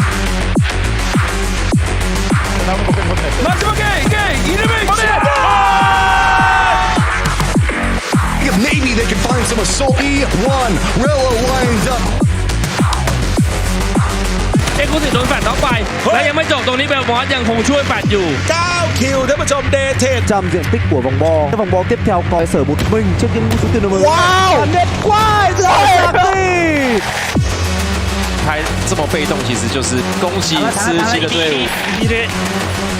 そして上から一方的にムクに対しても Kang and Good are silent, not able to do so though. Kang, this is their first.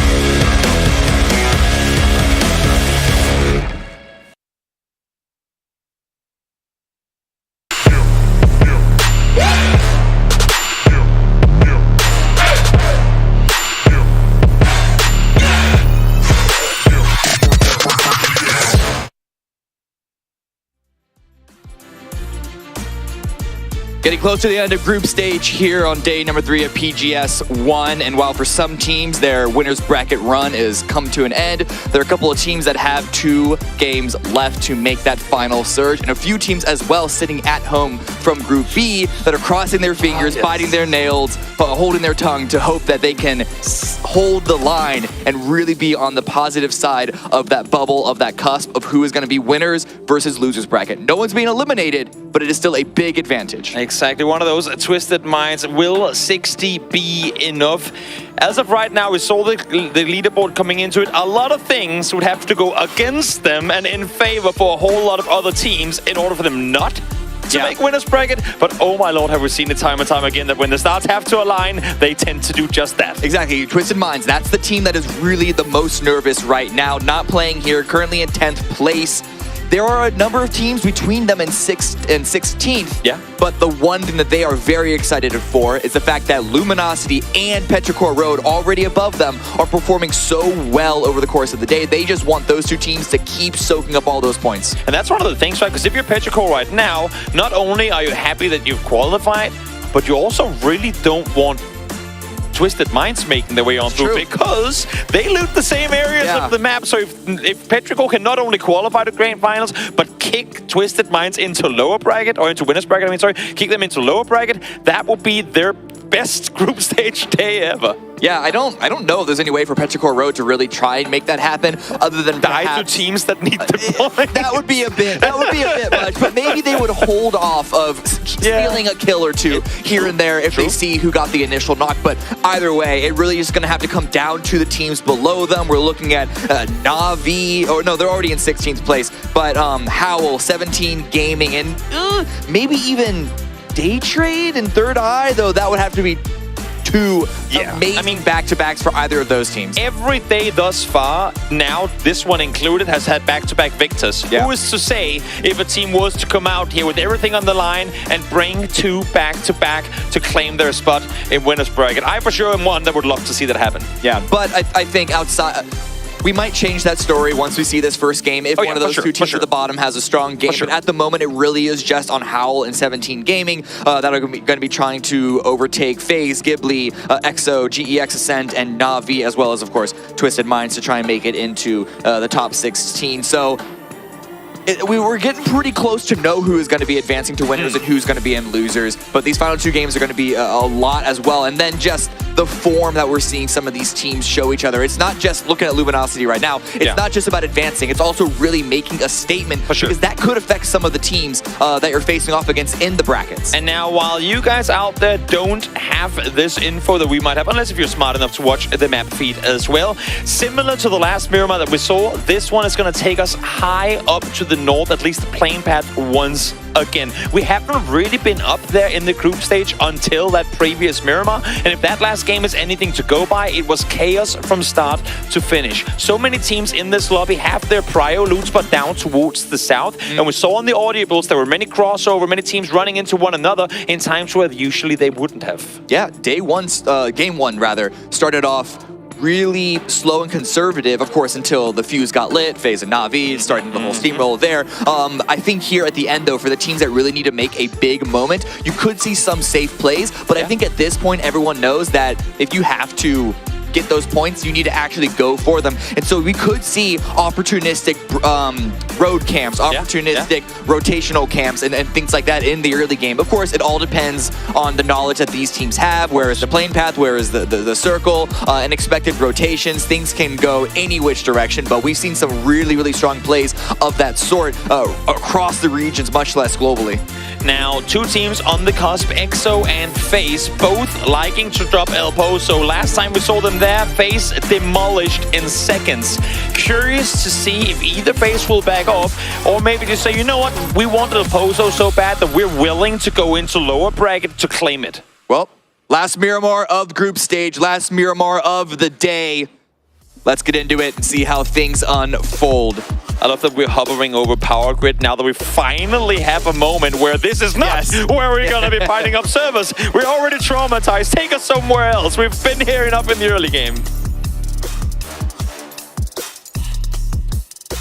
Really, really curious if this one's going to pull out. I mean, just going real quick on the EXO versus FaZe thing, part of it is because, I mean, according to FaZe, EXO really challenged them and sort of, quote-unquote, started the fight, however you want to take that. Are they passing the buck, or is it an actual excuse? Who knows? But within that conversation, FaZe are dangerously close to being outside of that cusp. And we saw, as you mentioned, them get absolutely obliterated on one of those hot drops. I think they might want to pull away from that in these final two rounds. It was a cute little attempt at first, but it really didn't punish EXO in the way that FaZe seemed to have wanted it to. And for a team like EXO as well to come in here, I mean, I just can't help but kind of sing their praises enough. They came in right in the very first game of the group stage. We heard them from the green room yelling and cheering for one another. Let's go, let's do this. This is a team that is limited to no LAN experience. And now they're coming here, global stage, taking on one of the powerhouses of EMEA and making them look dirty in their own loot spot. If there's a way to get momentum going for a team like this that really want to have that happen in order to thrive, I mean, for EXO, that was the best scenario, coming up victorious like that in the previous Miramar. I mean, EXO had already proven a lot of people wrong with the expectations coming in, even from day number one, performing as well as they did, which, you know, still is in the shadow of the powerhouses of your Luminosities and your Na'Vis, at least from day one. But they already had that going for them.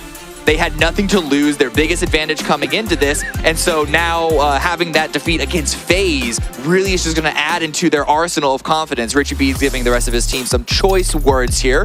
I think he's a little upset about the small delay that we are experiencing. Thank you all for being patient with us. Yes, but I think we are getting back into it now as we go once again to the scenic shots overlooking Miramar. Now, I'm not a great lip reader, but I do feel like I saw a couple of let's go, let's something go from Richie in that one there, and that is exactly what we're going to do. Let's go as we take our way into the last Miramar of the group stage. As we said, as we alluded to, hard northern plane path. Could it be worse? Sure, but this one, believe you me, it's already pretty brutal for a lot of those teams, Cam, that want to go down south. Already looking at Opposo, EXO are alone in this. So FaZe are removing themselves from this situation. They need to focus up on getting their own points to required in order to maintain themselves in that top 16. As I said before, I believe they're on 16th place exactly. Howl and 17 biting at their heels. So they just got to focus up, play their own game. Pero right now,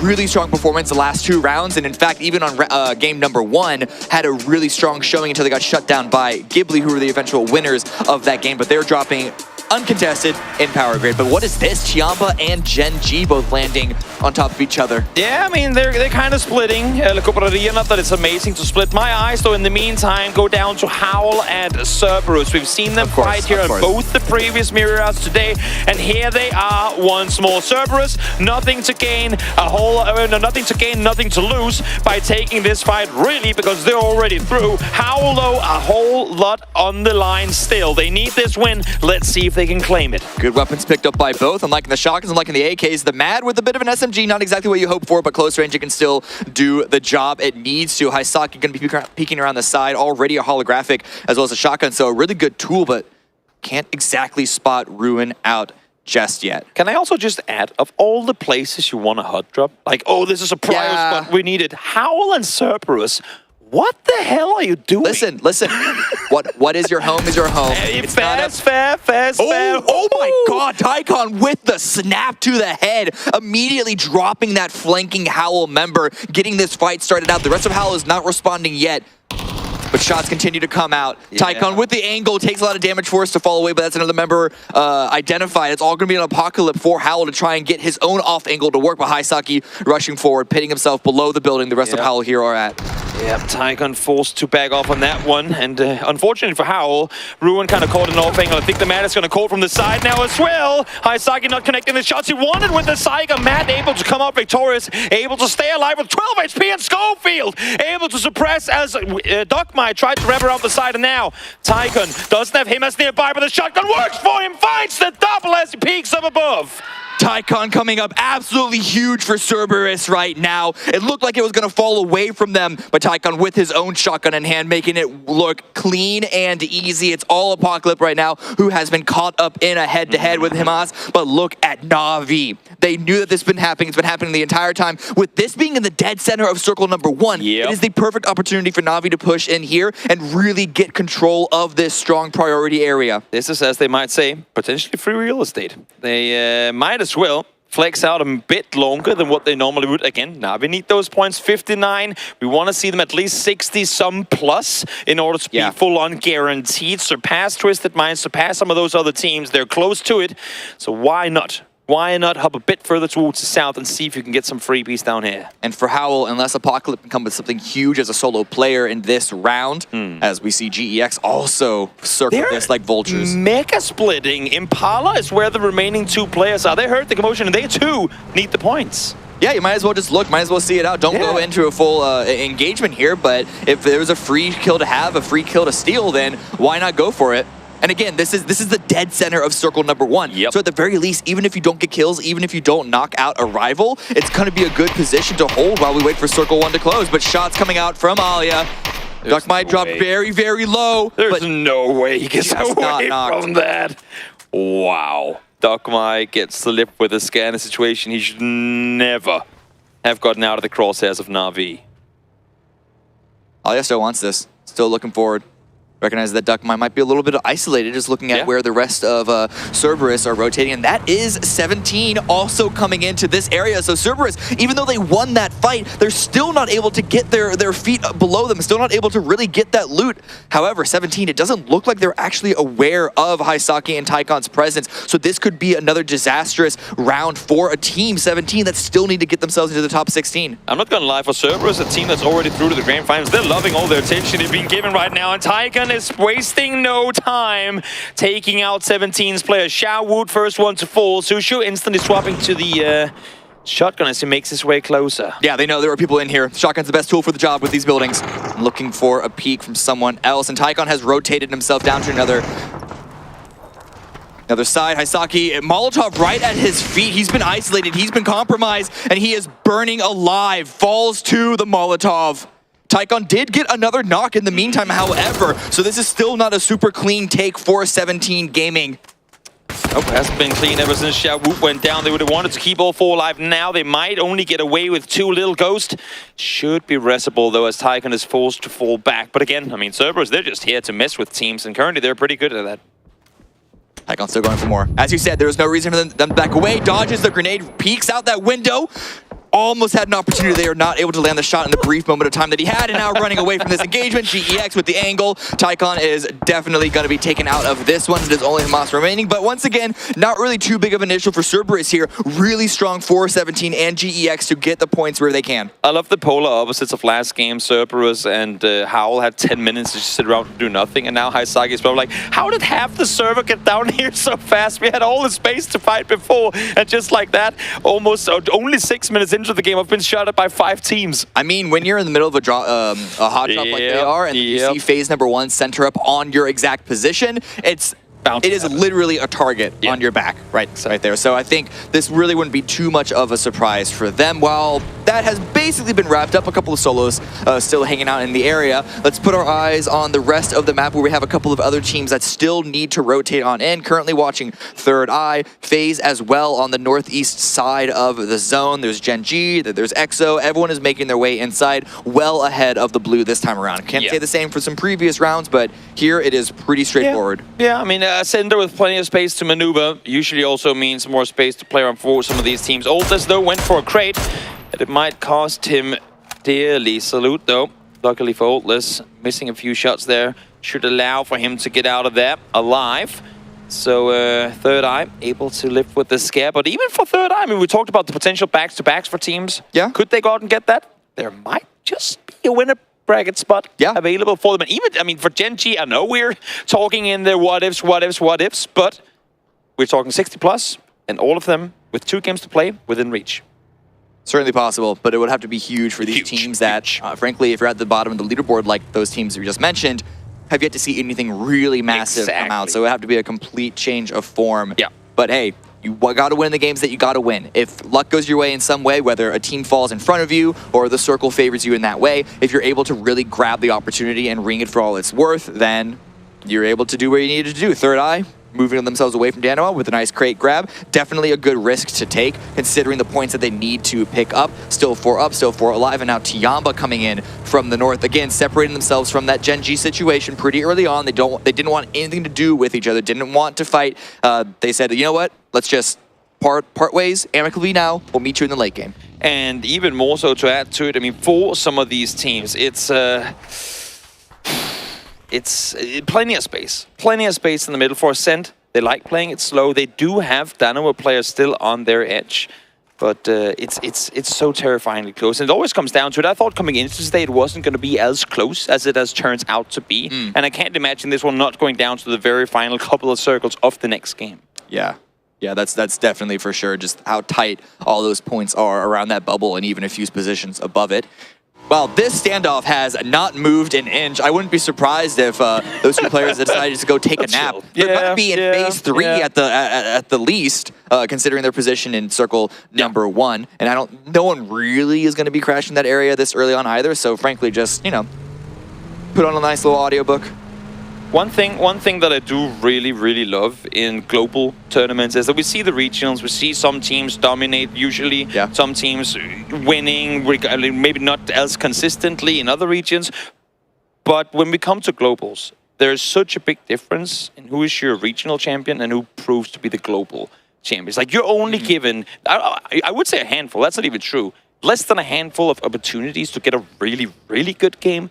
And the teams that can't capitalize on those, to go off of what Third Eye was, like what you're leading into with Third Eye before, if you can't capitalize on the opportunities you're given, you will not succeed. So many times you see circles like literally given to you on a platter, but if you can't capitalize on it, you won't win. Hold that thought. You know how I said 𝗟𝗏 and Gen G, we meet each other in the late game. They're going to be meeting each other quite early now. And what a spot to fight over with this circle shift going up towards the north. Grenades back and forth, a couple of shots through, no knocks just yet on either side. Oh, I'm right when I say that Linshu does go down.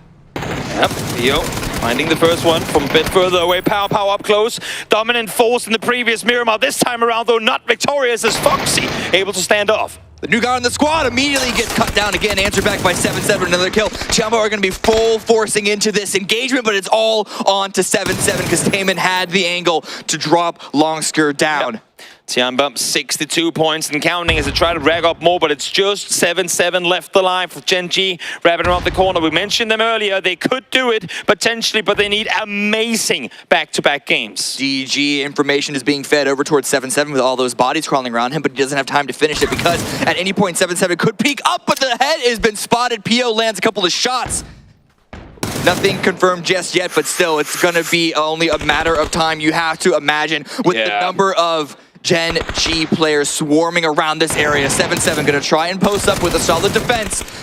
But just the multiple lines of sight is going to be too much for him. PO gets the final kill in this engagement. 𝗟𝗔𝗡 are eliminated, and this is great for 𝗟𝗔𝗡. It is great for 𝗟𝗔𝗡, but they lose one. And now again, I'm not going to take 4 points away from anyone, but knowing how steep of a ladder 𝗟𝗔𝗡 has to climb in order to hit top 16, let alone the fact that they're down to 3 this early, could be them not winning this game. Yeah, but position still valuable. It's Definitely, not like this was outside of phase number 2 and they had to move strong. It's actually a really good position for them to grab. Everyone else has just been having to move slowly up towards the north around La Bandita, where we see our 2 solos still staring each other down, text messaging each other, sending Morse code perhaps with the punches against the wall, however far that sound carries. A day trade here.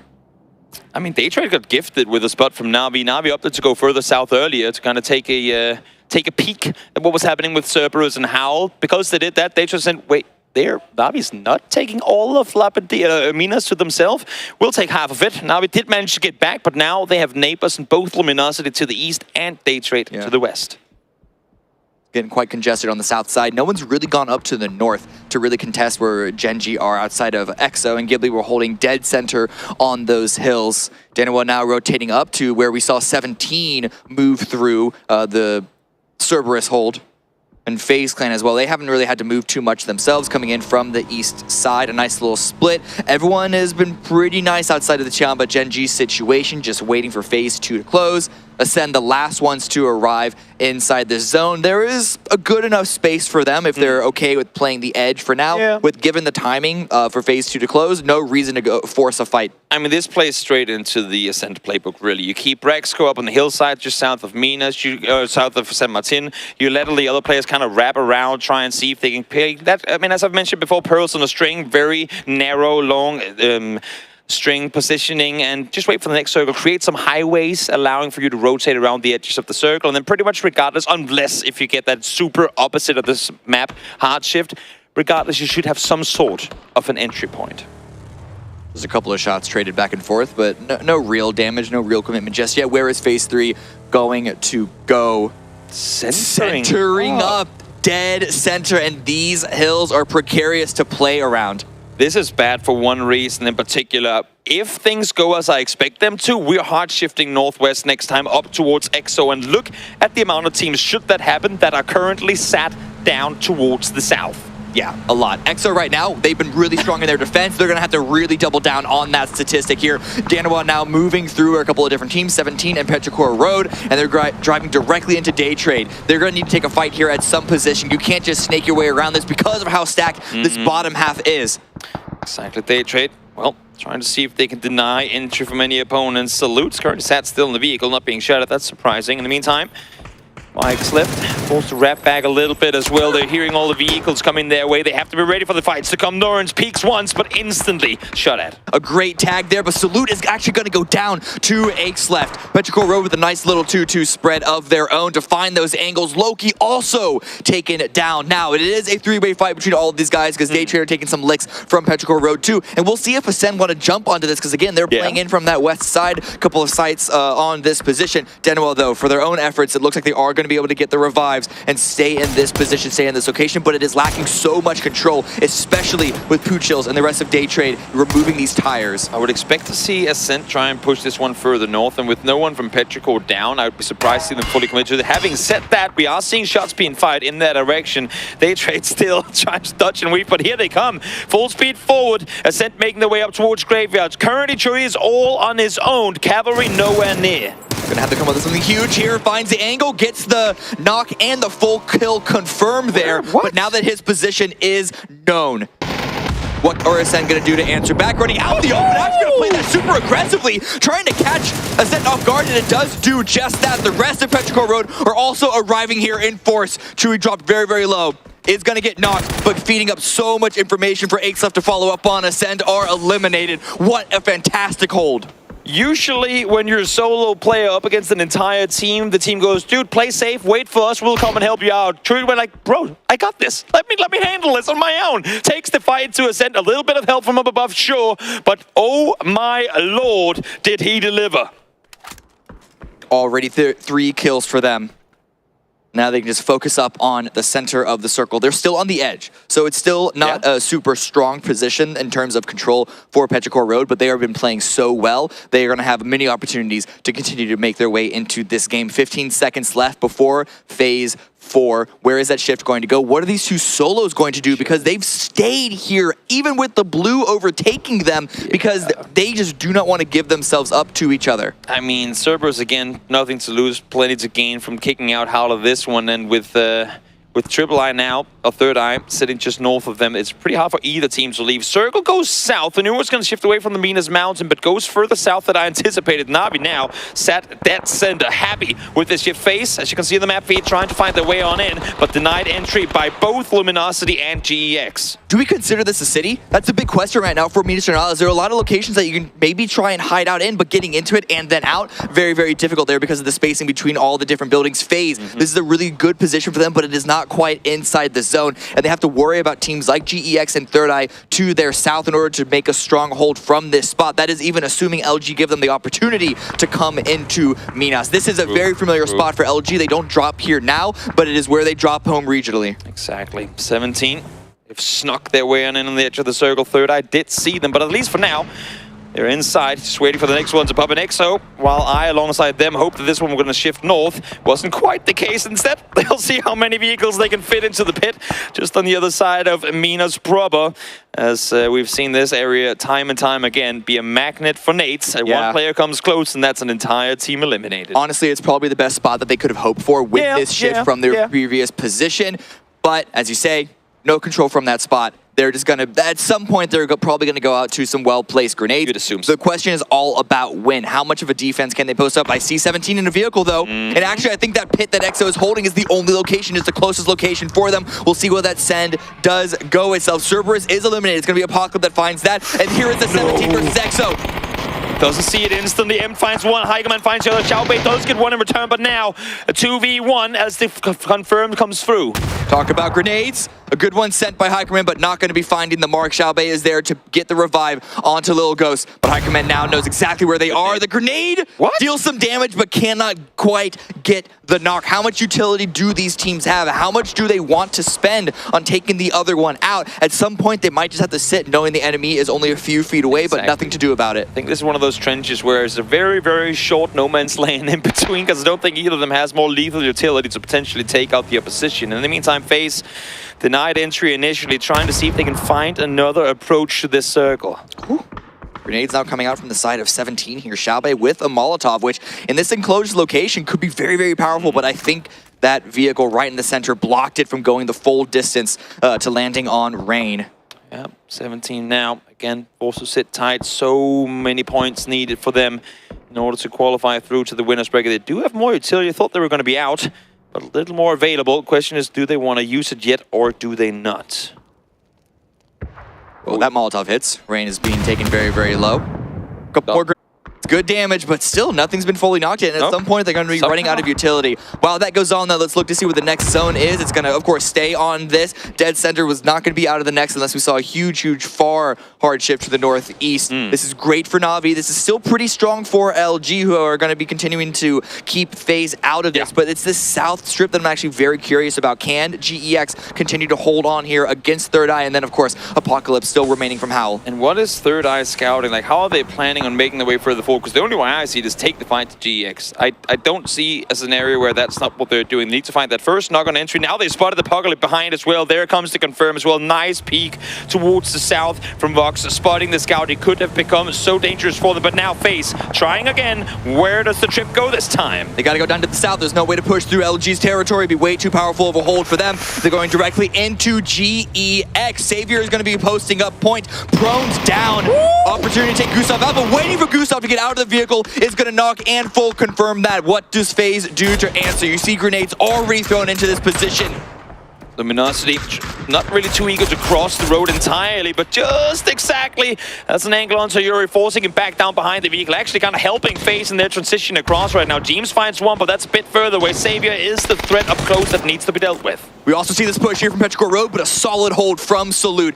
𝗟𝗓 have reestablished their controlled position, and they are holding strong. 𝗟𝗗𝗗 Road got a revive onto 𝗟𝗓𝗗, so they still have 3 up, but Salute another knock once again. Norin's also chiming in. 𝗟𝗗𝗗 Road, this game is falling away from them.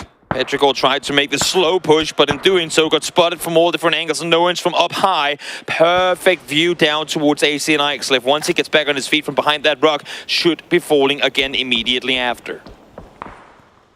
Gonna be a hard push. Grenade could do the trick if it lands, but Salute saw it coming.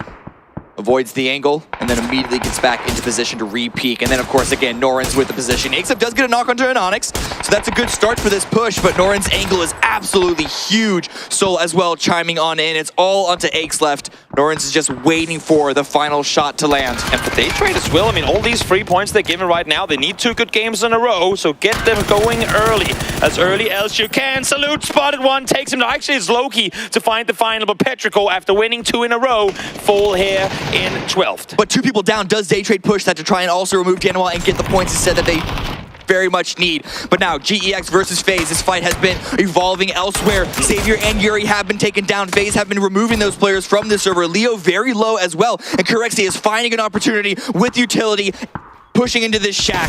The Molotov didn't land the full distance, but now 𝗟𝗓𝗗 has the angle pitted right next to them.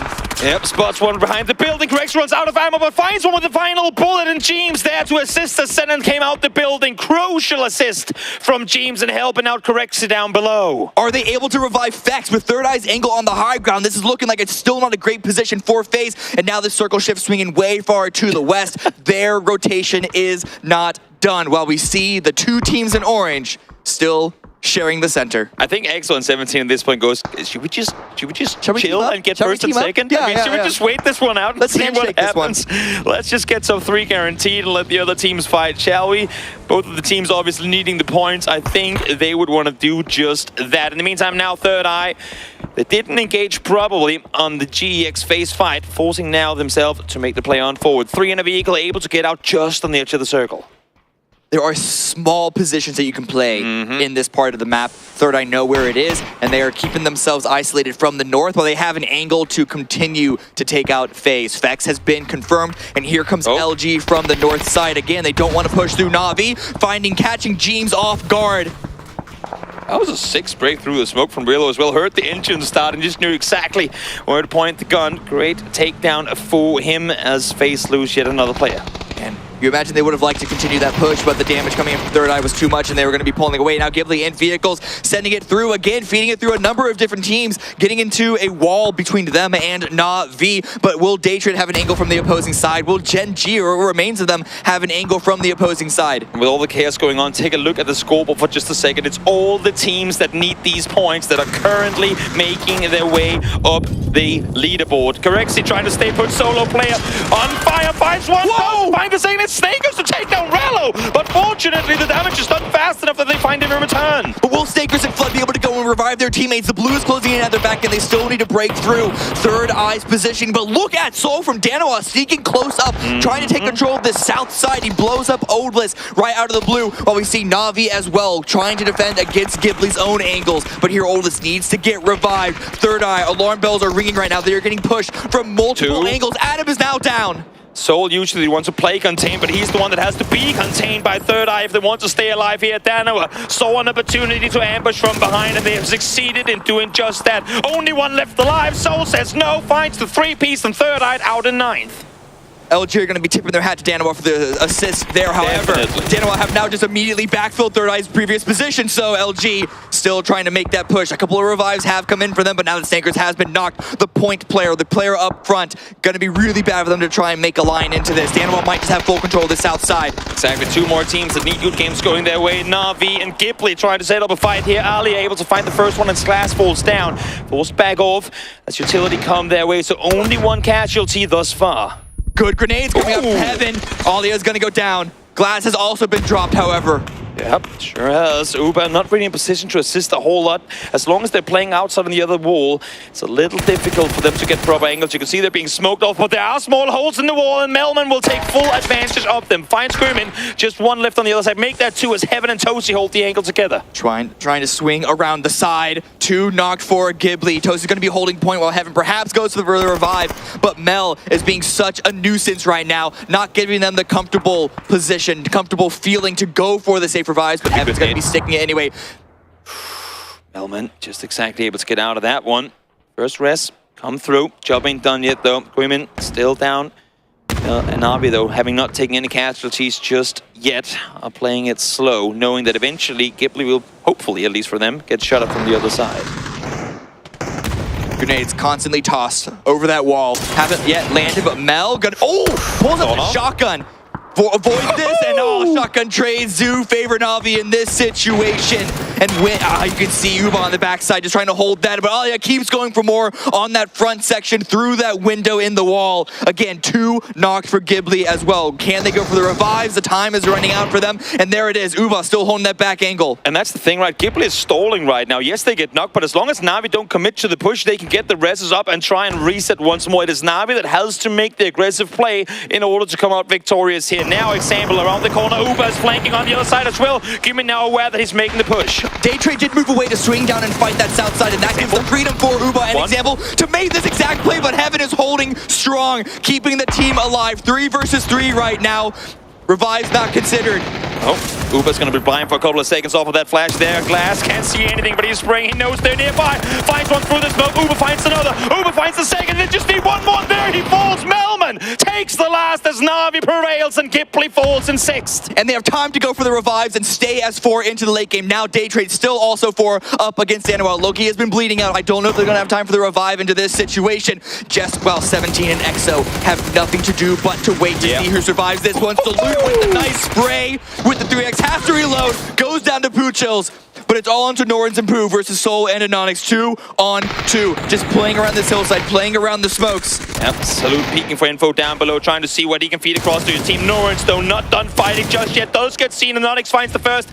Just 𝗟𝗏s left alive as he finds himself in a 1v2. All the players resible. 𝗟𝗏s finds Loki as well. That's behind Anonix. Peeks him, spots him down below, and he finds the last as well. 3 for Daytrade. 3 for 𝗟𝗏s as 𝗟𝗏 falls. And they can get the revives again to stay 4 up. Timing is gonna not be great considering 𝗟𝗏 are on the push, but the circle is something that they can easily play around. But 𝗟𝗏 and 𝗟𝗏, when are they going to jump out of their pits? When are they going to jump out of their holes? They have to start to enter this fight. We're looking at the top 4 teams right now. Daytrade, they lost 1, but they can get back up to 3 if 𝗟𝗏 don't push this. But sure can. That's Flash being confirmed, so it's going to be down to 2. It's 4v2, v2, v2. 𝗟𝗏, this is their game to lose. However, positionally, center of the zone, not exactly the greatest for them. For 𝗟𝗏 right now, 69 points claimed already off of placement points and 6 kills in this one. They should be through. The other 3 teams, though, all on the cusp. And the team with 4 alive is 𝗟𝗏, steamrolling their way forward for potential chicken dinner here. The other one saying, please just go away and let us fight for it. We need it way more than you right now. Man, their regional brethren of Twisted Minds, FaZe, and Ace are all hoping that 𝗟𝗏 take all the points from this game. Because, as you said, those are the teams that are the most to lose here if Daytrade, if 𝗟𝗏, and, well, even 𝗟𝗏 reaffirming their position there in the top 16. Everyone is inside Phase 8. We know where it's going to end. It's going to be to the east of where Little Ghost is currently standing, which means that Daytrade is the team that needs to make the first move. But if they try and push over to 𝗟𝗏, 1, that's a losing battle because it's 2 versus 4. And then who knows when 𝗟𝗏 or even 𝗟𝗏 are going to pop out of their groundhog holes and really show them what's what. I was just going to say, everyone, especially Daytrade, is hoping that 𝗟𝗏 is going to jump the gun, hop into the holes there, and be surprised by both 𝗟𝗏 and 𝗟𝗏 in those positions. For now, I think Daytrade is going to do what they can to play it slow. 𝗟𝗏 and 𝗟𝗏, though, doing the exact same thing. And unfortunately for those teams, 𝗟𝗏 have learned to slow things down. That's what they're doing right now. Especially considering Daytrade and 𝗟𝗏 have actually been in this area of Miramar for quite a while. Yeah, exactly. They are the 2 teams that 100% will know about 𝗟𝗏 and 𝗟𝗏. So the entire game state is aware for all the squads involved. It really is just about what Daytrade is the team that has to make the first move here, has to start the butterfly effect.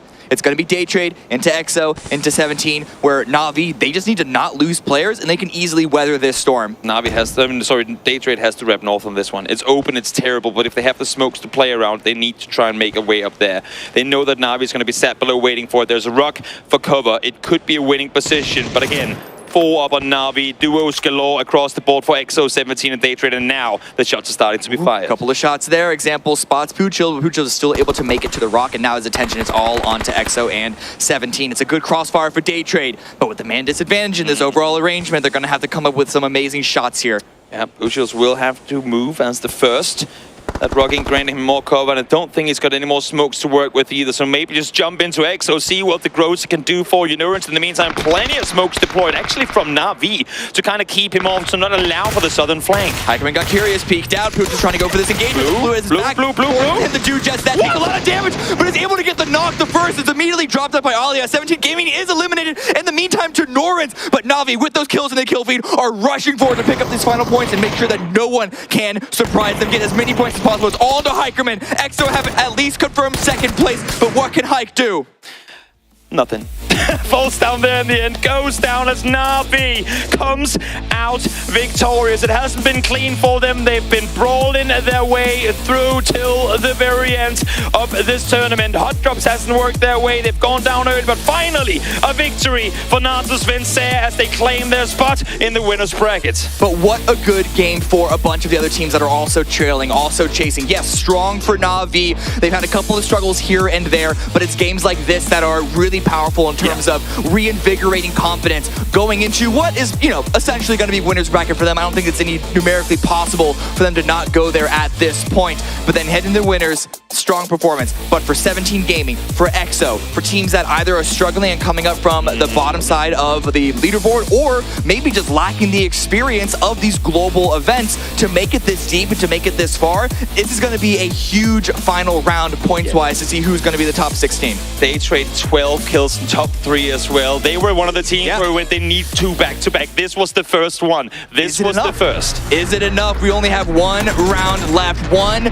round remaining before the top 16 is confirmed. Don't go anywhere. We will be right back.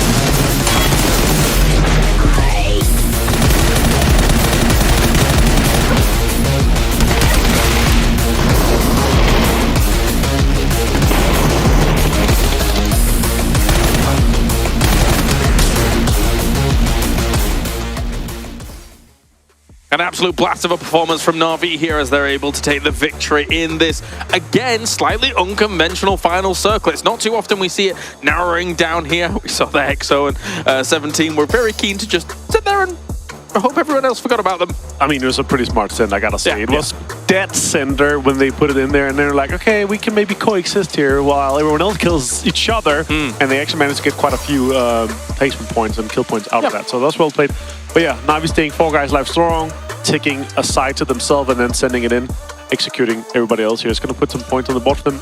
Kind of well needed and well deserved after a kind of hard-fought day. Yeah, that's going to be confirming them probably in the winners bracket here, considering the points that they were able to grab on from that. And what an absolute blast from 𝗟𝗚, especially here, who, when they were moving away from the compounds towards the later stages of the game, I was a bit scared for Na'Vi. I thought maybe that they would go down, but it felt like 𝗟𝗚 was putting in so much work to be able to save them, get everybody alive, and then be able to transition onto the win. Yeah, it's a little bit of a rough push and play around the kind of sheet middle wall you have there. It's always rough when you have a lot of vehicles there, when you have a lot of smoke utility coming out. But yeah, it was well played. They kind of sandwiched them and managed to take them from multiple angles, and that closed out the fight. Getting all 4 up alive there is super important.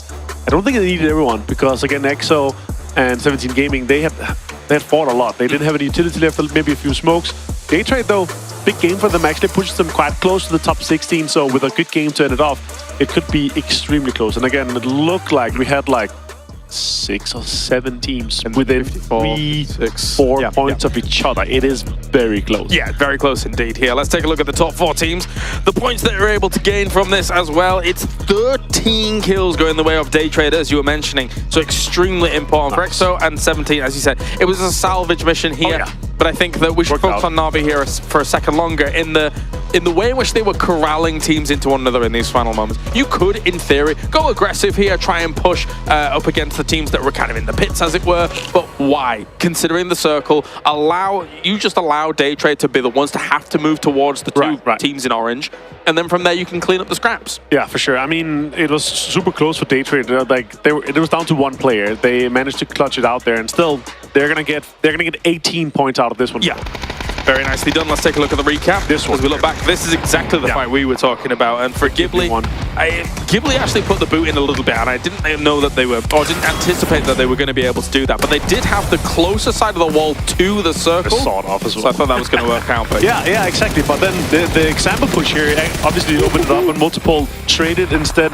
But Melman got out, and they managed to get both 𝗟𝗚 and 𝗟𝗚 out from this here. And then they pushed further on, of course, taking on multiple teams, and then crossing over and taking down 𝗟𝗚 in that case. Yeah. Important scenario for Na'Vi. And the time that they had was actually the reason why they were able to get this win here. Otherwise, they would have been down to 2 players. Not too bad at all, and day_Trade still tries to push on via their campaign. The fact that they were able to take out 𝗟𝗚, as I wouldn't say even cleanly as they did. I mean, yes, they had a knock. Yes, they unfortunately lost 1 in that with Belmoth going down. But considering that you're going up against what is arguably, in my mind, one of the best teams in the lobby at the moment, for sure, it is nice to see them being able to win out that fight. The pressure that they kind of sandwiched them a little bit as well. Like the timing was crucial for that one. So good to see from Na'Vi here. Coming in, taking the chicken dinner here, 9 kills, 19 points for them. Looking good, of course, and 𝗟𝗚 and 𝗟𝗚 dropping 3 and 4 kills. It's been a quiet tournament, for example, so far. I was thinking exactly. Great minds think alike, my friend. Well, yeah, that's true. But yes, I mean, usually, we talk about this quite a lot in terms of fantasy. He almost always is a guaranteed pick for me. Because even if he's not maybe getting the kills, or maybe they're not getting that far in a game, usually he's putting out all the damage regardless. But it has been quiet for him. A little bit uncharacteristic, definitely, but that just makes me think that, maybe later on they'll be able to pop off. But it will be 𝗟𝗚 for this one to get himself the man of the match. So much damage taken. 400 damage taken. That's a lot of damage taken. That's a lot of first aids, a potential lot of knocks that he had to get him off there. But yeah, it's good. I'm actually really interested to maybe dive into, once we're done here with the group stage, dive into some more stats here for man of the match. It's really interesting to see kind of what we haven't had any double digits yet. We haven't had that many 1K clubbers, and now, of course, 𝗟𝗚 is both on top in total damage and on the average survival time. So good to them. 𝗟𝗚 all the way across the board too. There are some slight shifts here in that 𝗟𝗚 and 𝗟𝗚 are the teams that are moving up in terms of average survival time. So, and again, impressive for 𝗟𝗚, I gotta say. I have to agree. They're not exactly the names that would roll off the tongue when it comes to the higher average survival time. So very good situation for them. It's 6 placement points coming in for 𝗟𝗚. But look at how heavy the top of this leaderboard is. 19, 18, and 10 for the top 3. Yeah, and of course, day_Trade, one of the teams here that really needed it, so good for them. But Na'Vi, 𝗟𝗚 already looking good, looking safe and sound inside the top 6. The question is really, how far is day_Trade going to be able to roll this off, but kind of roll the snowball effect into the next game here? Because now, as you see here in the overall, 58 point, there's 3-4 spots maybe to fight for, and there's 1 game to do so, James. So let's break it down. Top 16 goes to the winners bracket here. Right now we can see the top 12, of course. Guaranteed all these. For Twisted Minds, Yeah, pretty much guaranteed, unless something insane happens here in this next game. It needs to be like 5 teams. It's not happening. Okay, so 13th, 14th, 15th, 16th, 17th, blah, blah, blah, blah, blah. All of these teams, I would say, from Howl upwards here. Right, so still a chance. 3, 4, 5, 6, 7 teams fighting for 4 spots. Yeah. It's going to be close in this last game here, and considering, I mean, maybe we see a FaZe Magic moment once again. They're able to pop off in final games. However, it's not exactly gone their way here today. No, it's been a little bit rough. I think they had a lot of confidence in their hot drop in Pozo, and it didn't work out, of course, that well so far. Failed in Mirror, no? But the other hot drop where straight up give 4 points to a team that is competing with you to get into the top 16 is not optimal. No, definitely not. Definitely not. I think for Third Eye, it's going to be quite the reach, unfortunately for them. As a third chance in the losers bracket at the moment. I suppose they're going to have to work on it. Look at that. I see FaZe suck. Okay. Don't quote me on that, and don't clip that out of context. Because convert it into audio only. Exactly. To be fair, EXO, extremely entertaining. They are there. We keep hearing them shouting, very lively. It's the classic Aussie lads, right? They're always entertaining, always fun. Good to talk to them. Good to see them here having fun. That's what you gotta do here. First global win for these guys, and they're here to show it. And very likely to be going into the winners bracket. That is quite impressive for a first tournament of this magnitude for them. We will see. Hopefully, if they're able to get to the winners bracket, I want to see a shoey. That's what I want to see. For sure. That's what I want to see. As we take a look a little bit further here, Day Trade, obviously amazing points for them in this previous game here. It gives them an opportunity to move forward. One of the 7 teams that is fighting for these last 4 spots, I would say. So that's, if you're able to have such a good game here in the second last, but the penultimate game, as you usually say, right? That momentum, you have to be able to build that into the last one here. Yes. And actually, when you look at the 7 teams that actually have the potential of being able to take those 3 or 4 spots, right? I look at all those names and I think to myself, there's no Alia's not having any of that. No, he doesn't care. No, definitely not. There's no name there that I think to myself, okay, they're not going to really stand a chance. Right. All of those names stand a decent chance of being able to get to the winners bracket. It's very competitive this year round. And as we've seen before, we've seen multiple games where we've had double digits for 3, 4, 5 teams. And if you're a team right now here in the 55-point mark or 54, as we have a lot of the teams are, you're making 10 points. You are easily, and you're even crossing the Twisted Minds. Like, you're easily safe. Yeah. So we'll see here as I'm taking a sneaky look at what's going on that. I gotta say though, James, so far what we've seen from the group stage, it's been chaotic. It's been a lot of teams dying early. It's been a lot of hot drops. It's been a lot of fighting. Once we get into winners brackets tomorrow, we're not even having a short break. Going straight into tomorrow. We're gonna have a lot more competition and a lot more fights that's going to happen later rather than the hot drops, because it is so important. You're going straight to the grand final from there. Only top 8 spots are fighting for that. I would say concise competition. For sure. As you say, a lot of people dying off early in these games in the group stage. It has been chaos, but let's conclude the chaos here, as it is going to be the final game of the group stage. We are heading to the grassy pastures once again, as we are here for PGS 1, co-hosted by 𝗟𝗓𝗏 and VSPO. Erangel is where it will all end here. Some teams the winners, a few unfortunate souls going down to losers, and as the desk clearly covered, there are a lot of teams and very, very limited number of spots, but a lot of teams with a clear opportunity. So we're gonna what I want to ask you, Toby, is do we think we're going to be seeing some very, very safe, conservative play from those teams that are maybe have a lot to lose, or are they going to be throwing everything at this game the second their feet hit the ground? If you were to ask me theoretically in a scenario like this, I would say yes. If you were to ask me now, off of these teams and we've seen what they've done so far, I'm not so sure. Some of these teams do tend to go aggro early on, some of which it has helped, some of which it hasn't. I hope they won't, but I wouldn't be surprised to see some of them go aggro. What I will say, though, is the desk said one word. They said Twisted Minds is pretty much guaranteed. And if I know anything, that is when you say the word guaranteed, that is when you curse things. So Twisted Minds, you ain't safe just yet, because the desk might just have cursed you. Looking at the playing path right now, very, very hard to the east, but looking at all the teams dropping out, There is no hot drop here. Perhaps, yeah, no, even GEX and Ascend are separating from each other. EXO are driving through Cerberus' position you can see on the north side, but again, that's not really going to be for a fight.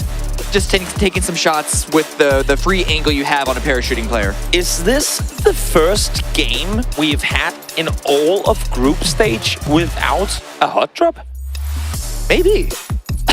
Did it take this many matches for us to finally get out of that? Yeah, actually, because last Erangel, EXO avoided phase on the north side, I think is what it was, but then Na'Vi dropped with Cerberus for vehicles, so I am seeing maybe some cars get tangled up on the north side. But yeah, we saw the circle. Again, hard to the southeast. This time around, it's not going to be faking us to Sovnaka. It is essentially, unless things go haywire, going to be around the lumber mill area. But this is what I was talking about on the north side. 𝗟𝗗, EXO driving next to each other, perhaps racing each other to Georgia Pole or Zorka, wherever it is. You say it's going to go lumberyard, but there are players that played yesterday's matches that are also playing this one.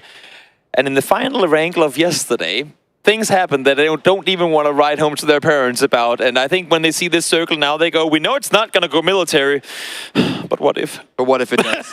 What if? FaZe would actually have a really good spot for that. Yes, they have to question how far away from this bridge do they really want to go, because at least for phase number 2, that would be the real deciding zone here. Yeah. I'm not the coach of FaZe, and nor will I ever will be, but I'd say maintain control of Milta. I think it's a pretty good place to be right now. Believe in yourself. You too can reach the high. I too, yes, true. It's, maybe something. No. Listen, if I was able to convince people to allow me to coach a Tier 1 PUBG team way back in the day, I'm sure you can as well. Maybe. Anyway, so yeah, again, listen, no hot drops. It's a very quiet early game for once. Now, a number of these teams, though, are going to be in, perhaps one reason why it is a quiet early game is because a number of them, like we just saw Cerberus, we saw EXO and 𝗟𝗗 drive around each other. It's just because there is no, wait a second. Wait, what? Wait, 𝗟𝗗 and, where are 𝗟𝗗? 𝗟𝗗? I'm losing position. I think they might actually still be driving each other. I don't, okay. 𝗟𝗗 is in South George. You're right, South George. Who are they driving next to? Okay. Yeah, South George. They blended in. My eyes are, I'm getting old here. My eyes are not what they used to be. But what I was saying, though, the reason why I think it's really, really quiet is because a lot of these teams are having to scavenge loot. EXO scavenge loot. Cerberus scavenge loot. HOWL, they're moving into a really strong position very, very early. That I hope that they have a lot of gear from where they were able to drop.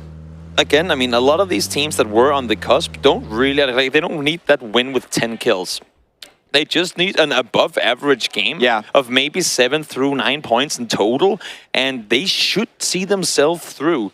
So for all of those teams, and most if not all, I don't think, to kind of back up what you were asking earlier, I don't think they are going to go super aggro early, because none of them, except for your 𝗟𝗓s, your potential day trades as well, who needs big games, they might go aggressive early on. Third Eye is actually the Third Eye, I would be looking at for that. I think 𝗟𝗓, I don't know. I have yet to see anything of them to. Yeah, they would have to completely change gears in this one. Third Eye, you can kind of stay the same, but they've been sort of slowly leveling up throughout this whole group stage, and they also have a really good position to get an early central spot here. It didn't work out for them the last time we saw them around Prison, Lumber Mill, but maybe this time they have learned from their mistakes. They were seeing a bunch of teams already rotate in, but teams like Danawa, teams like Petrichor Road that we just looked at previously, and Ghibli, close to the zone, but wanting to get as much loot as possible. Now, while we're looking at Third Eye rotate their way on through, I want to take your attention to 𝗟𝗓 and how they're currently positioned for everyone looking at the map. We're seeing Taemin here, as a matter of fact,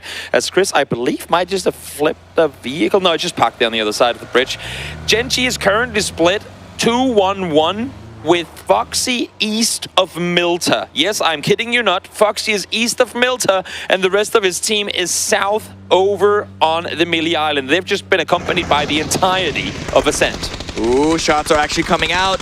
Taemin needing to avoid it, taken very, very low. 𝗟𝗓 with the angle, but can't find the final bullet. Nope. So 𝗟𝗓 pulling away from this one. Ascend arrived at that bridge, cut off the caravan of 𝗟𝗓, as you were mentioning. And so now these remaining players are probably going to have to go find a boat in Novo. Foxy's going to be there on the beach, as you mentioned, to sort of shepherd them all in. But that's still going to slow down and limit where they can move once they're able to get onto the mainland. And I mean, 𝗟𝗓 looted there, so they're well aware that they'll be able to to go down and get a boat should they want to. As you said, Foxy kind of secured main lane, but very happy that 𝗟𝗗𝗗 was not able to find that shot there, because that would have been... It was close. That would have been a... We need 27 points in this one to make it. We're 3 from the start. Yeah, we might as well just sit around for losers bracket.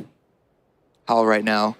Not literally dead center, but when you consider the potential phase 2 shift. Yeah, exactly. When you consider the weight that we want to give to the north for where this circle is going to go, it's a really good central position. Hiding down in the ditches. I say hiding. They're going to be posting up and really defending that strongly, but it's not a spot that you can really sort of lay terror over the surrounding areas. It's a limit to where your presence can be felt. Ascend now, after they pushed Gen G back towards Novo, now going to be going across. No one's really been holding these crossroads just yet. Na'Vi are nearby, 17 you can see off into the distance. And then Day Trade now rotating in from the north, just now passing Lipovka, going to be going up to that prison hill that we saw Ascend, that we saw Third Eye, all rotate into. Slow rotations coming through. You asked it earlier, are we going to see aggression? I think 7 minutes in and 64 still alive is the answer to that question. As the desk said earlier, it's been incredibly aggressive in the group stage. Hot drops galore and teams fighting time and time again. But here, too many teams have too much at risk to dare go out and play aggro here in the final game of the group stage. Curious that Taemin and PO are not taken on a boat. I wonder if the info from DG and Foxy is telling them, hey, Ascend have crossed, but Ascend are still on the north side of that bridge. Now, Novo in that section of Millie is still in the circle. So it is quite possible that they're just going to wait and see where phase 2 goes. They could be crossing their fingers and hoping for a southern shift, because then they have those players already in position to take care of that. But a bunch of other teams still need to make their way inside. 𝗟𝗗𝗗 are actually still looting up, crossing paths with 𝗟𝗓𝗓 and 𝗟𝗏 slowed down their rotation so hard that they're getting loot in the blue. Now, is there a good reason, or any reason at all, for Gen G to leave their 2 players on Melee Island? I don't necessarily fault it. It's a very, very, very small chance of it to go there, but they need a massive game. And playing slow out of Milta, even if it does go north, won't net them a 17-kill win. I simply don't believe so. On the other hand, if it goes south and they already now have Observatory, against the odds, but you already are against the odds with the amount of points you need to accumulate. Why not just throw everything on one number on the roulette and hope for the best? I think they're keeping to an Observatory for 1 minute and 23 seconds longer, praying to the PUBG lords that this one somehow swings south. I'm trying to think about where the circles could go. If it's going to shift all the way to the north, then Ascend are going to leave and give them that pressure. Well, you know what? We can look to see what happens when we see the phase 2 in only a minute's time. 7-7 now shots onto 𝗟𝗗𝗗, who are just trying to get away from this whole situation. Oh, but this caravan is only being pushed into a continual... Is this a trap by 𝗟𝗏𝗗? Yeah, I mean, a Sprit setup. I don't necessarily think it's a trap, because then they probably would have grouped up more, but definitely a sense of them kind of spreading out the sensors here. They're wanting to make sure that they have a good idea of where they're pushing into the circle from. So setting a little, spreading out a little bit, but they're claiming information and successful in doing so. They saw where they went, they saw how they crossed, and now they know that they have no one playing in from behind them.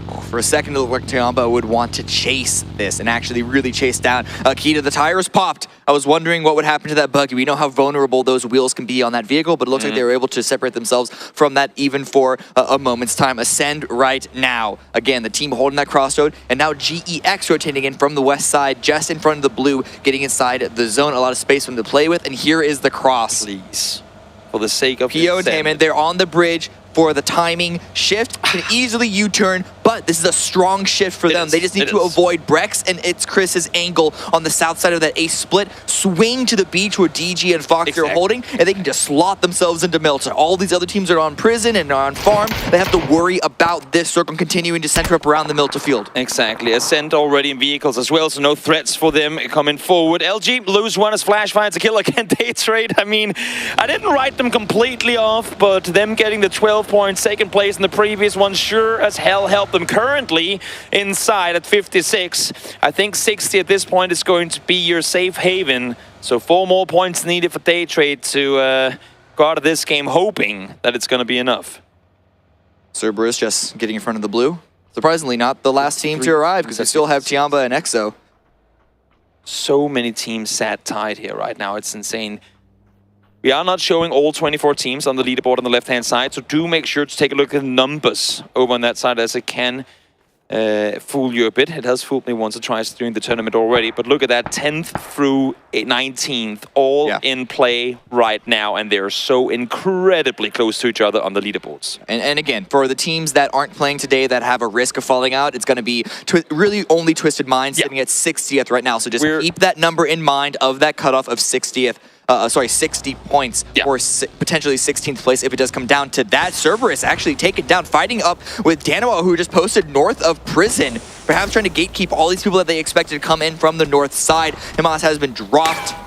Should get revived, but the peppering shots are just not stopping. And here comes 𝗟𝗓 from the north. They pulled away from 𝗟𝗓, and if they spot what's happening in front of them, this could be curtain for Cerberus. Yep, sure could be right now. It's teams that don't really have a whole lot to lose in this one here that are being taken out. And 𝗟𝗓 able to find the shot onto him, as taking him out. I don't believe that they'll stick around to try and go for the rest. Nope, not going to happen. 7-7 claims it, and 𝗟𝗓 yet again able to rack up kills. We've seen it time and time and time again in the tournament so far. This time around, does not fail either.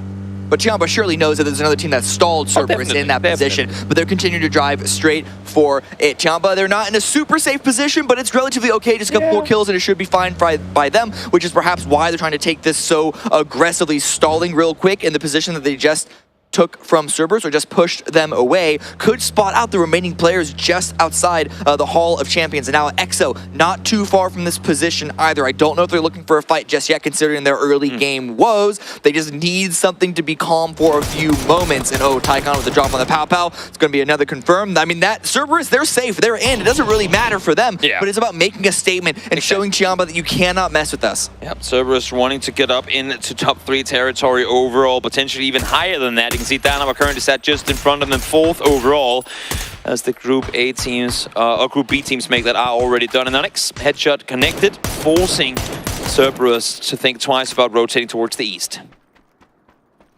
Yeah, Danoa right now, they're just focusing on the north side. They have yet to really take control of the high part of prison, which is what you need in order to go south from that spot.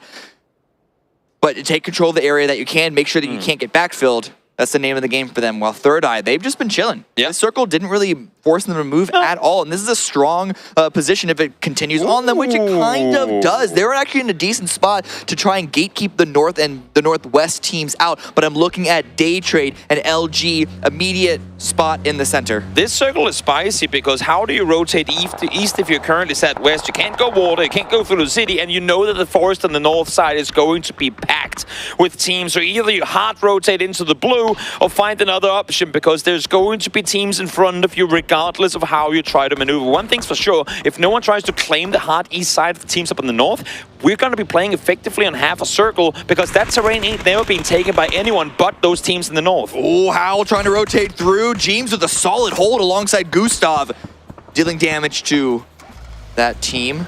FaZe with a nice little spread of their own. And a big casualty of Howl here as well. They need a good game. Again, 60 points should be your safe haven. They're currently sat 11 points out, so losing one this early, not what they would have wanted, especially in a player that has proven to be quite useful on the team thus far. Battlegrounds Road now, pushing on through. They're going to be moving through 𝗟𝗓 if they stay on this angle. A lot of other teams from that north, from the northwest, have been avoiding and sort of feeding the line through and finding the spots. So that means that the spots remaining are very, very limited. And now 𝗟𝗓, it is their next turn to go through the gauntlet. Not enough shots, and actually some good return fire from Empty from the passenger side of that vehicle. 𝗟𝗓 does go out in the meantime, so that's going to be another slot potentially open depending on how things continue to develop here. But FaZe again, trying to get the damage, trying to get the kill, and 𝗟𝗓 is able to get that knock. Hykerman also goes down, Rain also goes down, and the blink of an eye, 𝗟𝗓 clan are eliminated. And who racks up the points? It's Howl. They needed them desperately, and they find them here. 𝗟𝗓 finishing out this one at 58. Will it be enough? Currently sat in 12th. This one is going to be so insanely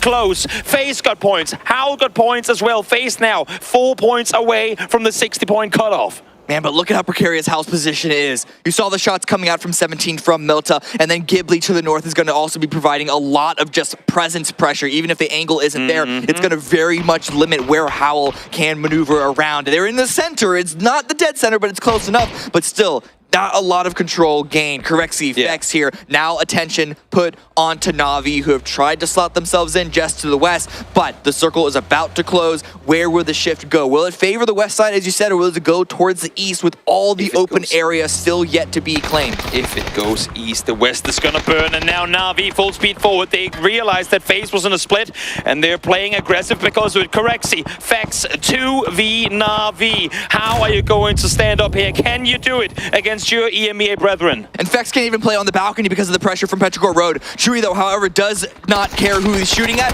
It's going to be a knock against Na'Vi, and now they're playing on the long run. They're jumping out of the building.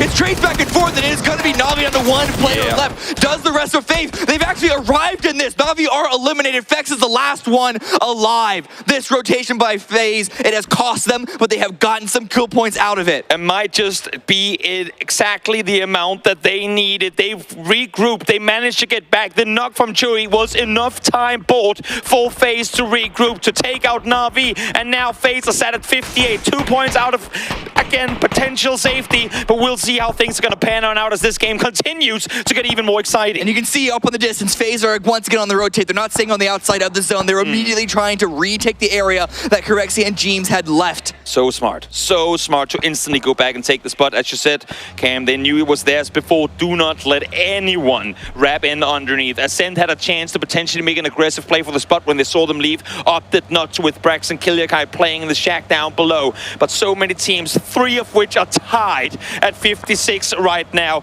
and 17th place currently sat just 2 points behind that. This, out there, viewers, is going to be a hell of a final group stage game. GEX, one of those teams that are tied, able to slot on through and find the access to the zone through the beach. For a second, I thought that Gen.G might want to really gatekeep this position, but they are an incredibly conservative team. They continue to play that way, and GEX are able to find the space and able to get a spot that's actually not bad for information gathering. Danwa now here on that northeast of the zone, pulled away from the prison hilltop, finding the hard cover of the compounds just outside of Milta Power. And again, this shift not going fully towards the east, but favoring it somewhat, gives them a position to post up. But then the Gen.G versus GEX, we're going to be looking at this once again. GEX finding a compound, not in the center, but it's a compound. And they, like so many other teams, mostly from the north, have been driving a lot here. So to even just a small moment to take a breath will be welcome. I like that Gen.G's coming on the southern side and has a compound under control, but again, thinking of what they need in order to qualify, sitting tight in a compound, letting everyone else fight, letting those kill points go away from you ain't gonna cut it if you want to make your way into the winner's bracket. This ace 2-2 that you referenced earlier could actually be incredibly important. Huge. Even if the circle doesn't swing to the left, having 𝗟𝗟 and Brex there in that small little shack is just what they need to be able to have a line into an east or even a north shift there.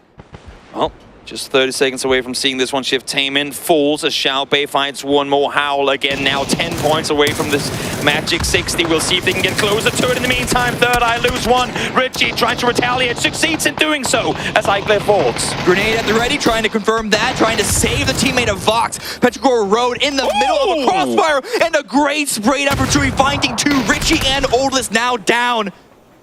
Milt does go down in return. Let's see if 𝗟𝗟 can find the thirst the last. Let's see if he can get it. 42. No, falls as well as Adam prevails. Able to stand strong. One more left to put out with, and it is going to be the support. AC later showing up, but finds it in the end. And with no one left around to try and punish them, he should be able to get all 3 back alive. Look at the HP of him. 6 HP was the difference between Adam winning that 1 versus 3. 𝗟𝗟, they are going to be in the loser's bracket, but what a showing. And this is a team that is continuing to develop here at PGS 1, but now 17, they dealt some damage to Gen.G, but this shift to the east, they want to put their focus on Ace right now because they are looking like they want to go through that line that Ace are currently holding. Sure could. The Mad, we see the replay here of the play earlier from EXO. They tried to come in, but instantly demolished as Howl was sat there, allowing for FaZe to regroup. Gustav does go down, but the damage is done in return. Alia tried to flank around, but teams found him, and that was how Na'Vi fell as well. 13th through 19th, all within 8 points. Look at this by FaZe. It's a flank up to the north side, but 𝗟𝗟, he's gonna show his presence. Drop AZ, confirm that. They don't care about getting into the late game. They know that they have a lot of people in front of them. They just want to get the points that they can find, and that is just 1. 12th place right now, looking really confident, but they're not stopping. They're trying to go for more. 𝗟𝗟 dropped very, very low. 𝗟𝗟 staying out in the blue for that angle. They know they're only 2 up. They need to find all the easy points that they can and catch them while they're rotating. Why wouldn't you? Correction now. Got to start healing as the blue is on in phase 5 hurts, and it's going to turn to phase 6 in just a moment. 𝗟𝗗𝗗 able to get out of there, able to get away. Fex though stealing one. Huge for them as they finally make their way into the 60 points. 𝗟𝗗𝗗 Road finding themselves a rock just barely inside the zone, right next to 𝗟𝗟𝗗, and they have Ace and FaZe. Well, Fex does go down to the blue. Deny. Yes. Smart. So many teams you do not want to give points to right now. 17 in the meantime in shambles. They are 10 points away from the point they want to get to, but just 2 left alive now. Lil Ghost, 𝗟𝗔𝗡𝗗 alone down on the southern side. GEX behind them on one side. 𝗟𝗔𝗡 trying to now push in from the other. Jax now have a line onto Gen.G, are trying to push in, as you say. Foxy up, have an opportunity to get a revive. This position, this car fort, car shack, whatever you want to call, is gonna allow them to go for the revives, but still gotta continue to move. Ace are removed in the meantime. 15th place, can maybe hold on, but with more kills going up for 𝗟𝗟𝗗, now get replaced. They are on the bubble. Day Trade need to last one more team for the placement point to tick them over. Ascent, they were so close to winning the PEC to qualify, but in the very last second of the game, that win was taken away from them, and this might just be a similar case of them being on the cusp, but simply being a single point short. 𝗟𝗟𝗗 currently sat in 15th. GEX up above. Now shots being fired aside. Nonyx finds a GEX member. They cannot risk taking casualties here. They are on the south, but they're in a well-controlled position. They need to prioritize getting these reses up. But as I say that, Leo is confirmed. Look at this spread by Danawa. They are taking the space as you expect from them, but the space is not rewarded with the zone. It is going to go to hardship down towards the south. This is great for 17. This is all right for Gen.G. You even have LG, who have just been sitting pretty this entire time, and GEX Day Trade. Both loving this because they still want to get those points. Norins now with the kills on to 17. They are officially replacing Ace. Ace are out. The one team that we have to wait, can they make it into the 16th place, is 𝗟𝗚𝗗 and Lil Ghost from 17. Maybe, perhaps, a miracle can happen there. A 10-point solo performance. If there's a time to pull it off, Lil Ghost, now would be that time. 𝗟𝗟𝗗 trying to stay put. Currently sat at 56. Once more, of course, do not want to allow for 𝗟𝗚𝗗 to potentially push back into this one. They are the team to have to make a move. But so is 𝗟𝗚𝗗. Imagine these two teams taking the fight upon themselves between one another, taking the 3v3 for the potential qualifier spot. That could become the case depending on just how 𝗟𝗟𝗗 opts to rotate through this one. Got Loki on the rooftop so early on, not worried about getting knocked. I mean, they need to get the knocks in their own favor to make their way into the zone safely, but they're just trying to take out 𝗟𝗟𝗗, who aren't really a threat to them. It's all just about removing targets where you can. Here they come. 𝗟𝗟𝗗 down the hill they go. 𝗟𝗏 finds the first one as 𝗟𝗏𝗃 goes out, but there's only one team they do not want to give these points to. So far they're safe, but not for much longer as Tycon finds the other. 𝗟𝗏 finds the third glass. Solo play left alive, spotted, and there they go. 𝗟𝗟𝗗 out, still in, but so incredibly close. But this is an opportunity for 𝗟𝗚𝗗 to replace them, to jump over them. Day Trade as well, continuing to climb higher. GEX as well. As long as those two teams stay alive, they will not be replaced. But look at 𝗟𝗚𝗗. They're on the northwest side. They are on the hunt. They know the opportunity that is in front of them. And now that Cerberus have taken out 𝗟𝗟𝗗, do they know that there is a team to their west? They could just be so focused on these two members of Danawa that will give 𝗟𝗚𝗗 the opportunity to strike. 3 points off the tie. Not sure who's going to win it in that case. We do count the placement points higher. 𝗟𝗚𝗗, though, losing one. They've already lost one early. So now down to 2. Make that down to 1. They're just 3 points away from the tie. And now with only Ruin left alive, can they pull it off? Shots connected from Luminosity as the transition proves fatal for 𝗟𝗚𝗗. 1 player left alive. Ruin, you gotta find it. Tycon with the grenade. It looked like the right angle, but just not far enough. He just needs to survive for one more placement. No, he needs to survive 2 more. And now PO sending it in onto the Lil Ghost. That's going to be 17 out. It's only PO up for Gen.G, and Luminosity have the line. Points confirmed. Will he be enough? He still needs another 3 to make his way on through. He's seen now though, 𝗟𝗏 running forward, the Ruin of Dreams, potentially, no, Howl! Ruin able to take him down, double headshot confirmed, but needs to prone down immediately after. He knows the importance of getting the flush here, but 𝗟𝗏 ain't gonna let him have it easy. It's just 𝗟𝗏 left alive, stay alive for longer. Ruin with the nade confirms, 2 points now off. One more team elimination would be another point granted to Ruin. This is so incredibly close, and it has got Ruin written all over it. It's a one-man performance, should it be able to make its way on through. Look at 𝗟𝗏. They also want to collect these points just for a show of power. Just for a show of power. 𝗟𝗓 have been eliminated. 16th. That's it. Howl have done it. They've replaced 𝗟𝗏. 𝗟𝗏 are out of the winner's bracket. Howl are in. But let's see how the rest of this game unfolds. How high can Howl get? How much of a statement can Ruin make? And how much of a statement can 𝗟𝗏 make right now? It's all on to 𝗟𝗏 to hold this out for 𝗟𝗏 to try and replace them. This is the top 3 ranked teams still in this lobby, but 𝗟𝗏, they're conceding. The blue, the timing, not in their favor. They're going to back away from this one. They're going to let these solos continue to play this one out because they need to focus on the small few pieces of the terrain that they can get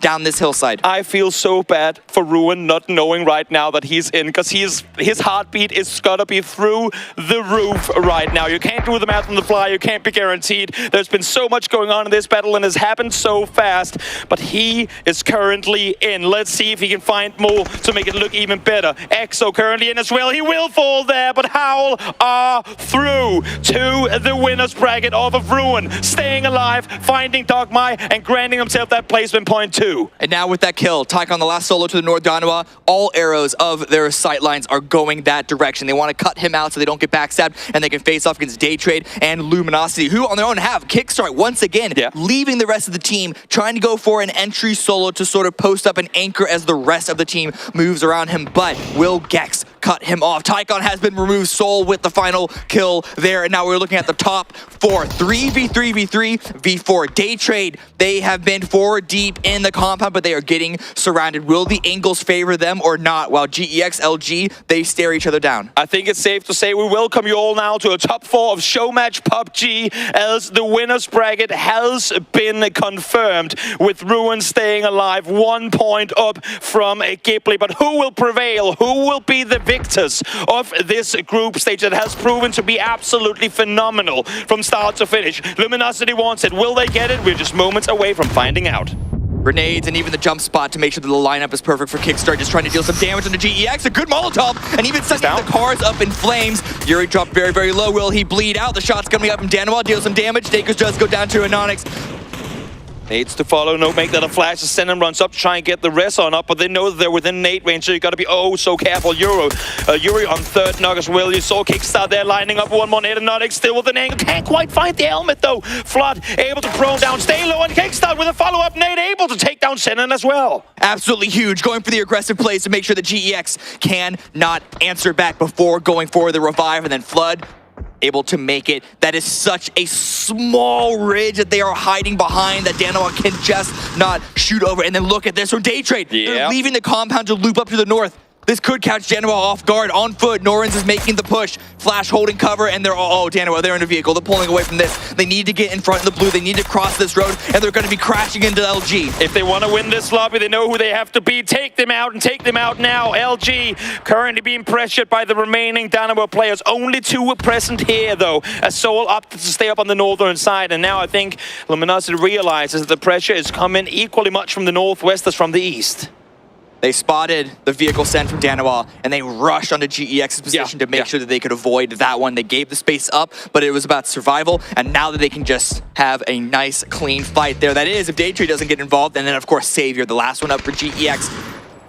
As things slow down here, as I say, they're not going to slow down at all. Soul wants to fall, but off of that, as things slow down for a brief moment, credit to 𝗟𝗏. Coming into the last one, we said, who is going to be able to pull off the amazing back-to-back? 𝗟𝗏 got so many points the previous one, now top 4 again, to be able to claim their top spot, to be able to claim their journey into the winner's bracket. And they're not done yet. Flash, though, does fall Savior. Solo player left alive, but still pegging a punch. Daytrade, they upset 𝗟𝗏's position on the north side, but now having to cross back that road, we saw how dangerous it was for the Korean team. And now Savior, the lone player from 𝗟𝗓, dealing the damage where they can't. Kickstart once again, jumping for the grenade throw. Grenades answering back, and Loki is on a very, very aggressive push, trying to peek through the windowsill. Flood giving some information. They didn't know that Loki was this close. He's getting the shots, and Kickstart immediately stands back up to answer back. And now it is all down to Anonix. Caught between two downed members. What decision can he make?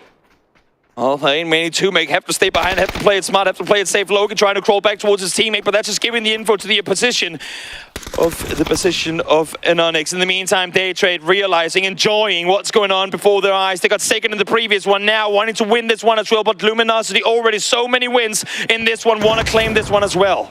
Good chills here pushing from the north side. They are surrounding and they are closing their grip onto LG spot in the corner. The revive is going to be coming on through to Flood, but with Anonix there on the left, Kickstart is barely avoiding the grenades, but the car did not. The car goes up in flames and Kickstart with it. More grenades follow through. Snake goes down very, very low. Flood is now knocked. Snaker's the last one up. Anonix the last one up for Danoa, and this Daytrade, it is their game to lose. They are throwing all the pieces of utility. The shots come out, and Anonix gets the knock. Norin's the last one up. Daytrade are gone. Snakers, what can you do? They thought they had it, but the solos in the fields of grass was too much for them to be dealt with. They made aggressive plays, but ran in between Anonix and Snakers, and they take them out as a result of it. 1v1. Danoa versus Snakers. Snakers, does he go for the rest here? No, he can't. Flood sat behind there. No raid to commit to that one. Flashes work, but it's an off angle. Anonix hold this one, and it should be yours. Spots him, takes him down, and Danoa victorious once more.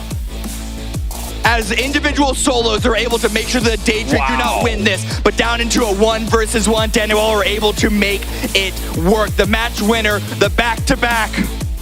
What a game. What an absolutely insane finish. Ruin able to not only stay alive, but to take out one with him. Duck my fall, stays alive for 10 seconds longer to see the downfall of 𝗟𝗓, allowing him the placement point to qualify over ghibli. What a finish to an absolutely phenomenal group stage. What a strong run for a number of these teams making their way into the top 16, and what a final surge for Howl. But at the end of this round, we saw the two teams at the top of the game, top of the current leaderboard, Danoa and Luminosity, from opposite sides of the world, coming here at PGS 1 and showing us this is group stage. This isn't even the grand final, and they are showing us that these are the two teams to beat. Top 16 winners bracket starts later this week. Going to the analyst desk to wrap the day up.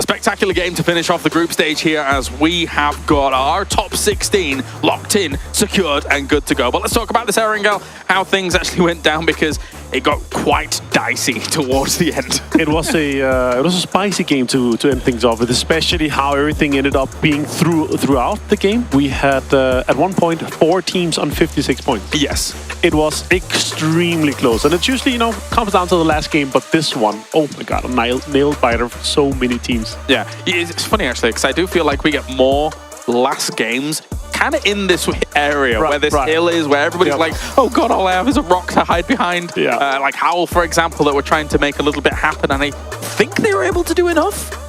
Yes. That's kind of crazy. That was way closer than it should have been, for sure. Closer. Ruin actually clutched it out, managed to get that extra kill there. But yeah, there are so many teams, and we're talking about we might be ending up where Twisted Minds are going to be a little bit scared, and like it ended up being a little bit lower than that, but it was so close. And of course, Day Trade as well, with the last 2 games having some really good performance here, obviously puts them in a good spot and puts them in the top 16. Yeah, absolutely, absolutely. So with how everything kind of concluded there, again, a bit of a nail biter for some of those teams, as you're mentioning, so many kind of really on the cusp of being able to move on through. Day Trade obviously was able to make it through and the way they were able to do this, but Daniwa up towards the top with 7 kills. Luminosity once again with 8. There has been a significant amount of sponging, and this is me not memeing. This is actually a little bit scary going into the winners bracket, considering the power that these teams have shown here throughout the groups. The amount of tier lists that I don't like at all in general, but the amount of tier lists I've seen that has Danawa and Luminosity Gaming as the only 2 S-tier teams is insane, and it actually is a testament to this. Another team that should have been in S-tier so far, what we've seen from Goose State, is actually Cerberus. They've really put themselves in here, and I am really excited to follow them going forward. That's actually a really good point, whilst we watch the recap, because Cerberus for me, yes, okay, PGC, we saw 𝗟𝗗, we saw what he was able to do. Regionally, we saw how good they were, stuff like that. But internationally, even after that, I was still not a doubter, but just question marks around. Right. I think all of that has been dispelled completely. 100%. You can't look at them as a team that's just maybe going to get you know, middle of the pack. They are looking to contend for titles or Cerberus on this stage. Even how they're able to get out of Alpha Lobby or Hall of Fame or whatever you want to call it. Yeah. And 𝗟𝗟 was out there scouting and managed to get onto the eastern side and then getting into this Wizard Tower that ended up being very explosive for a lot of teams that tried to get in there. And they completely denied entry for so many teams. Managed to take Howl down, managed to take Ghibli down, and deny Ghibli a chance to get into the top 16. Yeah, very, very important there for Ghibli. As you say, they are Dunzo. Will not be getting to the... What's so funny about that? They're Dunzo. They're going lower. You're feeding them to Gibbers right there. I will say, though, overall, I do think when you think about a team like Ghibli, it's been a bit of a decline since their previous rosters, and I wasn't surprised that they weren't able to make it, but let's take a look. Good old 𝗟𝗟 popping off here. 6 kills to finish things off. 860 whatever. Almost a 1K club, but still, it's gonna... Because we've not seen that many +5ers. We've seen some 6s, 7s. Yes. It's been rare, so he's gonna put up the average a little bit there, but still, no like insane games yet, where we're talking 1,000 damage and 10 kills, double digits. But of course, this is always going to be 𝗟𝗟 here too. Good to see, and you actually see in the average here, he's putting on top on everything here, James. A man of the match, and it is not an international without an 𝗟𝗟 moment, I think. And here, being able to completely shut down any last movements that were going on there from Luminosity. I mean, all he had to do was hold a single angle, and then that was... Someone like 𝗟𝗟 is not going to miss those. For sure, like he's literally just waiting for the corner and holding it. Pretty good utility coming out of Luminosity there. Good chance, but no, it didn't happen. Oh my god, Cerberus actually managed to get the most total kills here, Calaris. What a change-up. Yeah. So not only that, but Luminosity takes top damage as well. But Cerberus, #1 in kills, that is, we applaud that. What a performance they've put on here in the group stage. And again, it reinforces the notion that you can't doubt this team at all anymore, considering it's not only the fact that 𝗟𝗟 is good, it's the fact that the rest of the team, since PGC, since the regionals, stepped up around him here, and it's an extremely formidable threat. Yeah, really like the games we've seen and how 𝗟𝗟 has been doing and how 𝗟𝗟 have been doing. The clutch that he did inside Curry to 𝗟𝗟, that was crazy. Of course, 𝗟𝗟 scouting, making sure that they're getting forward while everyone else is focused on getting the kills here. But the match leaderboard here, 17 points for danawa. 𝗟𝗟 again, 14 double digits all over the board here in Day Trade, putting themselves safely inside the top 16. Yeah, very, very close for some of these teams. They had to make it happen in this last game. The heat was on, and they were able to thrive. So very important to see that actually occur. Let's take a look at the overalls now. This confirms, firstly, our top 12, as you can see here. Interestingly, as we said, Twisted Minds has fallen off of this page. Yeah, but Day Trade, GEX is in there, and of course Sonics and everyone else that you know that have been there. But Luminosity Gaming managed to take home the win, if you may, for the group stage. 126 points, very impressive. And in general, look how close it is as well. The Cerberus, 4AM, New Happy. It's our obviously top pack, danawa, Luminosity Gaming, close. They're fighting it out, but we have a big kind of top pack that is following them close. And if they hit the right day, if they hit everything with good mental, everything, and the morale is in the very top, we have a lot of teams contending for this global championship here. I will say, if Cerberus figures out their placement points, Oh my days. Look, look at the disparity. It was like 27 placement points to 74 kills. So very huge. So Twisted Rise does make it through, as we mentioned, in 13th place. It's FaZe, it's EXO, and Howl is able to eke out 16th spot. So for EMEA, we do get a lot of teams through. However, not exactly the biggest of showings for EMEA as a region. No, a little bit disappointing on that end. I will say this though, 2 points missing out. 2 teams missing out by 1 point. Yeah. That is just so sad for them. So here is the winners bracket. Tomorrow and the day after, we will be finding out exactly how these teams are going to fare and which 8 teams will be moving on to the grand finals. Avenger, what do you make of the lineup? I mean, obviously, we're looking at this the safe side of things. We're going to have Luminosity Gaming, Dynamo, Cerberus. That's going to be safe. 4AM, New Happy. It should be the teams going through. Then there's a little bit more questions, of course. We have Sonics. They don't have 17 Gaming in the winner bracket. They're very likely to have Picado Pachinki to themselves. They had a very formidable day one. And that's the reason why they're able to be hot dropping 17 Gaming. So I could see Sonics come in and do quite well for themselves too. And tomorrow we will have Erangel Miramar. Erangel Miramar. Yes, that's what we're going to have. So starting things off a little bit differently. But again, for the winners bracket, it's 12 games. Right. Make that happen. Get top 8. Get to the grand final. If you're bottom 8, you go down to the lower bracket with the bottom 8 teams from this group stage. Yeah, and a little bit of analytical predictions for the winner bracket. Gimme. We've had a little bit of exciting tweets coming out too. There is some teams that are saying, we're exciting to see you guys in the winner bracket. We're still going to be hot dropping you. This is our loot spot. So how chaotic all we've seen from the group stages. How many teams have been dying early, how little pressure there's actually been on the circles, how much space there's been. That could continue a little bit into the winner's bracket. We'll see. It could, but it will hamper your chances of being able to get through to that grand final, right? So, I don't know. Maybe there's some negotiation, maybe there's some deliberation. Who knows? Probably not, though, considering how tenacious the teams are that you are mentioning in this moment. But anyway, thank you very much, Avenger. Thank you very much to everybody tuning in around the world. It is time to head off to the interviews here to round things out, to hear from the lobby leaders moving through into the winners bracket.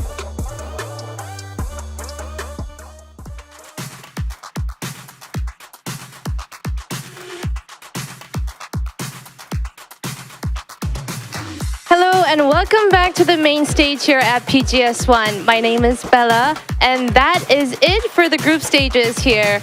Wow, we've had some terrific games today, and I'm more than eager to meet the players themselves to talk for an interview. First up, we're gonna have Kickstart's Luminosity Gaming join us for the interview. Please welcome Kickstart.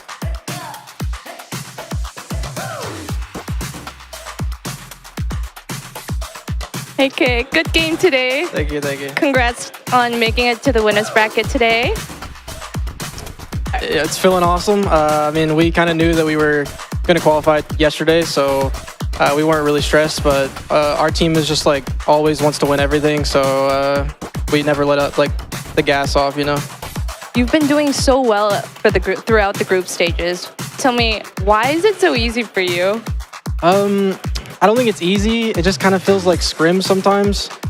I don't know. Like, people play so much differently than we do. We don't do anything special. I don't know though, but I haven't been on like a different team in a while, so I don't know. We just kind of like stay alive and win the game most of the time. It's just natural. It really is. Naturally good at it. What's happening? I don't know. Okay, could you walk me through the crazy grenade kills that you made in match 4? Well, I just randomly knew that like we needed to kill that team in that dip, even if we got zone or not. So I kind of just drove into like a random spot and made sure I was safe, waited for their smokes to dissipate, like so they couldn't be prepared for it. Then my teammates just told me exactly where they were, and I just threw the nades at them. It was just probably the simplest play I've ever done. It was some quality teamwork, made you all the kills. And I've been dying to ask, I noticed you've made like a little gesture, like a pose after match 2 at the cameras. Yeah. What was that, and could you do it again for the fans? Sure. I was just told that it was the new Korean heart, so might as well. You know, we love the Korean fans. The cheat card. Yeah. You know, could you show it? Yeah, you want to do it with me? Okay, let's do it. Okay. All right, on 3. Let's do it. 1, 2, 3. There. Thank you so much. Good luck to you tomorrow, and we'll see more of you at the winners bracket. Bye-bye. Bye, Kick. That was Kickstart from Luminosity Gaming's What a Game, right? And next up, we're going to have 𝗟𝗔𝗡𝗗 from 𝗟𝗔𝗡𝗗 join us for the next interview. Please welcome 𝗟𝗔𝗡𝗗.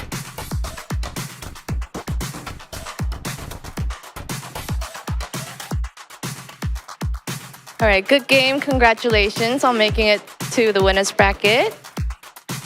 恭喜你进入，恭喜 Paro 进入胜者组的比赛。谢谢。Thank you. Okay, things weren't working out like the best for you on day one, but you did so well today. What changed for you? 所以在小组赛的第一天 ，Paro 没有打出理想的成绩，但是今天的表现非常好。所以你们就是做出什么调整吗？因为第一天我们有跟 Twistman and PTG 在揉点，然后第二天没有这种情况，所以说发挥的会好一点吧。Okay, so day one, they had a fight with Twisted Minds and PTG, and it did not came out well. So they adjusted from that mistake and just gradually adapt from that game. So you're not afraid to make changes. That's impressive. That's a good mindset. Okay, next up. You're going to be meeting the other 15 teams tomorrow for the winners bracket. Do you have a message to the teams you're going to face tomorrow?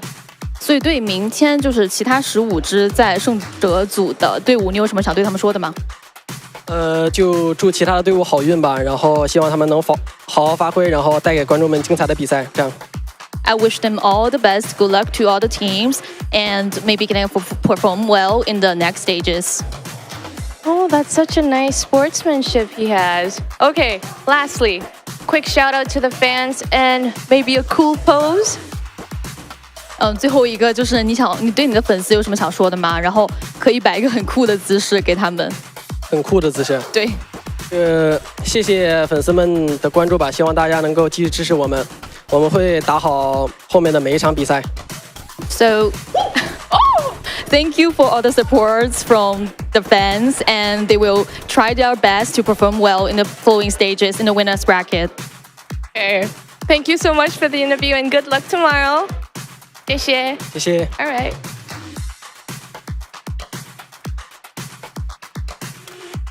That was 𝗟𝗔𝗡𝗗 𝗟𝗔𝗡𝗗 for the interview. And that is a wrap for the group stages here at PGS1. We're going to be seeing more PUBG actions as we move on to the winners bracket, which start same time, same place.